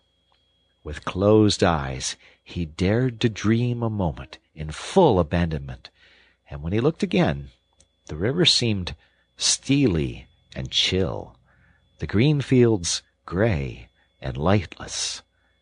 Then his loyal heart seemed to cry out on his weaker self for its treachery. "Why ever do you come back, then, at all?" he demanded of the swallows jealously. "What do you find to attract you in this poor, drab little country?" "And do you think," said the first swallow, "that the other call is not for us too, in its due season? The call of lush meadow grass, wet orchards, warm insect-haunted ponds, of browsing cattle, of haymaking, and all the farm buildings clustering round the house of the perfect eaves?" "Do you suppose," asked the second one, "that you are the only living thing that craves with a hungry longing to hear the cuckoo's note again?" "In due time," said the third, "we shall be homesick once more for quiet water-lilies swaying on the surface of an English stream. But today all that seems pale and thin and very far away. Just now our blood dances to other music." They fell a-twittering among themselves once more, and this time their intoxicating babble was of violet seas, tawny sands, and lizard-haunted walls. Restlessly the rat wandered off once more, climbed the slope that rose gently from the north bank of the river, and lay looking out towards the great ring of downs that barred his vision further southwards. His simple horizon hitherto, his mountains of the moon, his limit behind which lay nothing he had cared to see or to know. Today, to him gazing south with a new-born need stirring in his heart, the clear sky over their long low outline seemed to pulsate with promise. Today, the unseen was everything, the unknown the only real fact of life. On this side of the hills was now the real blank. On the other lay the crowded and colored panorama that his inner eye was seeing so clearly. What seas lay beyond, green, leaping, and crested! What sun-bathed coast, along which the white villas glittered against the olive woods! What quiet harbors, thronged with gallant shipping bound for purple islands of wine and spice, islands set low in languorous waters! He rose and descended riverwards once more, then changed his mind and sought the side of the dusty lane. There, lying half buried in the thick, cool underhedge tangle that bordered it, he could muse on the metalled road, and all the wondrous world that it led to, on all the wayfarers, too, that might have trodden it, and the fortunes and adventures they had gone to seek or found unseeking, out there, beyond. Footsteps fell on his ear, and the figure of one that walked somewhat wearily came into view, and he saw that it was a rat, and a very dusty one. The wayfarer, as he reached him, saluted with a gesture of courtesy that had something foreign about it, hesitated a moment, then, with a pleasant smile, turned from the track and sat down by his side in the cool herbage. He seemed tired, and the rat let him rest unquestioned, understanding something of what was in his thoughts, knowing, too, the value all animals attach at times to mere silent companionship, when the weary muscles slacken and the mind marks time. The wayfarer was lean and keen-featured, and somewhat bowed at the shoulders. His paws were thin and long, his eyes much wrinkled at the corners, and he wore small gold earrings in his neatly set, well-shaped ears. His knitted jersey was of a faded blue. His breeches, patched and stained, were based on a blue foundation, and his small belongings that he carried were tied up in a blue cotton handkerchief. When he had rested a while, the stranger sighed, snuffed the air, and looked about him. "That was clover, that warm whiff on the breeze," he remarked. "And those are cows we hear cropping the grass behind us, and blowing softly between mouthfuls. There is a sound of distant reapers, and yonder rises a blue line of cottage smoke against the woodland. The river runs somewhere close by, for I hear the call of a moor-hen, and I see by your build that you're a fresh-water mariner. Everything seems asleep, and yet going on all the time. It is a goodly life that you lead, friend, no doubt the best in the world, if only you are strong enough to lead it." "Yes, it's the life, the only life to live," responded the water-rat dreamily, and without his usual whole-hearted conviction. "I did not say exactly that," replied the stranger cautiously, "but no doubt it's the best. I've tried it, and I know. And because I've just tried it, 6 months of it, and know it's the best, here am I, footsore and hungry, tramping away from it, tramping southward, following the old call, back to the old life, the life which is mine and which will not let me go." "Is this, then, yet another of them?" mused the rat. "And where have you just come from?" he asked. He hardly dared to ask where he was bound for. He seemed to know the answer only too well. "Nice little farm," replied the wayfarer briefly. "Up along in that direction." He nodded northwards. "Never mind about it. I had everything I could want, everything I had any right to expect of life, and more, and here I am. Glad to be here all the same, though, glad to be here. So many miles further on the road, so many hours nearer to my heart's desire."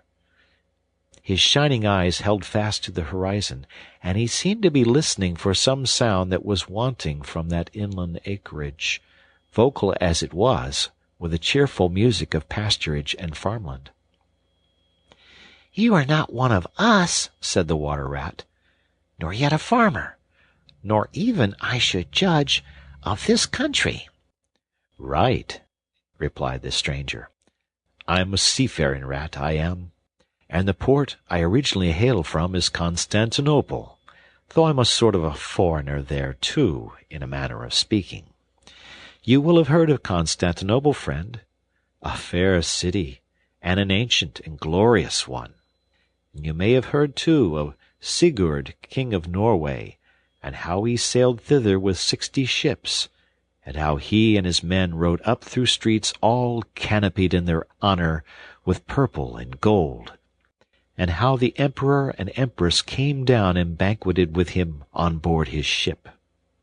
When Sigurd returned home, many of his Northmen remained behind and entered the emperor's bodyguard.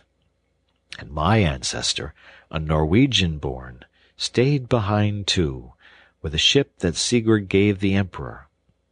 Seafarers we have ever been, and no wonder. As for me, the city of my birth is no more my home than any pleasant port between there and the London River. I know them all, and they know me. Set me down on any of their quays or foreshores, and I am home again. I suppose you go great voyages, said the water rat with growing interest. Months and months out of sight of land, and provisions running short, and allowanced as to water, and your mind communing with the mighty ocean, and all that sort of thing?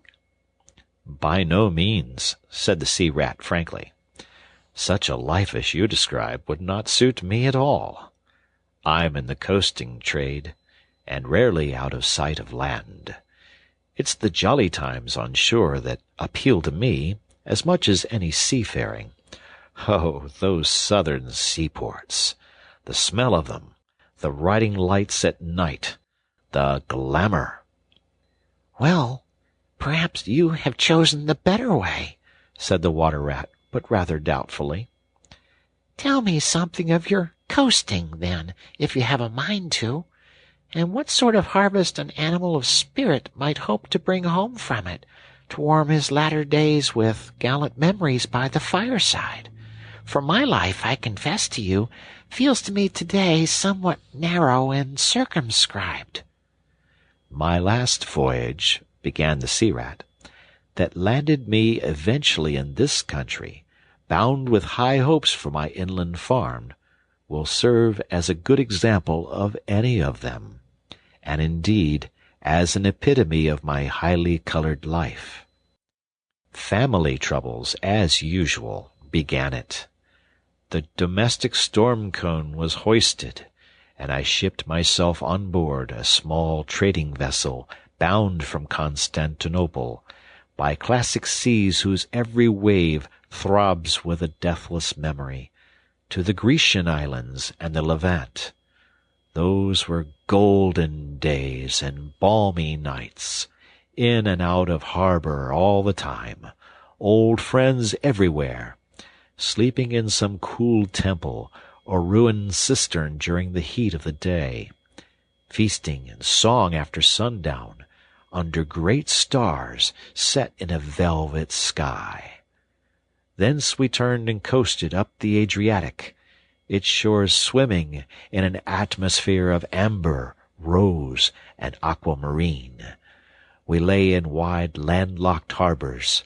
We roamed through ancient and noble cities, until at last one morning, as the sun rose royally behind us, we rode into Venice down a path of gold.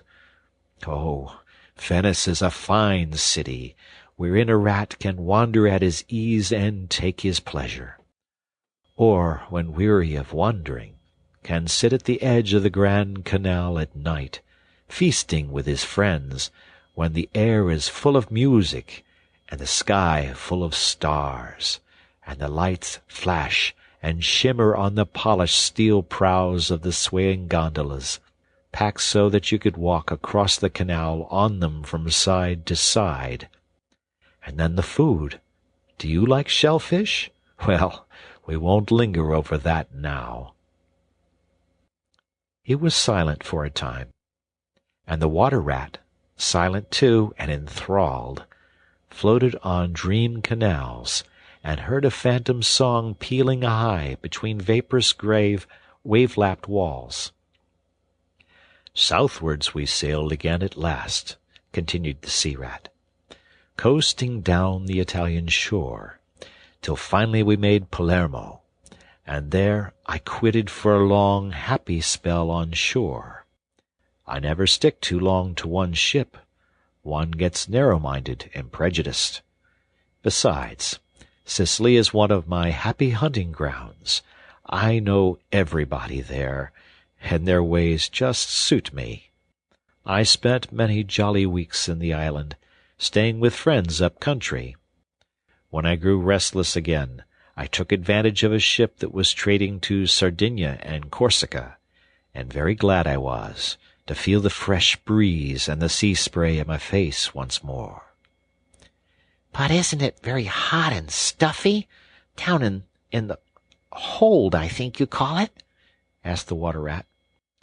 The seafarer looked at him with a suspicion go a wink. "I'm an old hand," he remarked with much simplicity. "The captain's cabin's good enough for me." "It's a hard life by all accounts," murmured the rat, sunk in deep thought. "For the crew, it is," replied the seafarer gravely, again with the ghost of a wink. "From Corsica," he went on, "I made use of a ship that was taking wine to the mainland. We made a lacio in the evening, lay to, hauled up our wine casks, and hove them overboard, tied one to the other by a long line. Then the crew took to the boats and rowed shorewards, singing as they went, and drawing after them the long bobbing procession of casks, like a mile of porpoises. On the sands they had horses waiting, which dragged the casks up the steep street of the little town with a fine rush and clatter and scramble. When the last cask was in, we went and refreshed and rested, and sat late into the night, drinking with our friends, and next morning I took to the great olive woods for a spell and a rest. For now I had done with islands for the time, and ports and shipping were plentiful, so I led a lazy life among the peasants, lying and watching them work, or stretched high on the hillside, with the blue Mediterranean far below me. And so at length, by easy stages, and partly on foot, partly by sea, to Marseille, and the meeting of old shipmates, and the visiting of great ocean-bound vessels, and feasting once more. Talk of shellfish! Why, sometimes I dream of the shellfish of Marseille, and wake up crying.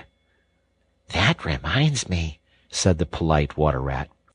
"You happened to mention that you were hungry, and I ought to have spoken earlier. Of course you will stop and take your midday meal with me. My hole is close by. It is some time past noon, and you are very welcome to whatever there is." "Now I call that kind and brotherly of you," said the sea rat. "I was indeed hungry when I sat down, and ever since I inadvertently happened to mention shellfish, my pangs have been extreme. But couldn't you fetch it along out here? I am none too fond of going under hatches, unless I'm obliged to. And then, while we eat, I could tell you more concerning my voyages and the pleasant life I lead. At least it is very pleasant to me, and by your attention I judge it commends itself to you. Whereas, if we go indoors, it is 100 to 1 that I shall presently fall asleep." "That is indeed an excellent suggestion," said the Water Rat, and hurried off home. There he got out the luncheon basket and packed a simple meal, in which, remembering the stranger's origin and preferences, he took care to include a yard of long French bread, a sausage out of which the garlic sang, some cheese which lay down and cried, and a long-necked, straw-covered flask wherein lay bottled sunshine, shed and garnered on far southern slopes. Thus laden, he returned with all speed, and blushed for pleasure at the old seaman's commendations of his taste and judgment, as together they unpacked the basket and laid out the contents on the grass by the roadside. The sea rat, as soon as his hunger was somewhat assuaged, continued the history of his latest voyage, conducting his simple hearer from port to port of Spain, landing him at Lisbon, Oporto, and Bordeaux, introducing him to the pleasant harbors of Cornwall and Devon, and so up the channel to that final quayside, where, landing after winds long contrary, storm-driven and weather-beaten, he had caught the first magical hints and heraldings of another spring, and, fired by these, had sped on a long tramp inland, hungry for the experiment of life on some quiet farmstead, very far from the weary beating of any sea. Spellbound and quivering with excitement, the water-rat followed the adventurer league by league, over stormy bays, through crowded roadsteads, across harbor bars on a racing tide, up winding rivers that hid their busy little towns round a sudden turn, and left him with a regretful sigh, planted at his dull inland farm, about which he desired to hear nothing. By this time their meal was over, and the seafarer, refreshed and strengthened, his voice more vibrant, his eye lit with a brightness that seemed caught from some far-away sea-beacon, filled his glass with the red and glowing vintage of the south, and, leaning towards the water-rat, compelled his gaze and held him body and soul while he talked. Those eyes were of the changing foam-streaked gray-green of leaping northern seas. In the glass shone a hot ruby that seemed the very heart of the south, beating for him who had courage to respond to its pulsation. The twin lights, the shifting gray and the steadfast red, mastered the water-rat and held him bound, fascinated, powerless. The quiet world outside their rays receded far away and ceased to be, and the talk, the wonderful talk, flowed on. Or was it speech entirely? Or did it pass at times into song, chanty of the sailors weighing the dripping anchor, sonorous hum of the shrouds in a tearing northeaster, ballad of the fisherman hauling his nets at sundown against an apricot sky, chords of guitar and mandolin from gondola or caique? Did it change into the cry of the wind, plaintive at first, angrily shrill as it freshened, rising to a tearing whistle, sinking to a musical trickle of air from the leach of the bellying sail? All these sounds the spellbound listener seemed to hear, and with them the hungry complaint of the gulls and the sea-mews, the soft thunder of the breaking wave, the cry of the protesting shingle. Back into speech again it passed, and with beating heart he was following the adventures of a dozen seaports, the fights, the escapes, the rallies, the comradeships, the gallant undertakings. Or he searched islands for treasure, fished in still lagoons, and dozed day long on warm white sand. Of deep-sea fishings he heard tell, and mighty silver gatherings of the mile-long net, of sudden perils, noise of breakers on a moonless night, or the tall bows of the great liner taking shape overhead through the fog, of the merry homecoming, the headland rounded, the harbor lights opened out, the groups seen dimly on the quay, the cheery hail, the splash of the hawser, the trudge up the steep little street towards the comforting glow of red-curtained windows. Lastly, in his waking dream, it seemed to him that the adventurer had risen to his feet, but was still speaking, still holding him fast with his sea-gray eyes. "And now," he was softly saying, "I take to the road again, holding on southwestwards for many a long and dusty day, till at last I reach the little grey sea-town I know so well, that clings along one steep side of the harbor. There through dark doorways you look down flights of stone steps, overhung by great pink tufts of valerian and ending in a patch of sparkling blue water. The old boats that lie tethered to the rings and stanchions of the old sea-wall are gaily painted as those I clambered in and out of in my own childhood. The salmon leap on the flood tide, schools of mackerel flash and play past quaysides and foreshores, and by the windows the great vessels glide, night and day, up to the moorings or forth to the open sea. There, sooner or later, the ships of all seafaring nations arrive, and there, at its destined hour, the ship of my choice will let go its anchor. I shall take my time, I shall tarry and bide, till at last the right one lies waiting for me, warped out into mid-stream, loaded low, her bowsprit pointing down harbor.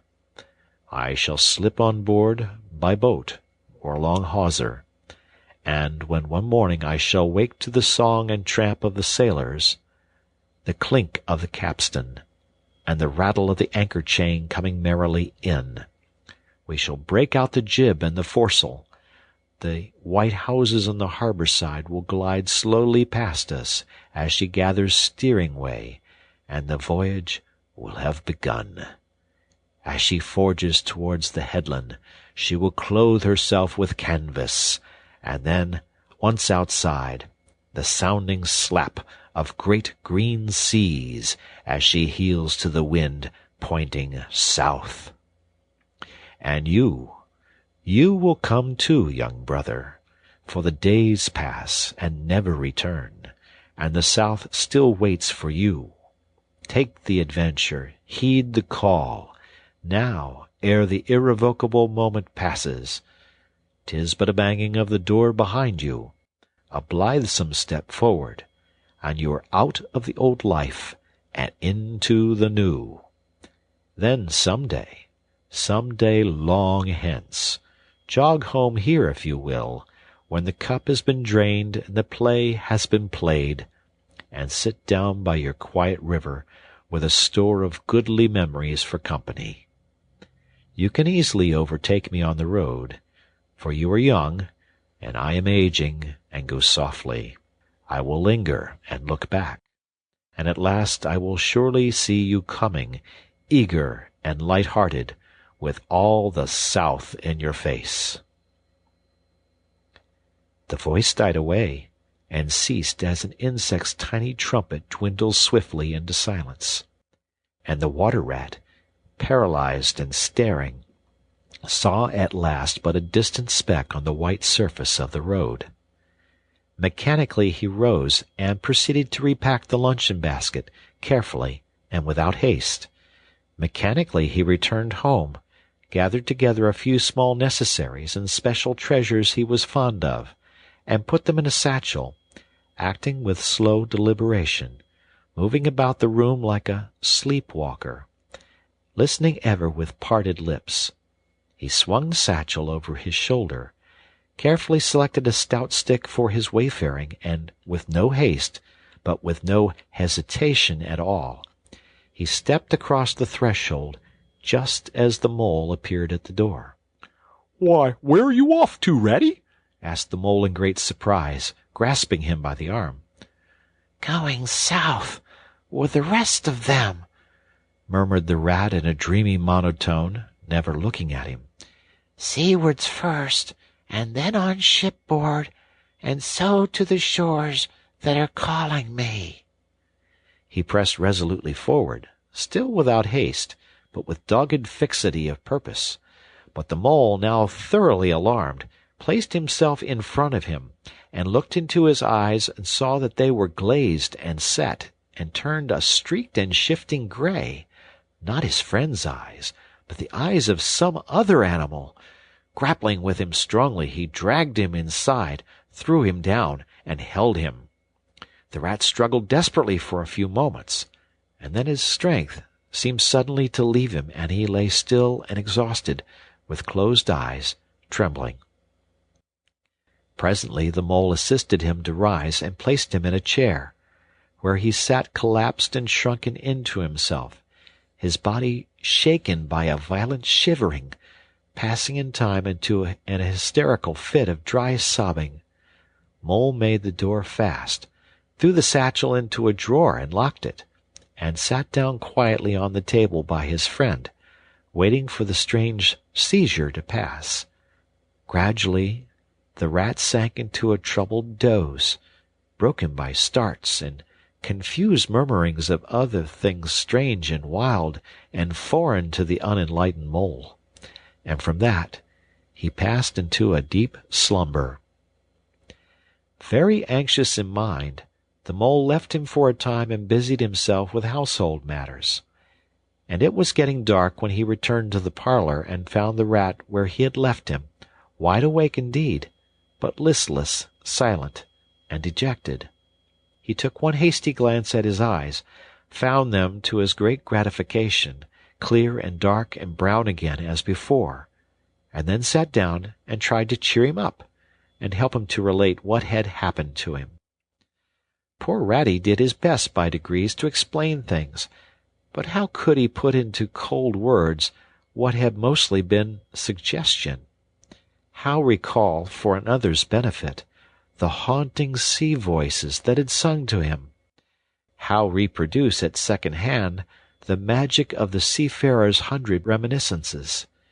Even to himself, now the spell was broken and the glamour gone, he found it difficult to account for what had seemed, some hours ago, the inevitable and only thing. It is not surprising, then, that he failed to convey to the mole any clear idea of what he had been through that day. To the mole this much was plain. The fit or attack had passed away, and had left him sane again, though shaken and cast down by the reaction. But he seemed to have lost all interest for the time in things that went to make up his daily life, as well as in all pleasant forecastings of the altered days and doings that the changing season was surely bringing. Casually, then, and with seeming indifference, the mole turned his talk to the harvest that was being gathered in, and the towering wagons and their straining teams, the growing ricks, and the large moon rising over bare acres dotted with sheaves. He talked of the reddening apples around, of the browning nuts, of jams and preserves and the distilling of cordials, till by easy stages such as these he reached midwinter, its hearty joys and its snug home life, and then he became simply lyrical. By degrees the rat began to sit up and join in. His dull eye brightened, and he lost some of his listening air. Presently the tactful mole slipped away and returned with a pencil and a few half-sheets of paper, which he placed on the table at his friend's elbow. "It's quite a long time since you did any poetry," he remarked. "You might have a try at it this evening, instead of, brooding over things so much. I've an idea that you'll feel a lot better when you've got something jotted down, if it's only just the rhymes." The rat pushed the paper away from him wearily, but the discreet mole took occasion to leave the room, and when he peeped in again some time later, the rat was absorbed and deaf to the world, alternately scribbling and sucking the top of his pencil.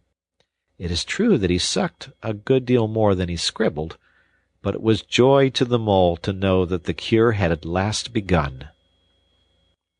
The end of chapter 9.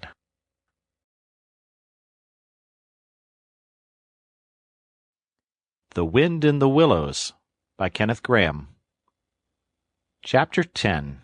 The Further Adventures of Toad. The front door of the hollow tree faced eastwards, so Toad was called at an early hour, partly by the bright sunlight streaming in on him, partly by the exceeding coldness of his toes, which made him dream that he was home in bed at his own handsome room with the Tudor window, on a cold winter's night, and his bedclothes had got up, grumbling and protesting that they couldn't stand the cold any longer, and had run downstairs to the kitchen fire to warm themselves, and he had followed on bare feet along miles and miles of icy stone-paved passages, arguing and beseeching them to be reasonable, who would probably have been aroused much earlier had he not slept for some weeks on straw over stone flags, and almost forgotten the friendly feeling of thick blankets pulled well up round the chin. Sitting up, he rubbed his eyes first and his complaining toes next, wondered for a moment where he was, looked round for familiar stone wall and little barred window, Then, with a leap of the heart, remembered everything, his escape, his flight, his pursuit, remembered first and best thing of all, that he was free. Free! The word and the thought alone were worth 50 blankets.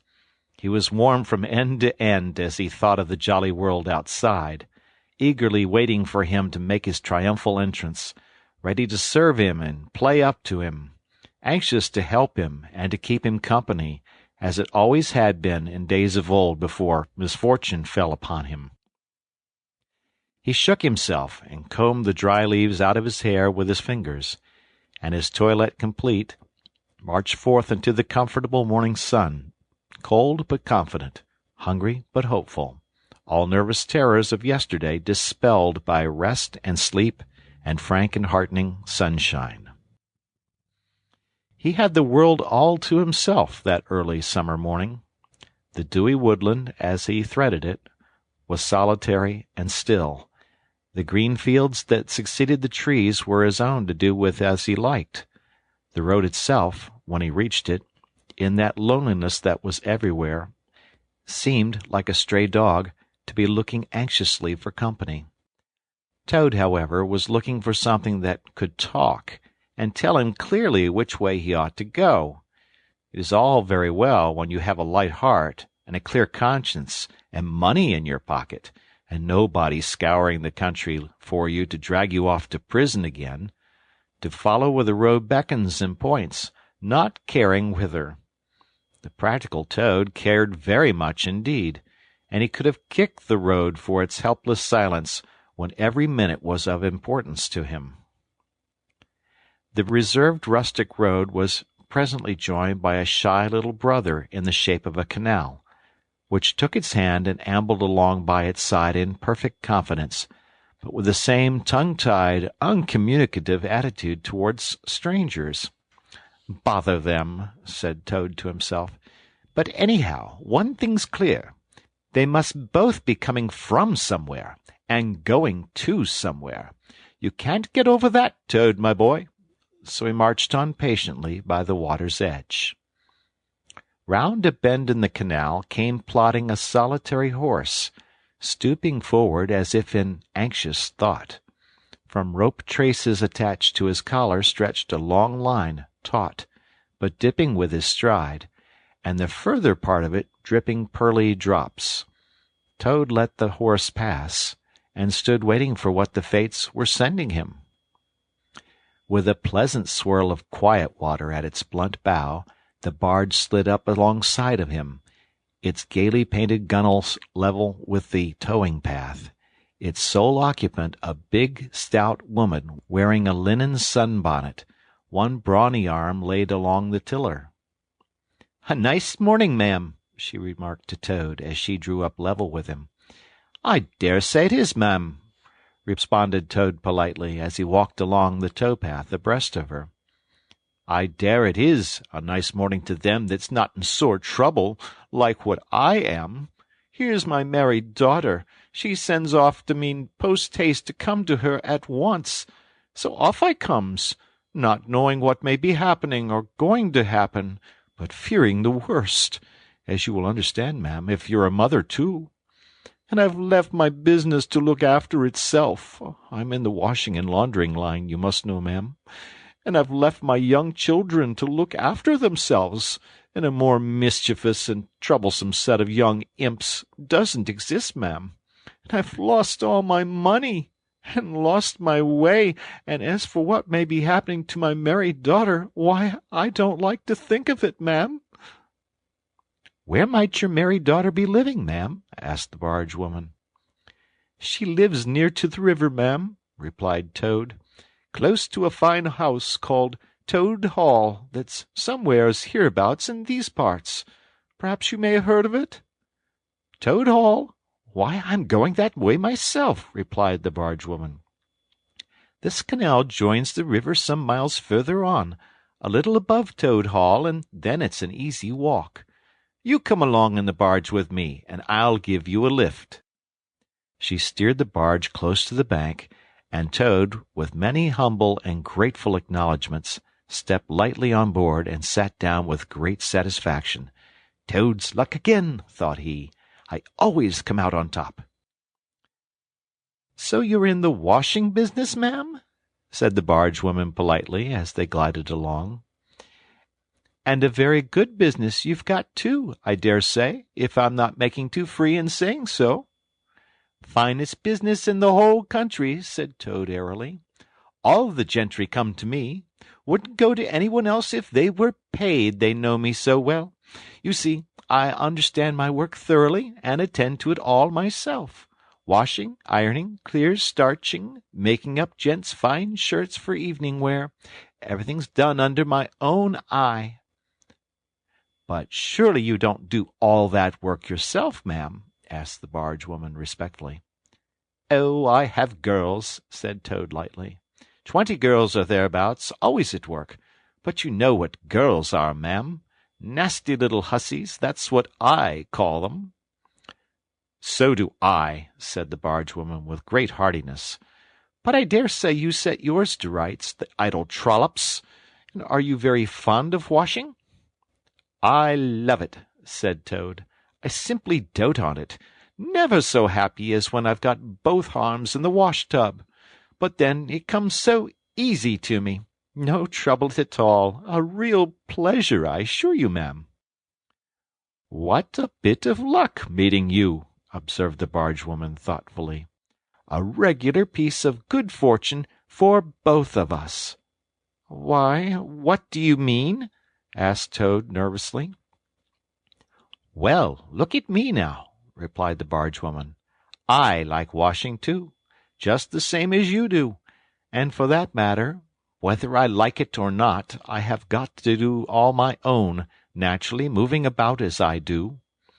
Now my husband, he's such a fellow for shirking his work and leaving the barge to me, that never a moment do I get for seeing to my own affairs. By rights he ought to be here now, either steering or attending to the horse, though luckily the horse has sense enough to attend to himself. Instead of which, he's gone off with the dog, to see if they can't pick up a rabbit for dinner somewhere. Says he'll catch me up at the next lock. Well, that's as it may be. I don't trust him, once he goes off with that dog, who's worse than he is. But meantime, how am I to get on with my washing?" "Oh, never mind about the washing," said Toad, not liking the subject. "Try and fix your mind on that rabbit. A nice fat young rabbit, I'll be bound. Got any onions?" "I can't fix my mind on anything but my washing," said the barge-woman. "And I wonder you could be talking of rabbits with such a joyful prospect before you. There's a heap of things of mine that you'll find in a corner of the cabin. If you'll just take one or two of the most necessary sort, I won't venture to describe them to a lady like you, but you'll recognize them at a glance, and put them through the wash-tub as we go along, why, it'll be a pleasure to you, as you rightly say, and a real help to me. You'll find a tub handy, and soap, and a kettle on the stove, and a bucket to haul up water from the canal with. Then I shall know you're enjoying yourself, instead of sitting here idle, looking at the scenery and yawning your head off." "Here, you let me steer," said Toad, now thoroughly frightened, "and then you can get on with your own washing and your own way. I might spoil your things, or not do 'em as you like. I'm more used to gentlemen's things myself. It's my special line." "Let you steer?" replied the barge-woman, laughing. "It takes some practice to steer a barge properly. Besides, it's dull work, and I want you to be happy. No, you shall do the washing you are so fond of, and I'll stick to the steering that I understand. Don't try and deprive me of the pleasure of giving you a treat." Toad was fairly cornered. He looked for escape this way and that, saw that he was too far from the bank for a flying leap, and sullenly resigned himself to his fate. "If it comes to that," he thought in desperation, "I suppose any fool can wash." He fetched tub, soap, and other necessaries from the cabin, selected a few garments at random, tried to recollect what he had seen in casual glances through laundry windows, and set to.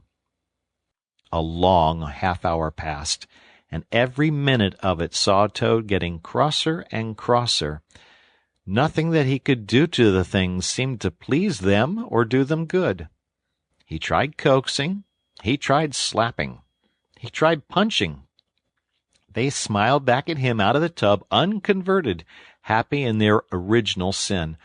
Once or twice he looked nervously over his shoulder at the barge-woman, but she appeared to be gazing out in front of her, absorbed in her steering.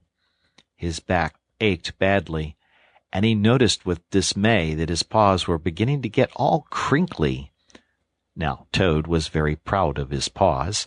He muttered under his breath words that should never pass the lips of either washerwoman or Toads, and lost the soap for the 50th time. A burst of laughter made him straighten himself and look round. The bargewoman was leaning back and laughing unrestrainedly, till the tears ran down her cheeks.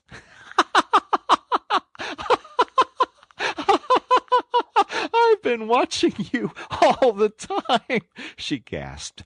"I thought you must be a humbug all along, from the conceited way you talked. Pretty washerwoman you are. Never washed so much as a dishcloth in your life, I'll lay." Toad's temper, which had been simmering viciously for some time, now fairly boiled over, and he lost all control of himself. "You common, low, fat barge-woman," he shouted. "Don't you dare to talk to your betters like that. Washerwoman, indeed! I would have you to know that I am a Toad, a very well-known, respected, distinguished Toad. I may be under a bit of a cloud at present, but I will not be laughed at by a barge-woman." The woman moved nearer to him and peered under his bonnet keenly and closely. "Why, so you are!" she cried. "Well, I never! A horrid, nasty, crawly Toad! And in my nice, clean barge, too! Now that is a thing I will not have." She relinquished the tiller for a moment. One big mottled arm shot out and caught Toad by a foreleg, while the other gripped him fast by a hind leg. Then the world turned suddenly upside down. The barge seemed to flit lightly across the sky, the wind whistled in his ears, and Toad found himself flying through the air, revolving rapidly as he went. The water, when he eventually reached it with a loud splash, proved quite cold enough for his taste, though its chill was not sufficient to quell his proud spirit, or slake the heat of his furious temper. He rose to the surface spluttering, and when he had wiped the duckweed out of his eyes, the first thing he saw was the fat bargewoman looking back at him over the stern of the retreating barge and laughing. And he vowed, as he coughed and choked, to be even with her. He struck out for the shore, but the cotton gown greatly impeded his efforts, and when at length he touched land, he found it hard to climb up the steep bank unassisted. He had to take a minute or two's rest to recover his breath. Then, gathering his wet skirts well over his arms, he started to run after the barge as fast as his legs would carry him, wild with indignation, thirsting for revenge. The bargewoman was still laughing when he drew up level with her. "Put yourself through your mangle, washerwoman," she called out, "and iron your face and crimp it, and you'll pass for quite a decent-looking Toad." Toad never paused to reply. Solid revenge was what he wanted, not cheap, windy, verbal triumphs, though he had a thing or two in his mind that he would have liked to say. He saw what he wanted ahead of him. Running swiftly on, he overtook the horse, unfastened the tow rope, and cast off, jumped lightly on the horse's back, and urged it to a gallop by kicking it vigorously in the sides. He steered for the open country, abandoning the tow-path, and swinging his steed down a rutty lane. Once he looked back, and saw that the barge had run aground on the other side of the canal, and the bargewoman was gesticulating wildly and shouting, "Stop! Stop! Stop!" I've heard that sung before," said Toad, laughing, as he continued to spur his steed onward in its wild career. The barge horse was not capable of any very sustained effort, and its gallop soon subsided into a trot, and its trot into an easy walk. But Toad was quite contented with this, knowing that he at any rate was moving, and the barge was not. He had quite recovered his temper, now that he had done something he thought really clever, and he was satisfied to jog along quietly in the sun, steering his horse along byways and bridle paths, and trying to forget how very long it was since he had had a square meal, till the canal had been left very far behind him. He had travelled some miles, his horse and he was feeling drowsy in the hot sunshine, when the horse stopped, lowered his head, and began to nibble the grass. And Toad, waking up, just saved himself from falling off by an effort. He looked about him, and found he was on a wide common, dotted with patches of gorse and bramble as far as he could see.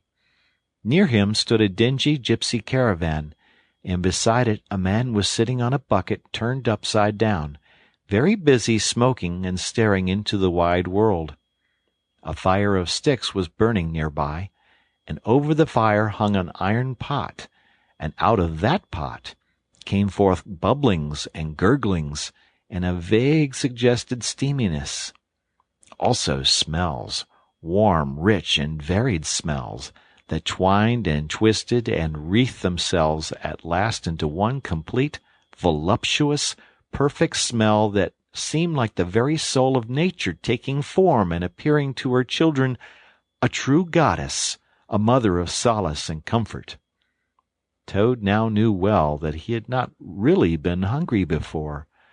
What he had felt earlier in the day had been a mere trifling qualm.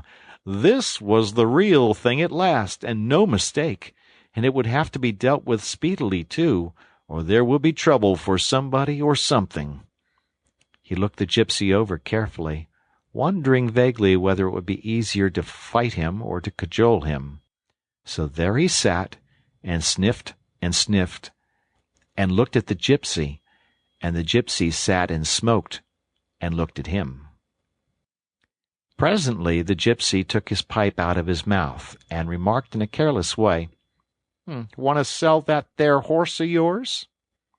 Toad was taken completely aback. He did not know that gypsies were very fond of horse-stealing, and never missed an opportunity, and he had not reflected that caravans were always on the move and took a deal of drawing. It had not occurred to him to turn the horse into cash, but the gypsy's suggestion seemed to smooth the way towards the two things he wanted so badly, ready money and a solid breakfast. "What?" he said. "Me sell this beautiful young horse of mine? Oh, no, it's out of the question. Who's going to take the washing home to my customers every week? Besides, I'm too fond of him, and he simply dotes on me." "Try and love a donkey," suggested the gypsy. "Some people do." "You don't seem to see," continued Toad, "that this fine horse of mine is a cut above you altogether. He's a blood horse, he is, partly. Not the part you see, of course, another part. And he's been a prize hackney, too, in his time. That was the time before you knew him, but you can still tell it on him at a glance, if you understand anything about horses. No, it's not to be thought of for a moment. All the same, how much might you be disposed to offer me for this beautiful young horse of mine?" The gypsy looked the horse over, and then he looked Toad over with equal care, and looked at the horse again. "Shillin' a leg," he said briefly, and turned away, continuing to smoke and try to stare the wide world out of countenance. "A shilling a leg!" cried Toad. "If you please, I must take a little time to work that out, and see just what it comes to." He climbed down off his horse, and left it to graze, and sat down by the gypsy and did sums on his fingers, and at last he said, "A shilling a leg? Why, that comes to exactly 4 shillings, and no more. Oh, no, I could not think of accepting 4 shillings for this beautiful young horse of mine." "Well," said the gypsy, "I'll tell you what I will do. I'll make it 5 shillings, and that's 3 and 6pence more than the animal's worth, and that's my last word." Then Toad sat and pondered long and deeply, for he was hungry and quite penniless, and still some way, he knew not how far, from home, and enemies might still be looking for him. To one in such a situation, 5 shillings may very well appear a large sum of money. On the other hand, it did not seem very much to get for a horse. But then again, the horse hadn't cost him anything, so whatever he got was all clear profit. At last he said firmly, "Look here, gypsy, I tell you what we will do, and this is my last word. You shall hand me over 6 shillings and 6pence, cash down, and further, in addition thereto, you shall give me as much breakfast as I can possibly eat, at one sitting, of course, out of that iron pot of yours that keeps sending forth such delicious and exciting smells. In return, I will make over to you my spirited young horse, with all the beautiful harness and trappings that are on him freely thrown in. If that's not good enough for you, say so, and I'll be getting on. I know a man near here who's wanted this horse of mine for years." The gypsy grumbled frightfully, and declared if he did a few more deals of that sort, he'd be ruined. But in the end, he lugged a dirty canvas bag out of the depths of his trouser pocket, and counted out 6 shillings and 6pence into Toad's paw. Then he disappeared into the caravan for an instant, and returned with a large iron plate and a knife, fork, and spoon. He tilted up the pot, and a glorious stream of hot, rich stew gurgled onto the plate. It was, indeed, the most beautiful stew in the world, being made of partridges and pheasants and chickens and hares and rabbits and peahens and guinea fowls and 1 or 2 other things. Toad took the plate on his lap, almost crying, and stuffed and stuffed and stuffed, and kept asking for more, and the gypsy never grudged it him. He thought that he had never eaten so good a breakfast in all his life. When Toad had taken as much stew on board as he thought he could possibly hold, he got up and said good-bye to the gypsy, and took an affectionate farewell of the horse. And the gypsy, who knew the riverside well, gave him directions which way to go, and he set forth on his travels again in the best possible spirits. He was indeed a very different Toad from the animal of an hour ago. The sun was shining brightly, his wet clothes were quite dry again, he had money in his pocket once more, he was nearing home and friends and safety, and most and best of all, he had had a substantial meal, hot and nourishing, and felt big and strong and careless and self-confident. As he tramped along gaily, he thought of his adventures and escapes, and how when things seemed at their worst, he'd always managed to find a way out, and his pride and conceit began to swell within him. "Ho, ho!" he said to himself, as he marched along with his chin in the air. "What a clever Toad I am! There is surely no animal equal to me for cleverness in the whole world. My enemies shut me up in prison, encircled by sentries, watched night and day by warders. I walk out through them all, by sheer ability coupled with courage. They pursue me with engines and policemen and revolvers. I snap my fingers at them, and vanish laughing into space. I am, unfortunately, thrown into a canal by a woman fat of body and very evil-minded. What of it?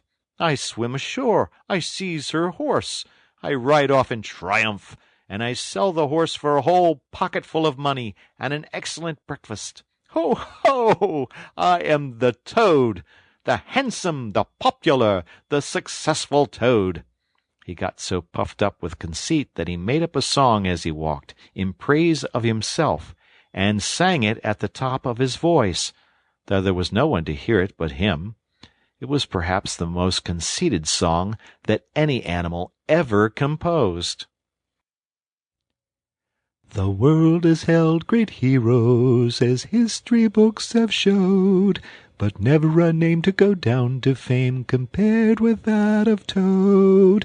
The clever men at Oxford know all that there is to be knowed, but they none of them know one half as much as intelligent Mr. Toad.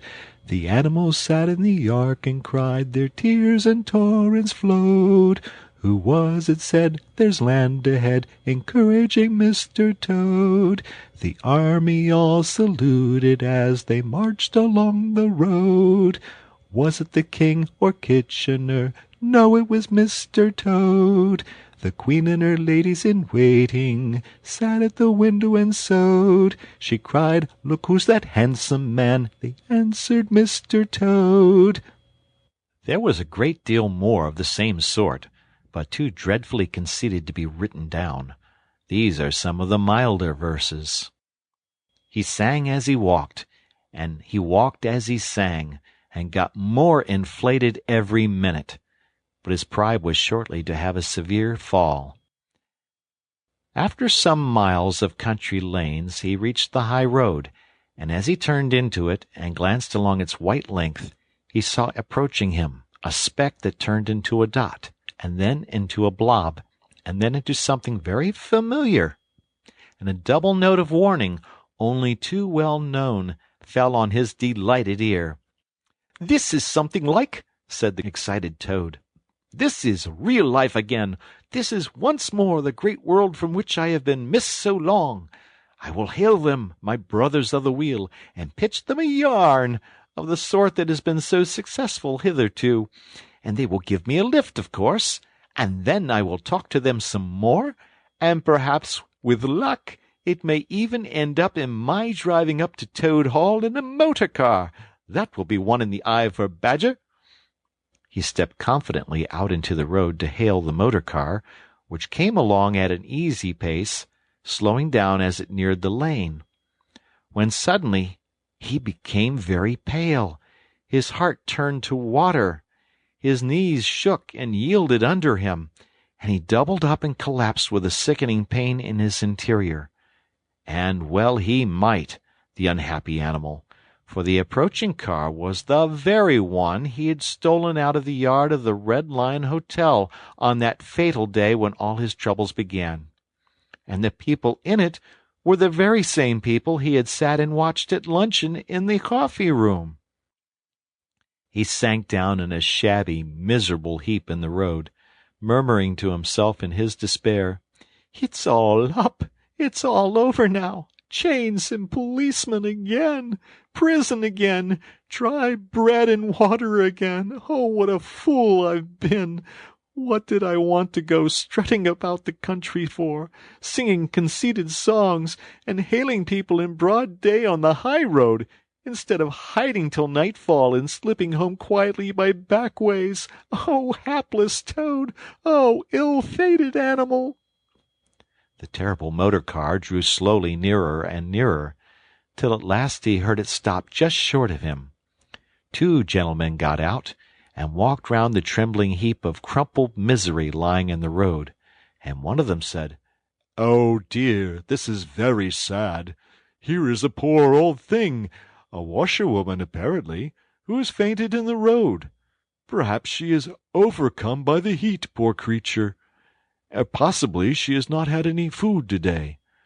Let us lift her into the car and take her to the nearest village, where doubtless she has friends." They tenderly lifted Toad into the motor car and propped him up with soft cushions, and proceeded on their way. When Toad heard them talk in so kind and sympathetic a way, he knew that he was not recognized, and his courage began to revive, and he cautiously opened first one eye and then the other. "Look," said one of the gentlemen, "she's feeling better already. The fresh air is doing her good. How do you feel now, ma'am?" "Thank you kindly, sir," said Toad in a feeble voice. "I'm feeling a great deal better." "That's right," said the gentleman. "Now keep quite still, and above all, don't try to talk." "I won't," said Toad. I was only thinking if I might sit on the front seat there, beside the driver, where I could get the fresh air full in my face, I should soon be all right again." "What a very sensible woman," said the gentleman. "Of course you shall." So they carefully helped Toad into the front seat beside the driver, and on they went again. Toad was almost beside himself by now. He sat up, looked about him, and tried to beat down the tremors, the yearnings, the old cravings that rose up and beset him and took possession of him entirely. "It is fate," he said to himself. "Why strive? Why struggle?" And he turned to the driver at his side. "Please, sir," he said, "I wish you would kindly let me try and drive the car for a little. I've been watching you carefully, and it looks so easy and so interesting, and I should like to be able to tell my friends that once I had driven a motor car." The driver laughed at the proposal so heartily that the gentleman inquired what the matter was. When he heard, he said, to Toad's delight, "Bravo, ma'am! I like your spirit. Let her have a try, and look after her. She won't do any harm." Toad eagerly scrambled into the seat vacated by the driver, took the steering wheel in his hands, listened with affected humility to the instructions given him, and set the car in motion, but very slowly and carefully at first, for he was determined to be prudent. The gentlemen behind clapped their hands and applauded, and Toad heard them saying, "How well she does it! Fancy a washerwoman driving a car as well as that, the first time!" Toad went a little faster, then faster still, and faster. He heard the gentleman call out warningly, "Be careful, washerwoman!" and this annoyed him, and he began to lose his head. The driver tried to interfere, but he pinned him down in his seat with one elbow and put on full speed. The rush of air in his face, the hum of the engines, and the light jump of the car beneath him intoxicated his weak brain. "Washerwoman, indeed!" he shouted recklessly. "Ho, ho! I am the Toad, the motor-car snatcher, the prison-breaker, the Toad who always escapes.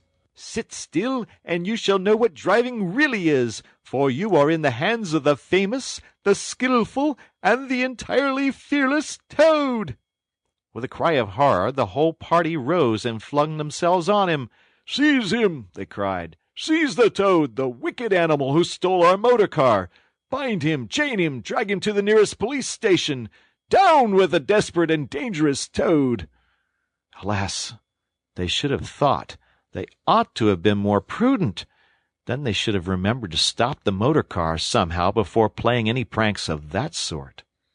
With a half-turn of the wheel, the Toad sent the car crashing through the low hedge that ran along the roadside. One mighty bound, a violent shock, and the wheels of the car were churning up the thick mud of a horse-pond. Toad found himself flying through the air with a strong upward rush and delicate curve of a swallow. He liked the motion, and was just beginning to wonder whether it would go on until he had developed wings and turned into a toad bird, when he landed on his back with a thump in the soft, rich grass of a meadow. Sitting up, he could just see the motor car in the pond, nearly submerged. The gentleman and the driver, encumbered by their long coats, were floundering helplessly in the water. He picked himself up rapidly and set off running across country as hard as he could, scrambling through hedges, jumping ditches, pounding across fields, till he was breathless and weary, and had to settle down into an easy walk. When he had recovered his breath somewhat, and was able to think calmly, he began to giggle, and from giggling he took to laughing, and he laughed till he had to sit down under a hedge. He cried, in ecstasies of self-admiration. "Toad again! Toad, as usual, comes out on top! Who was it got them to give him a lift? Who managed to get on the front seat for the sake of fresh air? Who persuaded them into letting him see if he could drive? Who landed them all in a horse-pond? Who escaped, flying gaily and unscathed through the air, leaving the narrow-minded, grudging, timid excursionists in the mud where they rightly should be? Ha ha! Why, Toad, of course. Clever Toad, great Toad, good Toad. Then he burst into song again, and chanted with uplifted voice, The motor car went poop, poop, poop as it raced along the road. Who was it steered it into a pond? Ingenious Mr. Toad. Oh, how clever I am! How clever, how clever, how very clever! A slight noise at a distance behind him made him turn his head and look. Oh, horror! Oh, misery! Oh, despair! About 2 fields off, a chauffeur in his leather gaiters and 2 large rural policemen were visible, running towards him as hard as they could go. Poor Toad sprang to his feet and pelted away again, his heart in his mouth. Oh, my! He gasped as he panted along. What an ass I am! What a conceited and heedless ass! Swaggering again, shouting and singing songs again, sitting still and gassing again. Oh, my!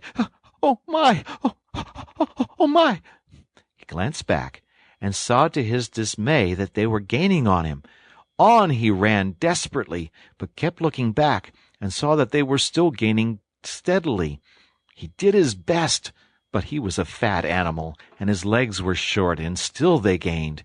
He could hear them close behind him now.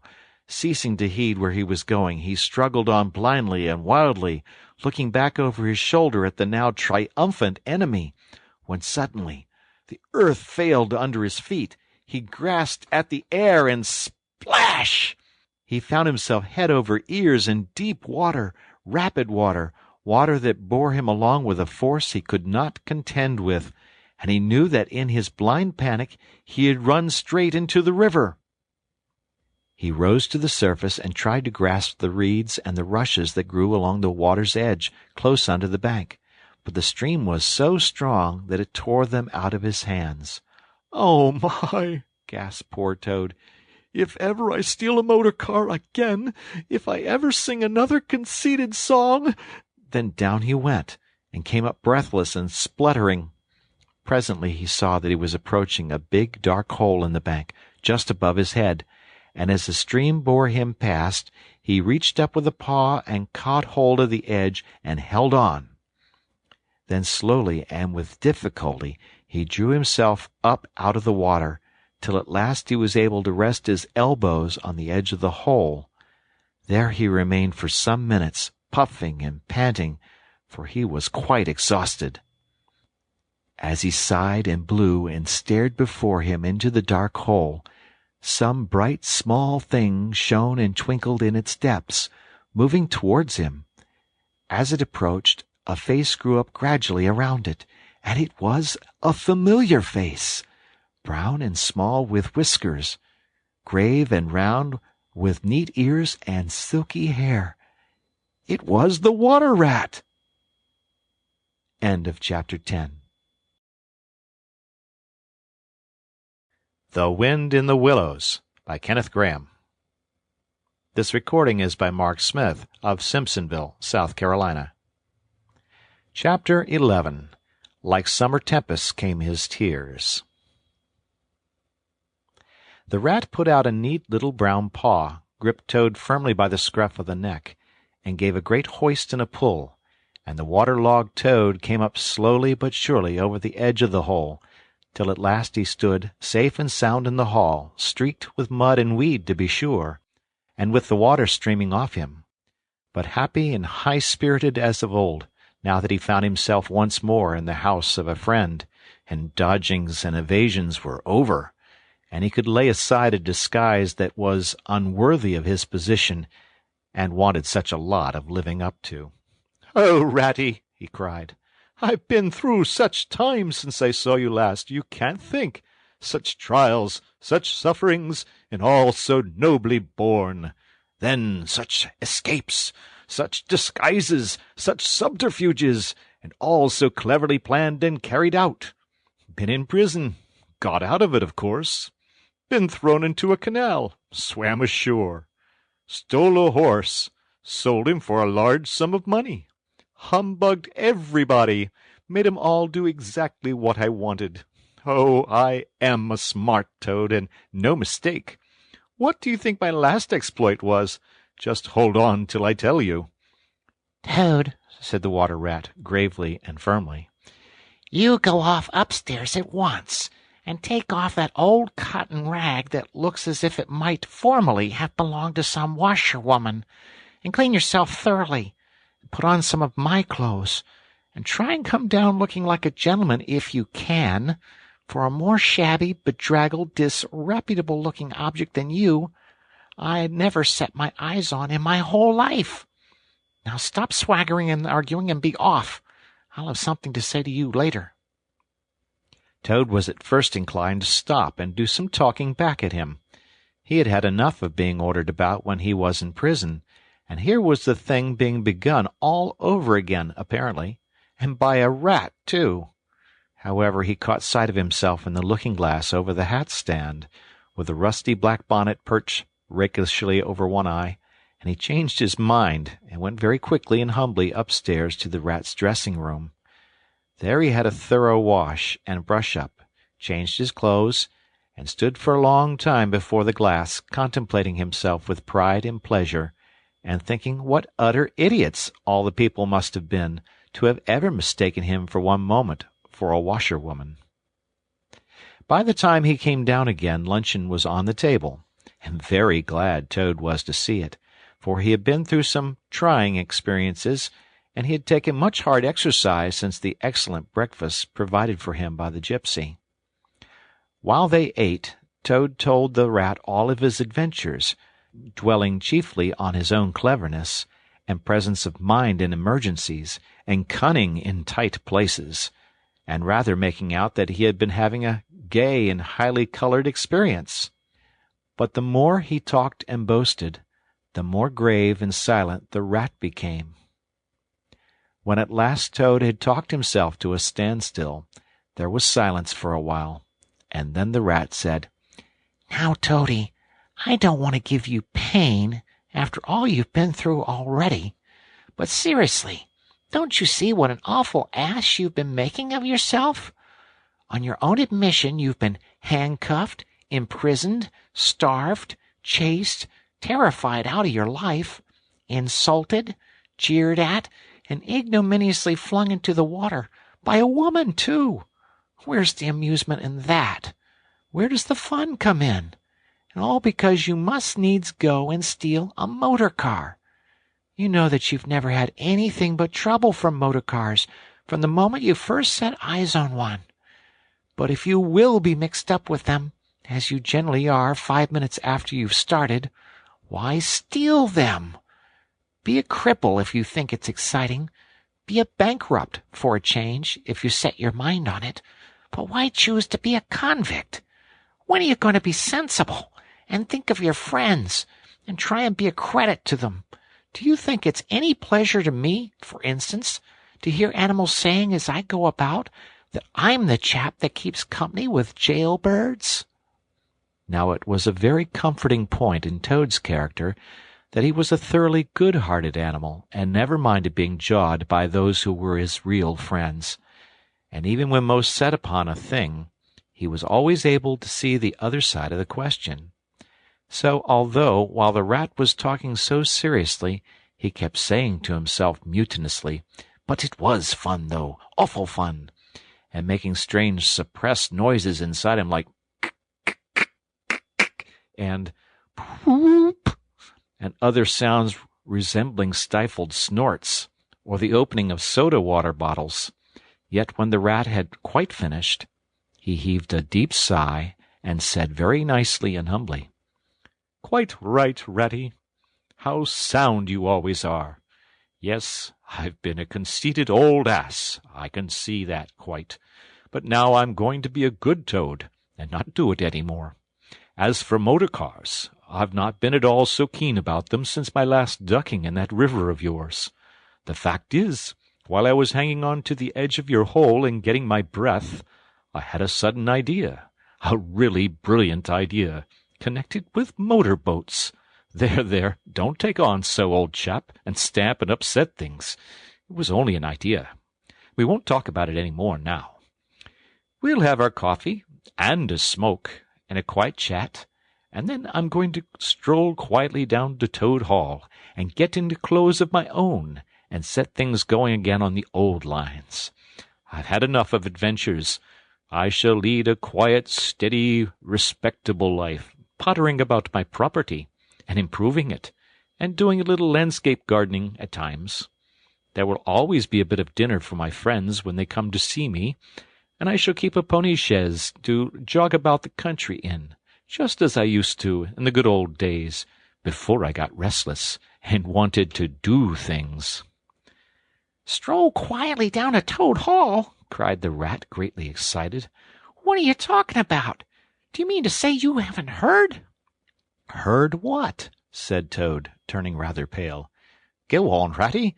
Quick, don't spare me. What haven't I heard?" "Do you mean to tell me," shouted the Rat, thumping with his little fist upon the table, "that you've heard nothing about the Stoats and Weasels?" "What? The Wild Wooders?" cried Toad, trembling in every limb. "No, not a word. What have they been doing?" "And how they've been and taken Toad Hall?" continued the Rat. Toad leaned his elbows on the table, and his chin on his paws, and a large tear welled up in each of his eyes, overflowed, and splashed on the table. Plop, plop. "Go on, Ratty," he murmured presently. "Tell me all. The worst is over. I am an animal again. I can bear it." "When you got into that trouble of yours," said the Rat slowly and impressively, "I mean when you disappeared from society for a time, over that misunderstanding about a machine, you know." Toad merely nodded. "Well, it was a good deal talked about down here, naturally," continued the Rat. "Not only along the riverside, but even in the wild wood. Animals took sides, as always happens. The river bankers stuck up for you, and said you had been infamously treated, and there was no justice to be had in the land nowadays. But the wild wood animals said hard things, and served you right, and it was time this sort of thing was stopped. They got very cocky, and went about saying you were done for this time. You would never come back again. Never, never." Toad nodded once more, keeping his silence. "That's the sort of little beasts they are," the Rat went on. "But Mole and Badger, they stuck out through thick and thin, that you would come back again soon somehow. They didn't know exactly how, but somehow."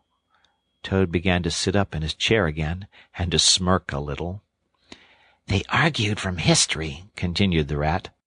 "They said that no criminal laws had ever been known to prevail against cheek and plausibility such as yours, combined with the power of a long purse. So they arranged to move their things into Toad Hall and sleep there, and keep it aired, and have it all ready for you when you turned up. They didn't guess what was going to happen, of course. Still they had their suspicions of the wildwood animals. Now I come to the most painful and tragic part of my story. One dark night, it was a very dark night, and blowing hard too, and raining simply cats and dogs, a band of weasels, armed to the teeth, crept silently up the carriage drive to the front entrance.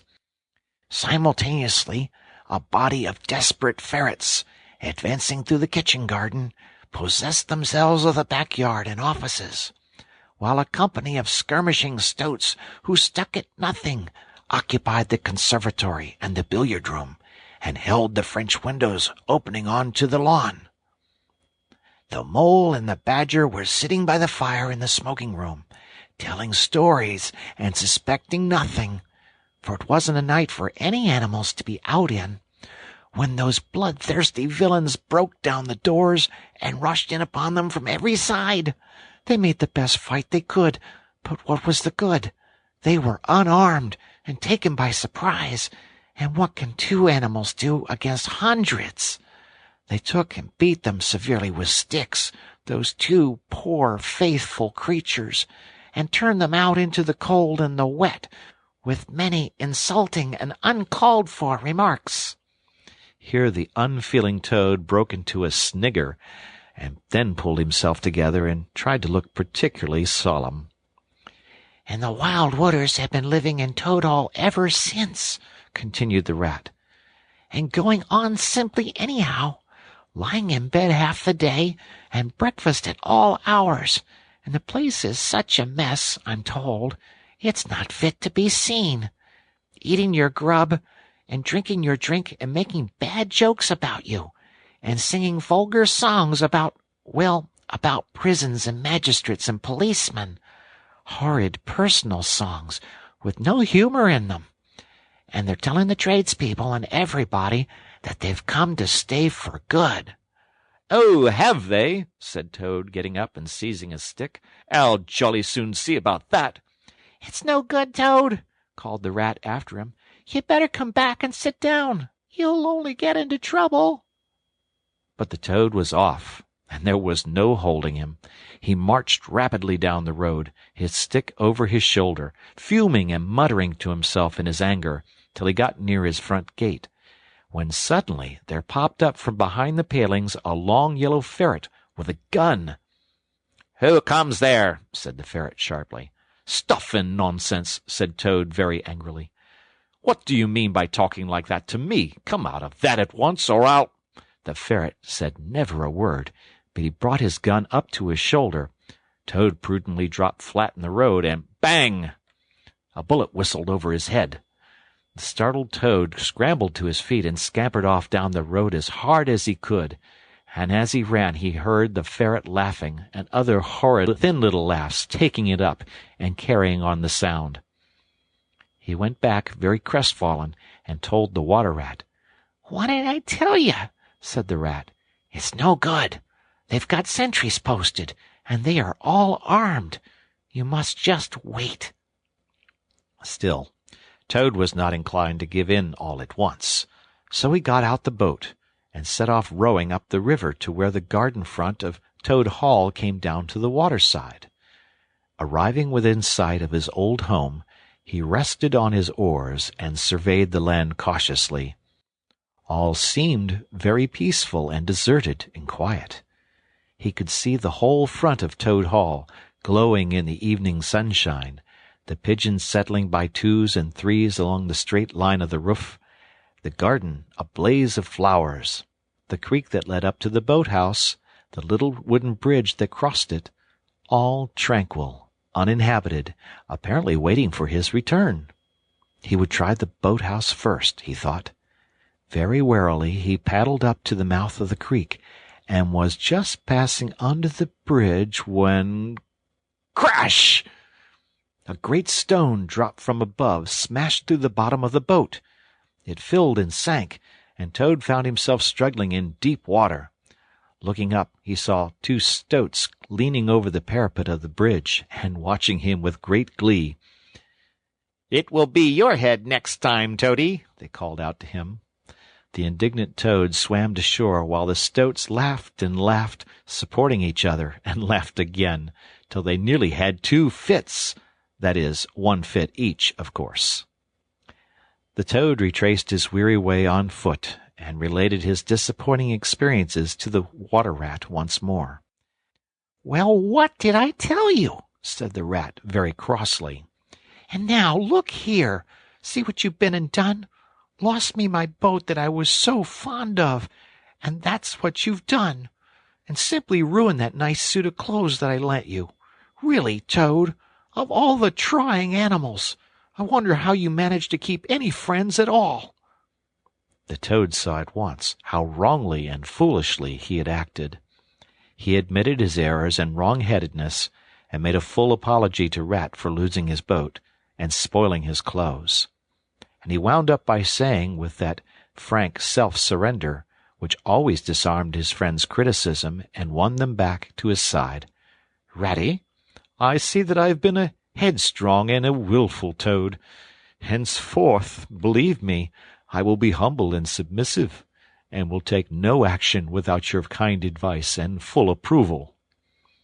"If that is really so," said the good-natured Rat, already appeased, "then my advice to you is, considering the lateness of the hour, to sit down and have your supper, which will be on the table in a minute, and be very patient, for I am convinced that we can do nothing until we have seen the Mole and the Badger, and heard their latest news, and held conference and taken their advice in this difficult matter." Yes, of course, the Mole and the Badger," said Toad lightly. "What's become of them, the dear fellows? I had forgotten all about them." "Well may you ask," said the Rat reproachfully.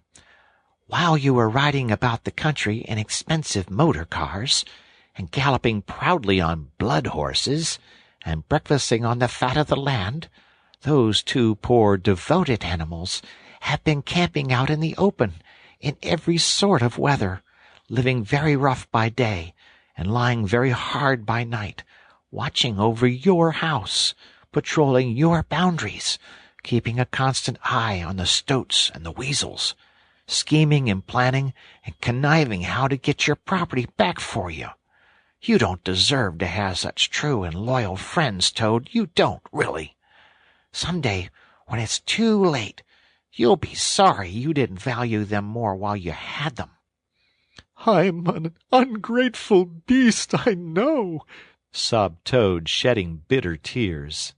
"Let me go out and find them, out into the cold dark night, and share their hardships, and try and prove by— Hold on a bit. Surely I heard the chink of dishes on a tray. Supper's here at last, hooray! Come on, Ratty!" The Rat remembered that poor Toad had been on prison fare for a considerable time, and that large allowances had therefore to be made. He followed him to the table accordingly, and hospitably encouraged him in his gallant efforts to make up for past privations. They had just finished their meal and resumed their armchairs when there came a heavy knock at the door. Toad was nervous, but the Rat, nodding mysteriously at him, went straight up to the door and opened it, and in walked Mr. Badger. He had all the appearance of one who for some nights had been kept away from home and all its little comforts and conveniences. His shoes were covered with mud, and he was looking very rough and tousled. But then, he'd never been a very smart man, the Badger, at the best of times.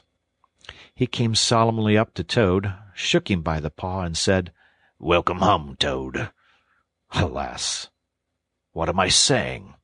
Home, indeed. This is a poor homecoming. Unhappy Toad. Then he turned his back on him, sat down to the table, drew his chair up, and helped himself to a large slice of cold pie. Toad was quite alarmed at this very serious and portentous style of greeting, but the Rat whispered to him, "Never mind. Don't take any notice, and don't say anything to him just yet.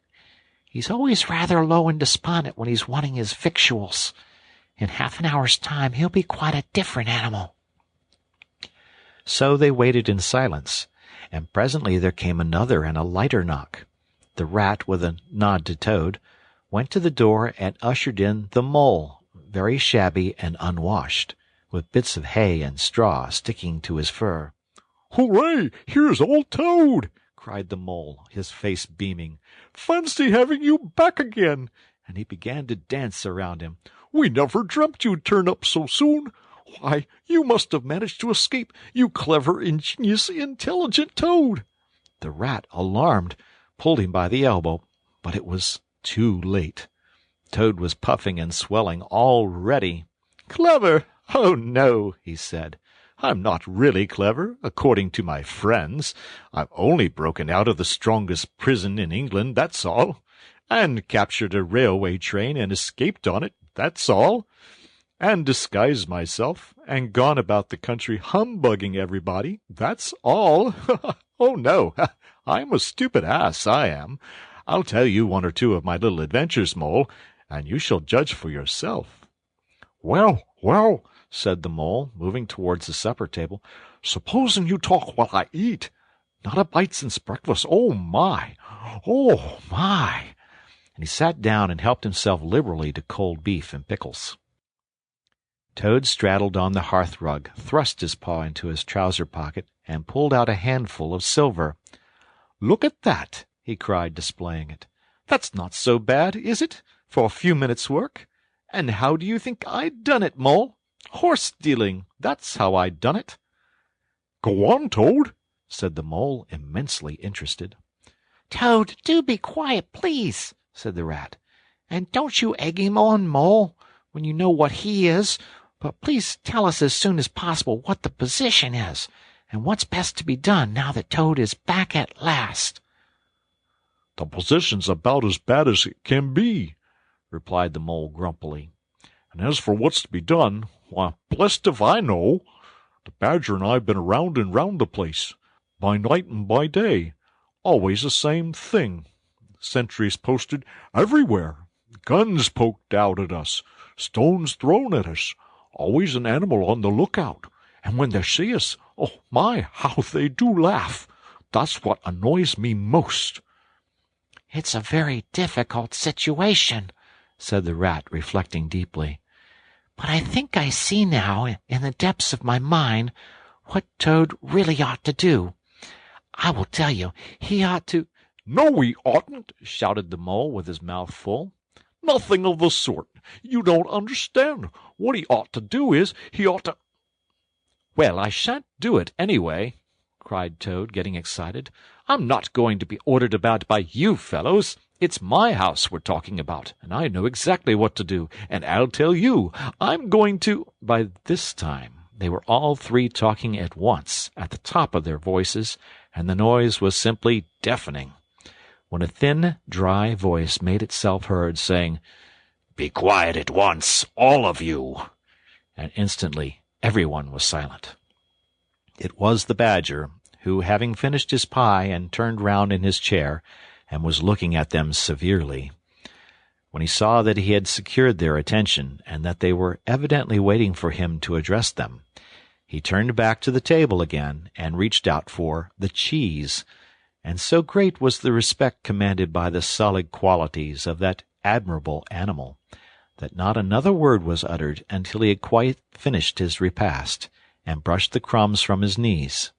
The Toad fidgeted a good deal, but the Rat held him firmly down. When the Badger had quite done, he got up from his seat and stood before the fireplace, reflecting deeply. At last he spoke. "Toad," he said severely, "you bad, troublesome little animal, aren't you ashamed of yourself? What do you think your father, my old friend, would have said if he had been here tonight, had he known of all your goings-on?" Toad, who was on the sofa by this time, with his legs up, rolled over on his face, shaken by sobs of contrition. "There, there," went on the Badger more kindly. "Never mind. Stop crying. We're going to let bygones be bygones, and try and turn over a new leaf. But what the Mole says is quite true. The stoats are on guard at every point, and they make the best sentinels in the world. It's quite useless to think of attacking the place. They're too strong for us."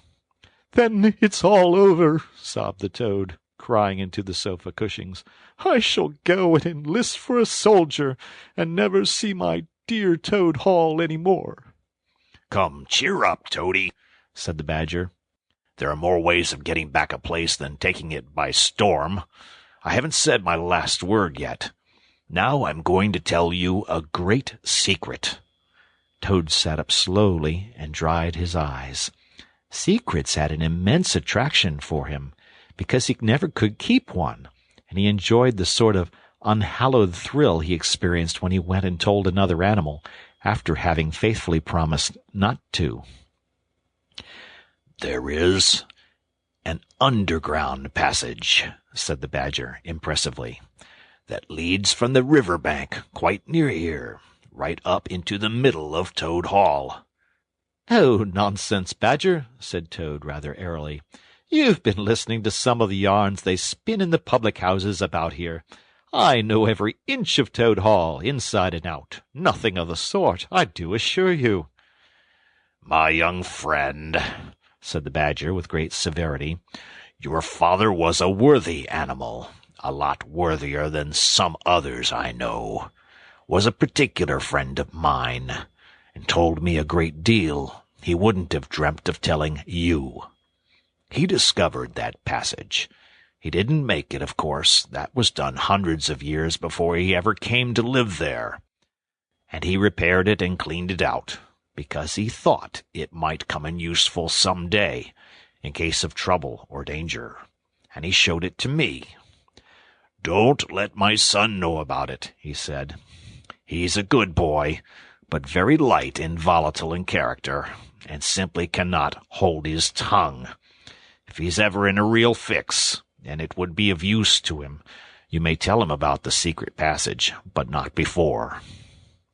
The other animals looked hard at Toad to see how he would take it.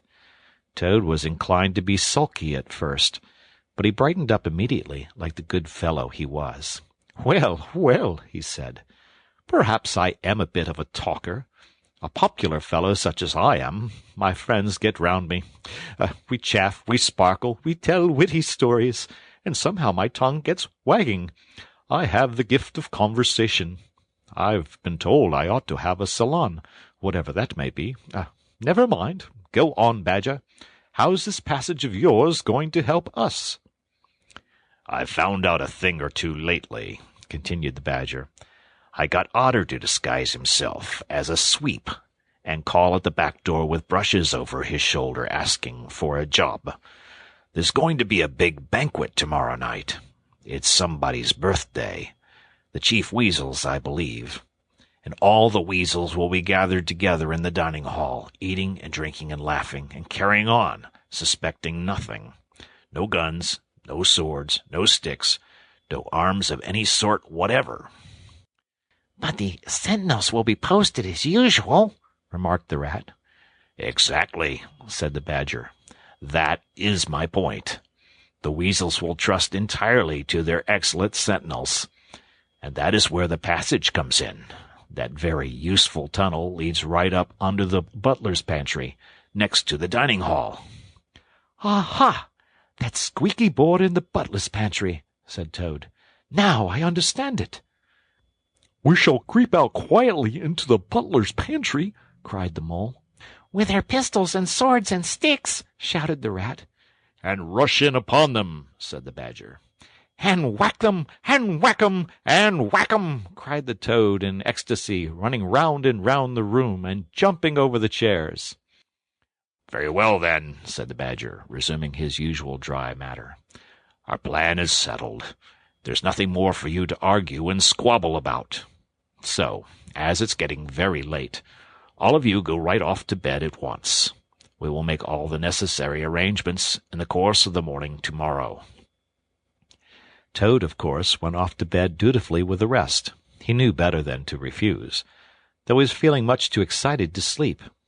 But he had had a long day, with many events crowded into it, and sheets and blankets were very friendly and comforting things, after plain straw, and not too much of it, spread on the stone floor of a draughty cell, and his head had not been many seconds on his pillow before he was snoring happily. Naturally, he dreamt a good deal, about roads that ran away from him just when he wanted them, and canals that chased him and caught him, and a barge that sailed into the banqueting hall with his week's washing, just as he was giving a dinner party.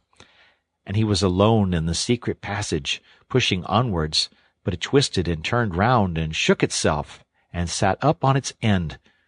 Yet somehow, at the last, he found himself back in Toad Hall, safe and triumphant, with all his friends gathered round about him, earnestly assuring him that he really was a clever Toad. He slept until a late hour next morning, and by the time he got down he found that the other animals had finished their breakfast some time before. The Mole had slipped off somewhere by himself, without telling anyone where he was going to. The Badger sat in the armchair, reading the paper, and not concerning himself in the slightest about what was going to happen that very evening. The rat, on the other hand, was running round the room busily, with its arms full of weapons of every kind, distributing them in 4 little heaps on the floor, and saying excitedly under his breath as he ran, "Here's a sword for the rat. Here's a sword for the mole. Here's a sword for the toad. Here's a sword for the badger. Here's a pistol for the rat. Here's a pistol for the mole. Here's a pistol for the toad. Here's a pistol for the badger." and so on in a regular rhythmical way, while the 4 little heaps gradually grew and grew. "That's all very well, Rat," said the Badger presently, looking at the busy little animal over the edge of his newspaper. "I'm not blaming you, but just let us once get past the stoats with those detestable guns of theirs, and I assure you we shan't want any swords or pistols. We 4, with our sticks, once we're inside the dining-hall, why, we shall clear the floor of all the lot of them in 5 minutes. I'd have done the whole thing by myself, only I didn't want to deprive you fellows of the fun." "It's as well to be on the safe side," said the rat reflectively, polishing a pistol barrel on his sleeve and looking along it. The toad, having finished his breakfast, picked up a stout stick and swung it vigorously, belabouring imaginary animals. "I'll learn 'em to steal my house," he cried. "I'll learn 'em! I'll learn 'em!" "Don't say learn 'em, Toad," said the rat, greatly shocked. "It's not good English."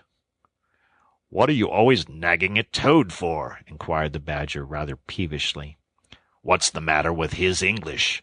It's the same what I use myself, and if it's good enough for me, it ought to be good enough for you."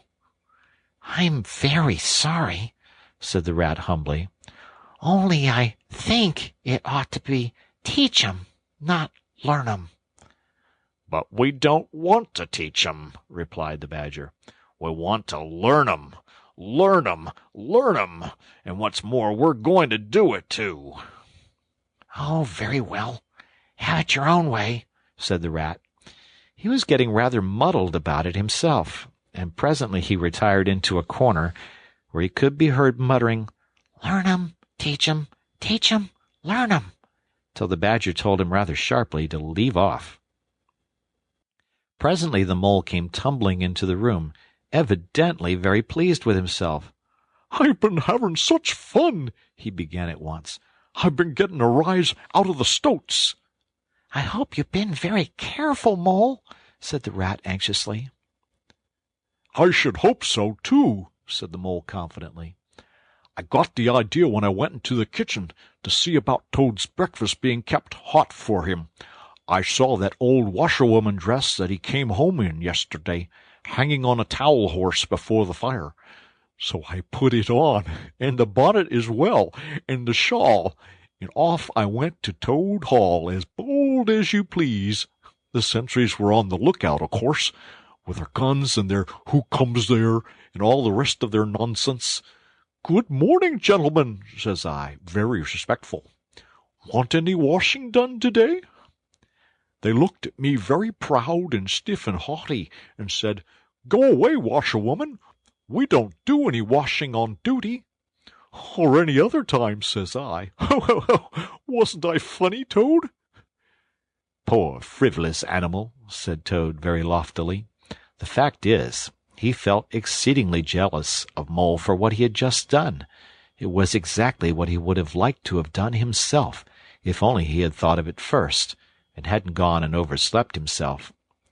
"Some of the stoats turned quite pink," continued the Mole, "and the sergeant in charge, he said to me very short, he said, 'Now run away, my good woman, run away. Don't keep my men idling and talking on about their post.' 'Run away?' says I. 'It won't be me that'll be running away in a very short time from now.'" "Oh, Moley, how could you?" said the rat, dismayed. The Badger laid down his paper. "I could see them pricking up their ears and looking at each other," went on the Mole. "And the sergeant said to them, 'Never mind her, she doesn't know what she's talking about.' 'Oh, don't I?' said I. 'Well, let me tell you this. My daughter, she washes for Mr. Badger, and that'll show you whether I know what I'm talking about. And you'll know pretty soon, too. 100 bloodthirsty badgers, armed with rifles, are going to attack Toad Hall this very night, by way of the paddock. 6 boatloads of rats, with pistols and cutlasses, will come up the river and effect a landing in the garden, while a picked body of toads, known as the diehards, or death or glory toads, will storm the orchard and carry everything before them, yelling for vengeance. There won't be much left of you to wash by the time they've done with you, unless you clear out while you have the chance. Then I ran away, and when I was out of sight, I hid, and presently I came creeping back along the ditch and took a peep at 'em through the hedge. They were all as nervous and flustered as could be, running all ways at once, and falling over each other, and every one giving orders to everybody else and not listening. And the sergeant kept sending off parties of stoats to distant parts of the grounds, and then sending other fellows to fetch 'em back again. And I heard them saying to each other, "That's just like the weasels. They're to stop comfortably in the banqueting hall and have feasting and toasts and songs and all sorts of fun, while we must stand guard in the cold and the dark, and in the end be cut to pieces by bloodthirsty badgers." "Oh, you silly ass, Mole!" cried Toad. "You've been and spoilt everything." "Mole," said the Badger, in his dry, quiet way, "I perceive you have more sense in your little finger than some other animals have in the whole of their fat bodies. You have managed excellently, and I begin to have great hopes of you. Good Mole! Clever Mole!" The Toad was simply wild with jealousy, more especially as he couldn't make out for the life of him what the Mole had done that was so particularly clever. But, fortunately for him, before he could show temper or expose himself to the Badger's sarcasm, the bell rang for luncheon. It was a simple but sustaining meal, bacon and broad beans and a macaroni pudding, and when they had quite done, the Badger settled himself into an armchair and said, "Well, we've got our work cut out for us tonight, and it will probably be pretty late before we're quite through with it. So I'm just going to take 40 winks while I can." And he drew a handkerchief over his face and was soon snoring. The anxious and laborious Rat at once resumed his preparations and started running between his 4 little heaps, muttering, "Here's a belt for the Rat. Here's a belt for the Mole. Here's a belt for the Toad. Here's a belt for the Badger," and so on, with every fresh accoutrement he produced, to which there really seemed no end. So the Mole drew his arm through Toad's, led him out into the open air, shoved him into a wicker chair, and made him tell him all his adventures from beginning to end, which Toad was only too willing to do. The Mole was a good listener, and Toad, with no one to check his statements or to criticize him in an unfriendly spirit, rather let himself go. Indeed, much that he related belonged more properly to the category of what might have happened had I only thought of it in time instead of 10 minutes afterwards. Those are always the best and the raciest adventures, and why should they not be truly ours, as much as the somewhat inadequate things that really come off? The end of Chapter 11. The Wind in the Willows by Kenneth Grahame, and using music for Toad's Great Day by Catherine Eastman of Redwood City, California. Chapter 12. The Return of Ulysses. When it began to grow dark, the Rat, with an air of excitement and mystery, summoned them back into the parlor, stood each of them up alongside of his little heap, and proceeded to dress them up for the coming expedition. He was very earnest and thoroughgoing about it, and the affair took quite a long time. First there was a belt to go round each animal, and then a sword to be stuck into each belt, and then a cutlass on the other side to balance it. Then a pair of pistols, a policeman's truncheon, several sets of handcuffs, some bandages and sticking plaster, and a flask and a sandwich case. The Badger laughed good-naturedly and said, "All right, Ratty. It amuses you, and it doesn't hurt me. I'm going to do all I've got to do with this here stick." but the Rat only said, Please, Badger, you know I shouldn't like you to blame me afterwards and say I'd forgotten anything. When all was quite ready, the Badger took a dark lantern in one paw, grasped his great stick with the other, and said, "Now then, follow me. Mole first, 'cause I'm very pleased with him. Rat next, Toad last. And look here, Toady, don't you chatter so much as usual, or you'll be sent back as sure as fate." The Toad was so anxious not to be left out that he took up the inferior position assigned to him without a murmur, and the animals set off. The Badger led them along by the river for a little way, and then suddenly swung himself over the edge into a hole in the river bank, a little above the water. The Mole and the Rat followed silently, swinging themselves successfully into the hole as they had seen the Badger do. But when it came to Toad's turn, of course he managed to slip and fall into the water, with a loud splash and a squeal of alarm. He was hauled out by his friends, rubbed down and wrung out hastily, comforted, and set on his legs, but the Badger was seriously angry, and told him that the very next time he made a fool of himself, he would most certainly be left behind. So, at last they were in the secret passage, and the cutting-out expedition had really begun. It was cold and dark and damp and low and narrow, and poor Toad began to shiver, partly from dread of what might be before him, partly because he was wet through. The lantern was far ahead, and he could not help lagging behind a little in the darkness. Then he heard the Rat call out warningly, "Come on, Toad!" and a terror seized him of being left behind, alone in the darkness, and he came on with such a rush that he upset the Rat into the Mole, and the Mole into the Badger, and for a moment all was confusion.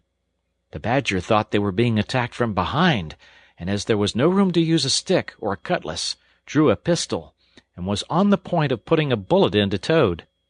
When he found out what had really happened, he was very angry indeed, and said, "Now this time that tiresome Toad shall be left behind." But Toad whimpered, and the other two promised that they would be answerable for his good conduct, and at last the Badger was pacified, and the procession moved on. Only this time the Rat brought up the rear with a firm grip on the shoulder of Toad.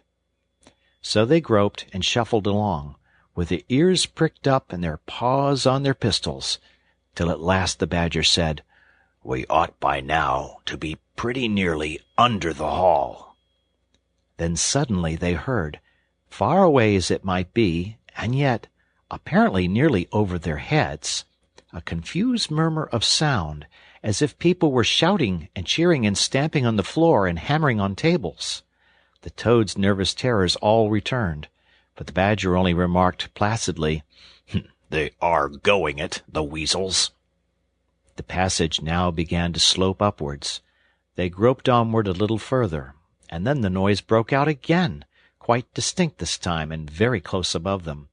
"Hooray, hooray, hooray, hooray!" they heard, and the stamping of little feet on the floor, and the clinking of glasses as little fists pounded on the table. "What a time they're having!" said the Badger. "Come on!" They hurried along the passage till it came to a full stop, and they found themselves standing under the trap-door that led up into the butler's pantry. Such a tremendous noise was going on in the banqueting hall that there was little danger of their being overheard. The Badger said, "Now, boys, all together!" and the four of them put their shoulders to the trap-door and heaved it back. Hoisting each other up, they found themselves standing in the pantry, with only a door between them and the banqueting hall, where their unconscious enemies were carousing. The noise, as they emerged from the passage, was simply deafening. At last, as the cheering and hammering slowly subsided, a voice could be made out saying, "Well, I do not propose to detain you much longer." Great applause. "But before I resume my seat," Renewed cheering. I should like to say one word about our kind host, Mr. Toad. We all know Toad. Great laughter. Good Toad. Modest Toad. Honest Toad. Shrieks of merriment. Only just let me get at him, muttered Toad, grinding his teeth. Hold hard a minute, said the Badger, restraining him with difficulty. Get ready, all of you. Let me sing you a little song, went on the voice, which I have composed on the matter of Toad. Prolonged applause. Then the Chief Weasel, for it was he, began in a high, squeaky voice. Toady went a-pleasuring gaily down the street. The Badger drew himself up, took a firm grip of his stick with both paws, glanced round at his comrades, and cried, The hour is come! Follow me! And flung the door open wide. My! What a squealing and a squeaking and a screeching filled the air!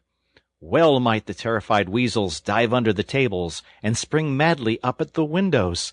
Well might the ferrets rush wildly for the fireplace and get hopelessly jammed in the chimney. Well might tables and chairs be upset and glass and china be sent crashing on the floor in the panic of that terrible moment when the 4 heroes strode wrathfully into the room. The mighty Badger, his whiskers bristling, his great cudgel whistling through the air. Mole, black and grim, brandishing his stick and shouting his awful war cry, A mole! A mole! Rat, desperate and determined, his belt bulging with weapons of every age and every variety. Toad, frenzied with excitement and injured pride, swollen to twice his ordinary size, leaping into the air and emitting toad whoops that chilled them to the marrow. "Toady went a-pleasuring," he yelled. "I'll pleasure 'em!" And he went straight for the Chief Weasel. There were but 4 in all, but to the panic-stricken weasels the hall seemed full of monstrous animals, gray, black, brown, and yellow, whooping and flourishing enormous cudgels, and they broke and fled with squeals of terror and dismay, this way and that, through the windows, up the chimney, anywhere to get out of reach of those terrible sticks. The affair was soon over. Up and down the whole length of the hall strode the 4 friends, whacking with their sticks at every head that showed itself, and in 5 minutes the room was cleared. Through the broken windows the shrieks of terrified weasels escaping across the lawn were borne faintly to their ears. On the floor lay prostrate some dozen or so of the enemy, on whom the mole was busily engaged in fitting handcuffs. The Badger, resting from his labors, leant on his stick and wiped his honest brow. "Mole," he said, "you're the best of fellows. Just cut along outside and look after those stout sentries of yours and see what they're doing. I've an idea that, thanks to you, we shan't have much trouble from them tonight." The mole vanished promptly through a window, and the Badger bade the other 2 set a table on its legs again, pick up knives and forks and plates and glasses from the debris on the floor, and see if they could find materials for a supper. "I want some grub, I do," he said, in that rather common way he had of speaking. "Stir your stumps, Toad. Look lively. You've got your house back for you, and you don't offer us so much as a sandwich." Toad felt rather hurt that the Badger didn't say pleasant things to him, as he had to the mole, and tell him what a fine fellow he was, and how splendidly he had fought, for he was rather particularly pleased with himself and the way he had gone for the Chief Weasel and sent him flying across the table with one blow of his stick. But he bustled about, and so did the rat, and soon they found some guava jelly in a glass dish, and a cold chicken, a tongue that had hardly been touched, some trifle, and quite a lot of lobster salad. And in the pantry they came across a basket full of French rolls and any quantity of cheese, butter, and celery. They were just about to sit down when the mole clambered in through the window, chuckling, with an armful of rifles. "It's all over," he reported. "From what I can make out, as soon as the stoats, who were very nervous and jumpy already, heard the shrieks and the yells and the uproar inside the hall, some of them threw down their rifles and fled. The others stood fast for a bit, but when the weasels came rushing out upon them, they thought they were betrayed, and the stoats grappled with the weasels, and the weasels fought to get away, and they wrestled and wriggled and punched each other, and rolled over and over till most of them rolled into the river. They've all disappeared by now, one way or other, and I've got their rifles, so that's all right." "Excellent and deserving animal," said the Badger, his mouth full of chicken and trifle. "Now there's just one more thing I want you to do, Mole, before you sit down to your supper along of us.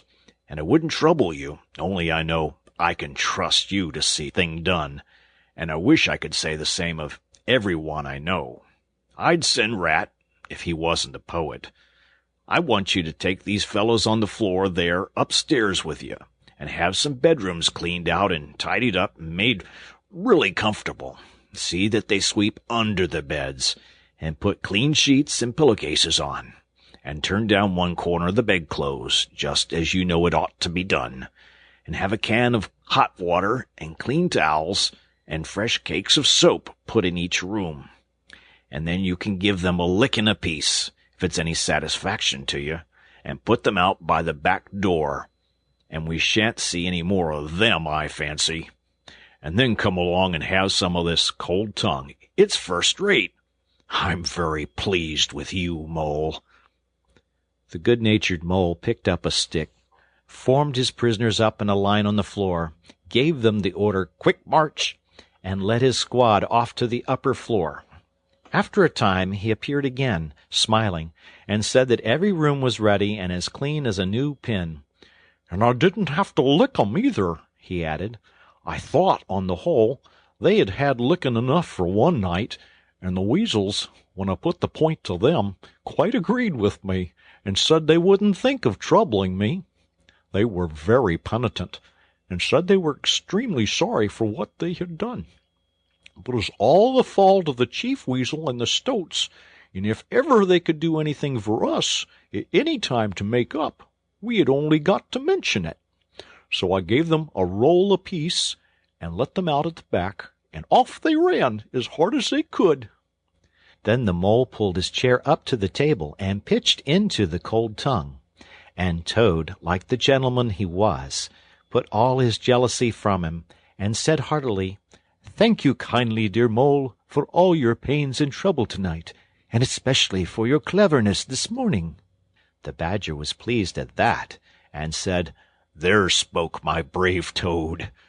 So they finished their supper in great joy and contentment, and presently retired to rest between clean sheets, safe in Toad's ancestral home, won back by matchless valor, consummate strategy, and a proper handling of sticks. The following morning, Toad, who had overslept himself as usual, came down to breakfast disgracefully late, and found on the table a certain quantity of eggshells, some fragments of cold and leathery toast, a coffee-pot 3/4 empty, and really very little else, which did not tend to improve his temper, considering that, after all, it was his own house. Through the French windows of the breakfast-room he could see the Mole and the Water-Rat sitting in wicker chairs out on the lawn, evidently telling each other stories, roaring with laughter and kicking their short legs up in the air. The Badger, who was in an armchair and deep in the morning paper, merely looked up and nodded when Toad entered the room. But Toad knew his man, so he sat down and made the best breakfast he could, merely observing to himself that he would get square with the others sooner or later. When he had nearly finished, the Badger looked up and remarked rather shortly, "I'm sorry, Toad, but I'm afraid there's a heavy morning's work in front of you. You see, we really ought to have a banquet at once, to celebrate this affair. It's expected of you. In fact, it's the rule." "Oh, all right," said the Toad readily. "Anything to oblige. Though why on earth you should want to have a banquet in the morning I cannot understand. But you know I do not live to please myself, but merely to find out what my friends want, and then try and arrange it for 'em, you dear old Badger." "Don't pretend to be stupider than you really are," replied the Badger crossly. And don't chuckle and splutter in your coffee while you're talking. It's not manners. What I mean is, the banquet will be at night, of course, but the invitations will have to be written and got off at once, and you've got to write 'em. Now, sit down at that table. There's stacks of letter paper on it with Toad Hall at the top in blue and gold, and write invitations to all our friends, and if you stick to it, we shall get them out before luncheon. And I'll bear a hand, too, and take my share of the burden. I'll order the banquet." "What?" cried Toad, dismayed. "Me stop indoors and write a lot of rotten letters on a jolly morning like this, when I want to go around my property and set everything and everybody to rights, and swagger about and enjoy myself? Certainly not. I'll see you. Stop a minute, though. Oh, why? Of course, dear Badger. What is my pleasure or convenience compared with that of others? You wish it done, and it shall be done. Go, Badger, order the banquet, order what you like, then join our young friends outside in their innocent mirth. Oblivious of me and my cares and toils, I sacrifice this fair morning on the altar of duty and friendship."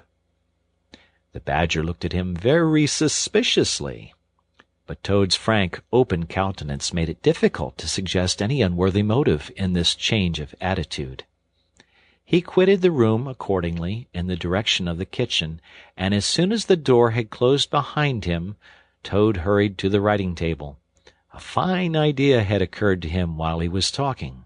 He would write the invitations, and he would take care to mention the leading part he had taken in the fight, and how he had laid the chief weasel flat, and he would hint at his adventures, and what a career of triumph he had to tell about, and on the fly-leaf he would set out a sort of program of entertainment for the evening, something like this, as he sketched it out in his head: "Speech by Toad. There will be other speeches by Toad during the evening. Address by Toad. Synopsis: Our prison system, the waterways of Old England, horse-stealing and how to deal, property, its rights and its duties, back to the land, a typical English squire. Then Song by Toad, composed by himself. And then other compositions by Toad will be sung in the course of the evening by the composer." The idea pleased him mightily, and he worked very hard, and got all the letters finished by noon, at which hour it was reported to him that there was a small and rather bedraggled weasel at the door, inquiring timidly whether he could be of any service to the gentleman. Toad swaggered out, and found it was one of the prisoners of the previous evening, very respectful and anxious to please. He patted him on the head, shoved the bundle of invitations into his paw, and told him to cut along quick and deliver them as fast as he could, and if he liked to come back again in the evening, there might perhaps be a shilling for him, or again perhaps there mightn't, and the poor weasel seemed really quite grateful, and hurried off eagerly to do his mission. When the other animals came back to luncheon, very boisterous and breezy after a morning on the river, the mole, whose conscience had been pricking him, looked doubtfully at Toad, expecting to find him sulky or depressed. Instead, he was so uppish and inflated that the mole began to suspect something, while the rat and the badger exchanged significant glances. As soon as the meal was over, Toad thrust his paws deep into his trouser pockets, remarked casually, "Well, look after yourselves, you fellows. Ask for anything you want," and was swaggering off in the direction of the garden, where he wanted to think out an idea or two for his coming speeches, when the rat caught him by the arm. Toad rather suspected what he was after, and did his best to get away, but when the badger took him firmly by the other arm, he began to see that the game was up. The two animals conducted him between them into the small smoking-room that opened out of the entrance hall, shut the door, and put him into a chair. Then they both stood in front of him, while Toad sat silent and regarded them with much suspicion and ill humor. "Now look here, Toad," said the rat. It's about this banquet. And very sorry I am to have to speak to you like this. But we want you to understand clearly, once and for all, that there are going to be no speeches and no songs. Try and grasp the fact on this occasion. We're not arguing with you. We're just telling you. Toad saw that he was trapped. They understood him. They saw through him. They had got ahead of him. His pleasant dream was shattered. "Mayn't I sing just one little song?" he pleaded piteously. No, not one little song, replied the rat firmly, though his heart bled as he noticed the trembling lip of the poor, disappointed Toad. It's no good, Toady. You know well that your songs are all conceit and boasting and vanity, and your speeches are all self-praise, and, well, and gross exaggeration, and gas, put in the Badger in his common way. It's for your own good, Toady, went on the rat. You know you must turn over a new leaf sooner or later, and now seems a splendid time to begin, a sort of turning point in your career. Please don't think that saying all this doesn't hurt me more than it hurts you. Toad remained a long while plunged in thought. At last he raised his head, and the traces of strong emotion were visible on his features. "You have conquered, my friends," he said in broken accents. "It was, to be sure, but a small thing that I asked. Merely leave to blossom and expand for yet one more evening, to let myself go, and hear the tumultuous applause that always seems to me, somehow, to bring out my best qualities. However, you are right, I know, and I am wrong. Henceforth I will be a very different Toad. My friends, you shall never have occasion to blush for me again. But, oh dear, this is a hard world." And pressing the handkerchief to his face, he left the room with faltering footsteps. Badger, said the rat, I feel like a brute. I wonder what you feel like. "Oh, I know," said the Badger gloomily. "But the thing had to be done. This good fellow has got to live here, and hold his own, and be respected. Would you have him a common laughing-stock, mocked and jeered at by stoats and weasels?" Of course not, said the rat. And talking of weasels, it's lucky we came upon that little weasel, just as he was setting out with Toad's invitations. I suspected something from what you told me, and had a look at one or two. They were simply disgraceful. I confiscated the lot, and the good mole is now sitting in the blue boudoir, filling up plain, simple invitation cards. At last the hour for the banquet began to draw near, and Toad, who on leaving the others had retired to his bedroom, was still sitting there, melancholy and thoughtful. His brow resting on his paw, he pondered long and deeply. Gradually his countenance cleared, and he began to smile long, slow smiles. Then he took to giggling in a shy, self-conscious manner. At last he got up, locked the door, drew the curtains across the windows, collected all the chairs in the room and arranged them in a semicircle, and took up his position in front of them, swelling visibly. Then he bowed, coughed twice, and letting himself go, with uplifted voice he sang, to the enraptured audience that his imagination so clearly saw, Toad's last little song. The Toad came home. There was panic in the parlors and bowling in the halls. There was crying in the cowsheds and shrieking in the stalls when the Toad came home. When the Toad came home. There was smashing in of window and crashing in of door. There was chivying of weasels that fainted on the floor when the Toad came home.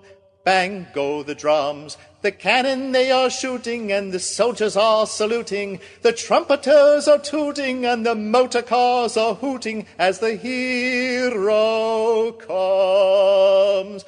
Shout, hooray! And let each one of the crowd try and shout it very loud in honor of an animal of whom you're justly proud, for it's Toad's great day.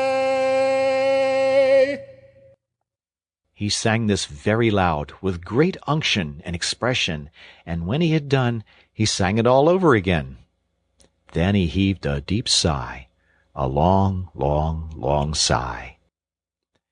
Then he dipped his hairbrush in the water jug, parted his hair in the middle, and plastered it down very straight and sleek on each side of his face, and, unlocking the door, went quietly down the stairs to greet his guests, who he knew must be assembling in the drawing-room. All the animals cheered when he entered, and crowded round to congratulate him and say nice things about his courage and his cleverness and his fighting qualities. But Toad only smiled faintly and murmured, "Not at all," or sometimes, for a change, "On the contrary." Otter, who was standing on the hearth-rug, describing to an admiring circle of friends exactly how he would have managed things had he been there, came forward with a shout, threw his arm around Toad's neck, and tried to take him round the room in a triumphal progress. But Toad, in a mild way, was rather snubby to him, remarking gently as he disengaged himself, "Badgers was the mastermind. The Mole and the Water Rat bore the brunt of the fighting. I merely served in the ranks, and did little or nothing." The animals were evidently puzzled and taken aback by this unexpected attitude of his, and Toad felt, as he moved from one guest to the other, making his modest responses, that he was an object of absorbing interest to every one. The Badger had ordered everything of the best, and the banquet was a great success. There was much talking and laughter and chaff among the animals, and through it all Toad, who of course was in the chair, looked down his nose and murmured pleasant nothings to the animals on either side of him. At intervals he stole a glance at the Badger and the Rat, and always when he looked they were staring at each other with their mouths open, and this gave him the greatest satisfaction. Some of the younger and livelier animals, as the evening wore on, got whispering to each other that things were not so amusing as they used to be in the good old days, and there were some knockings on the table and cries of, "Toad! Speech! Speech from Toad! Song! Mr. Toad's song!" But Toad only shook his head gently, raised one paw in mild protest, and by pressing delicacies on his guest, by topical small talk, and by earnest inquiries after members of their families not yet old enough to appear at social functions, managed to convey to them that this dinner was being run on strictly conventional lines. He was indeed an altered Toad. After this climax, the four animals continued to lead their lives, so rudely broken in upon by civil war, in great joy and contentment, undisturbed by further risings or invasions. Toad, after due consultation with his friends, selected a handsome gold chain and locket set with pearls, which he dispatched to the jailer's daughter with a letter that even the Badger admitted to be modest, grateful, and appreciative. And the engine-driver, in his turn, was properly thanked and compensated for all his pains and trouble. Under severe compulsion from the Badger, even the bargewoman was, with some trouble, sought out, and the value of her horse discreetly made good to her, though Toad kicked horribly at this, holding himself to be an instrument of fate sent to punish fat women with mottled arms who couldn't tell a real gentleman when they saw one. The amount involved, it was true, was not very burdensome, the gypsy's valuation being admitted by local assessors to be approximately correct. Sometimes, in the course of long summer evenings, the friends would take a stroll together in the wild wood, now successfully tamed so far as they were concerned, and it was pleasing to see how respectfully they were greeted by the inhabitants, and how the mother weasels would bring their young ones to the mouths of their holes and say, pointing, "Look, baby, there goes the great Mr. Toad, and that's the gallant Water Rat, a terrible fighter, walking along of him. And yonder comes the famous Mr. Mole, of whom you so often have heard your father tell." But when their infants were fractious and quite beyond control, they would quiet them by telling how, if they didn't hush them and not fret them, the terrible grey Badger would up and get them. This was a base libel on Badger, who, though he cared little about society, was rather fond of children, but it never failed to have its full effect. This is the end of the book, The Wind in the Willows.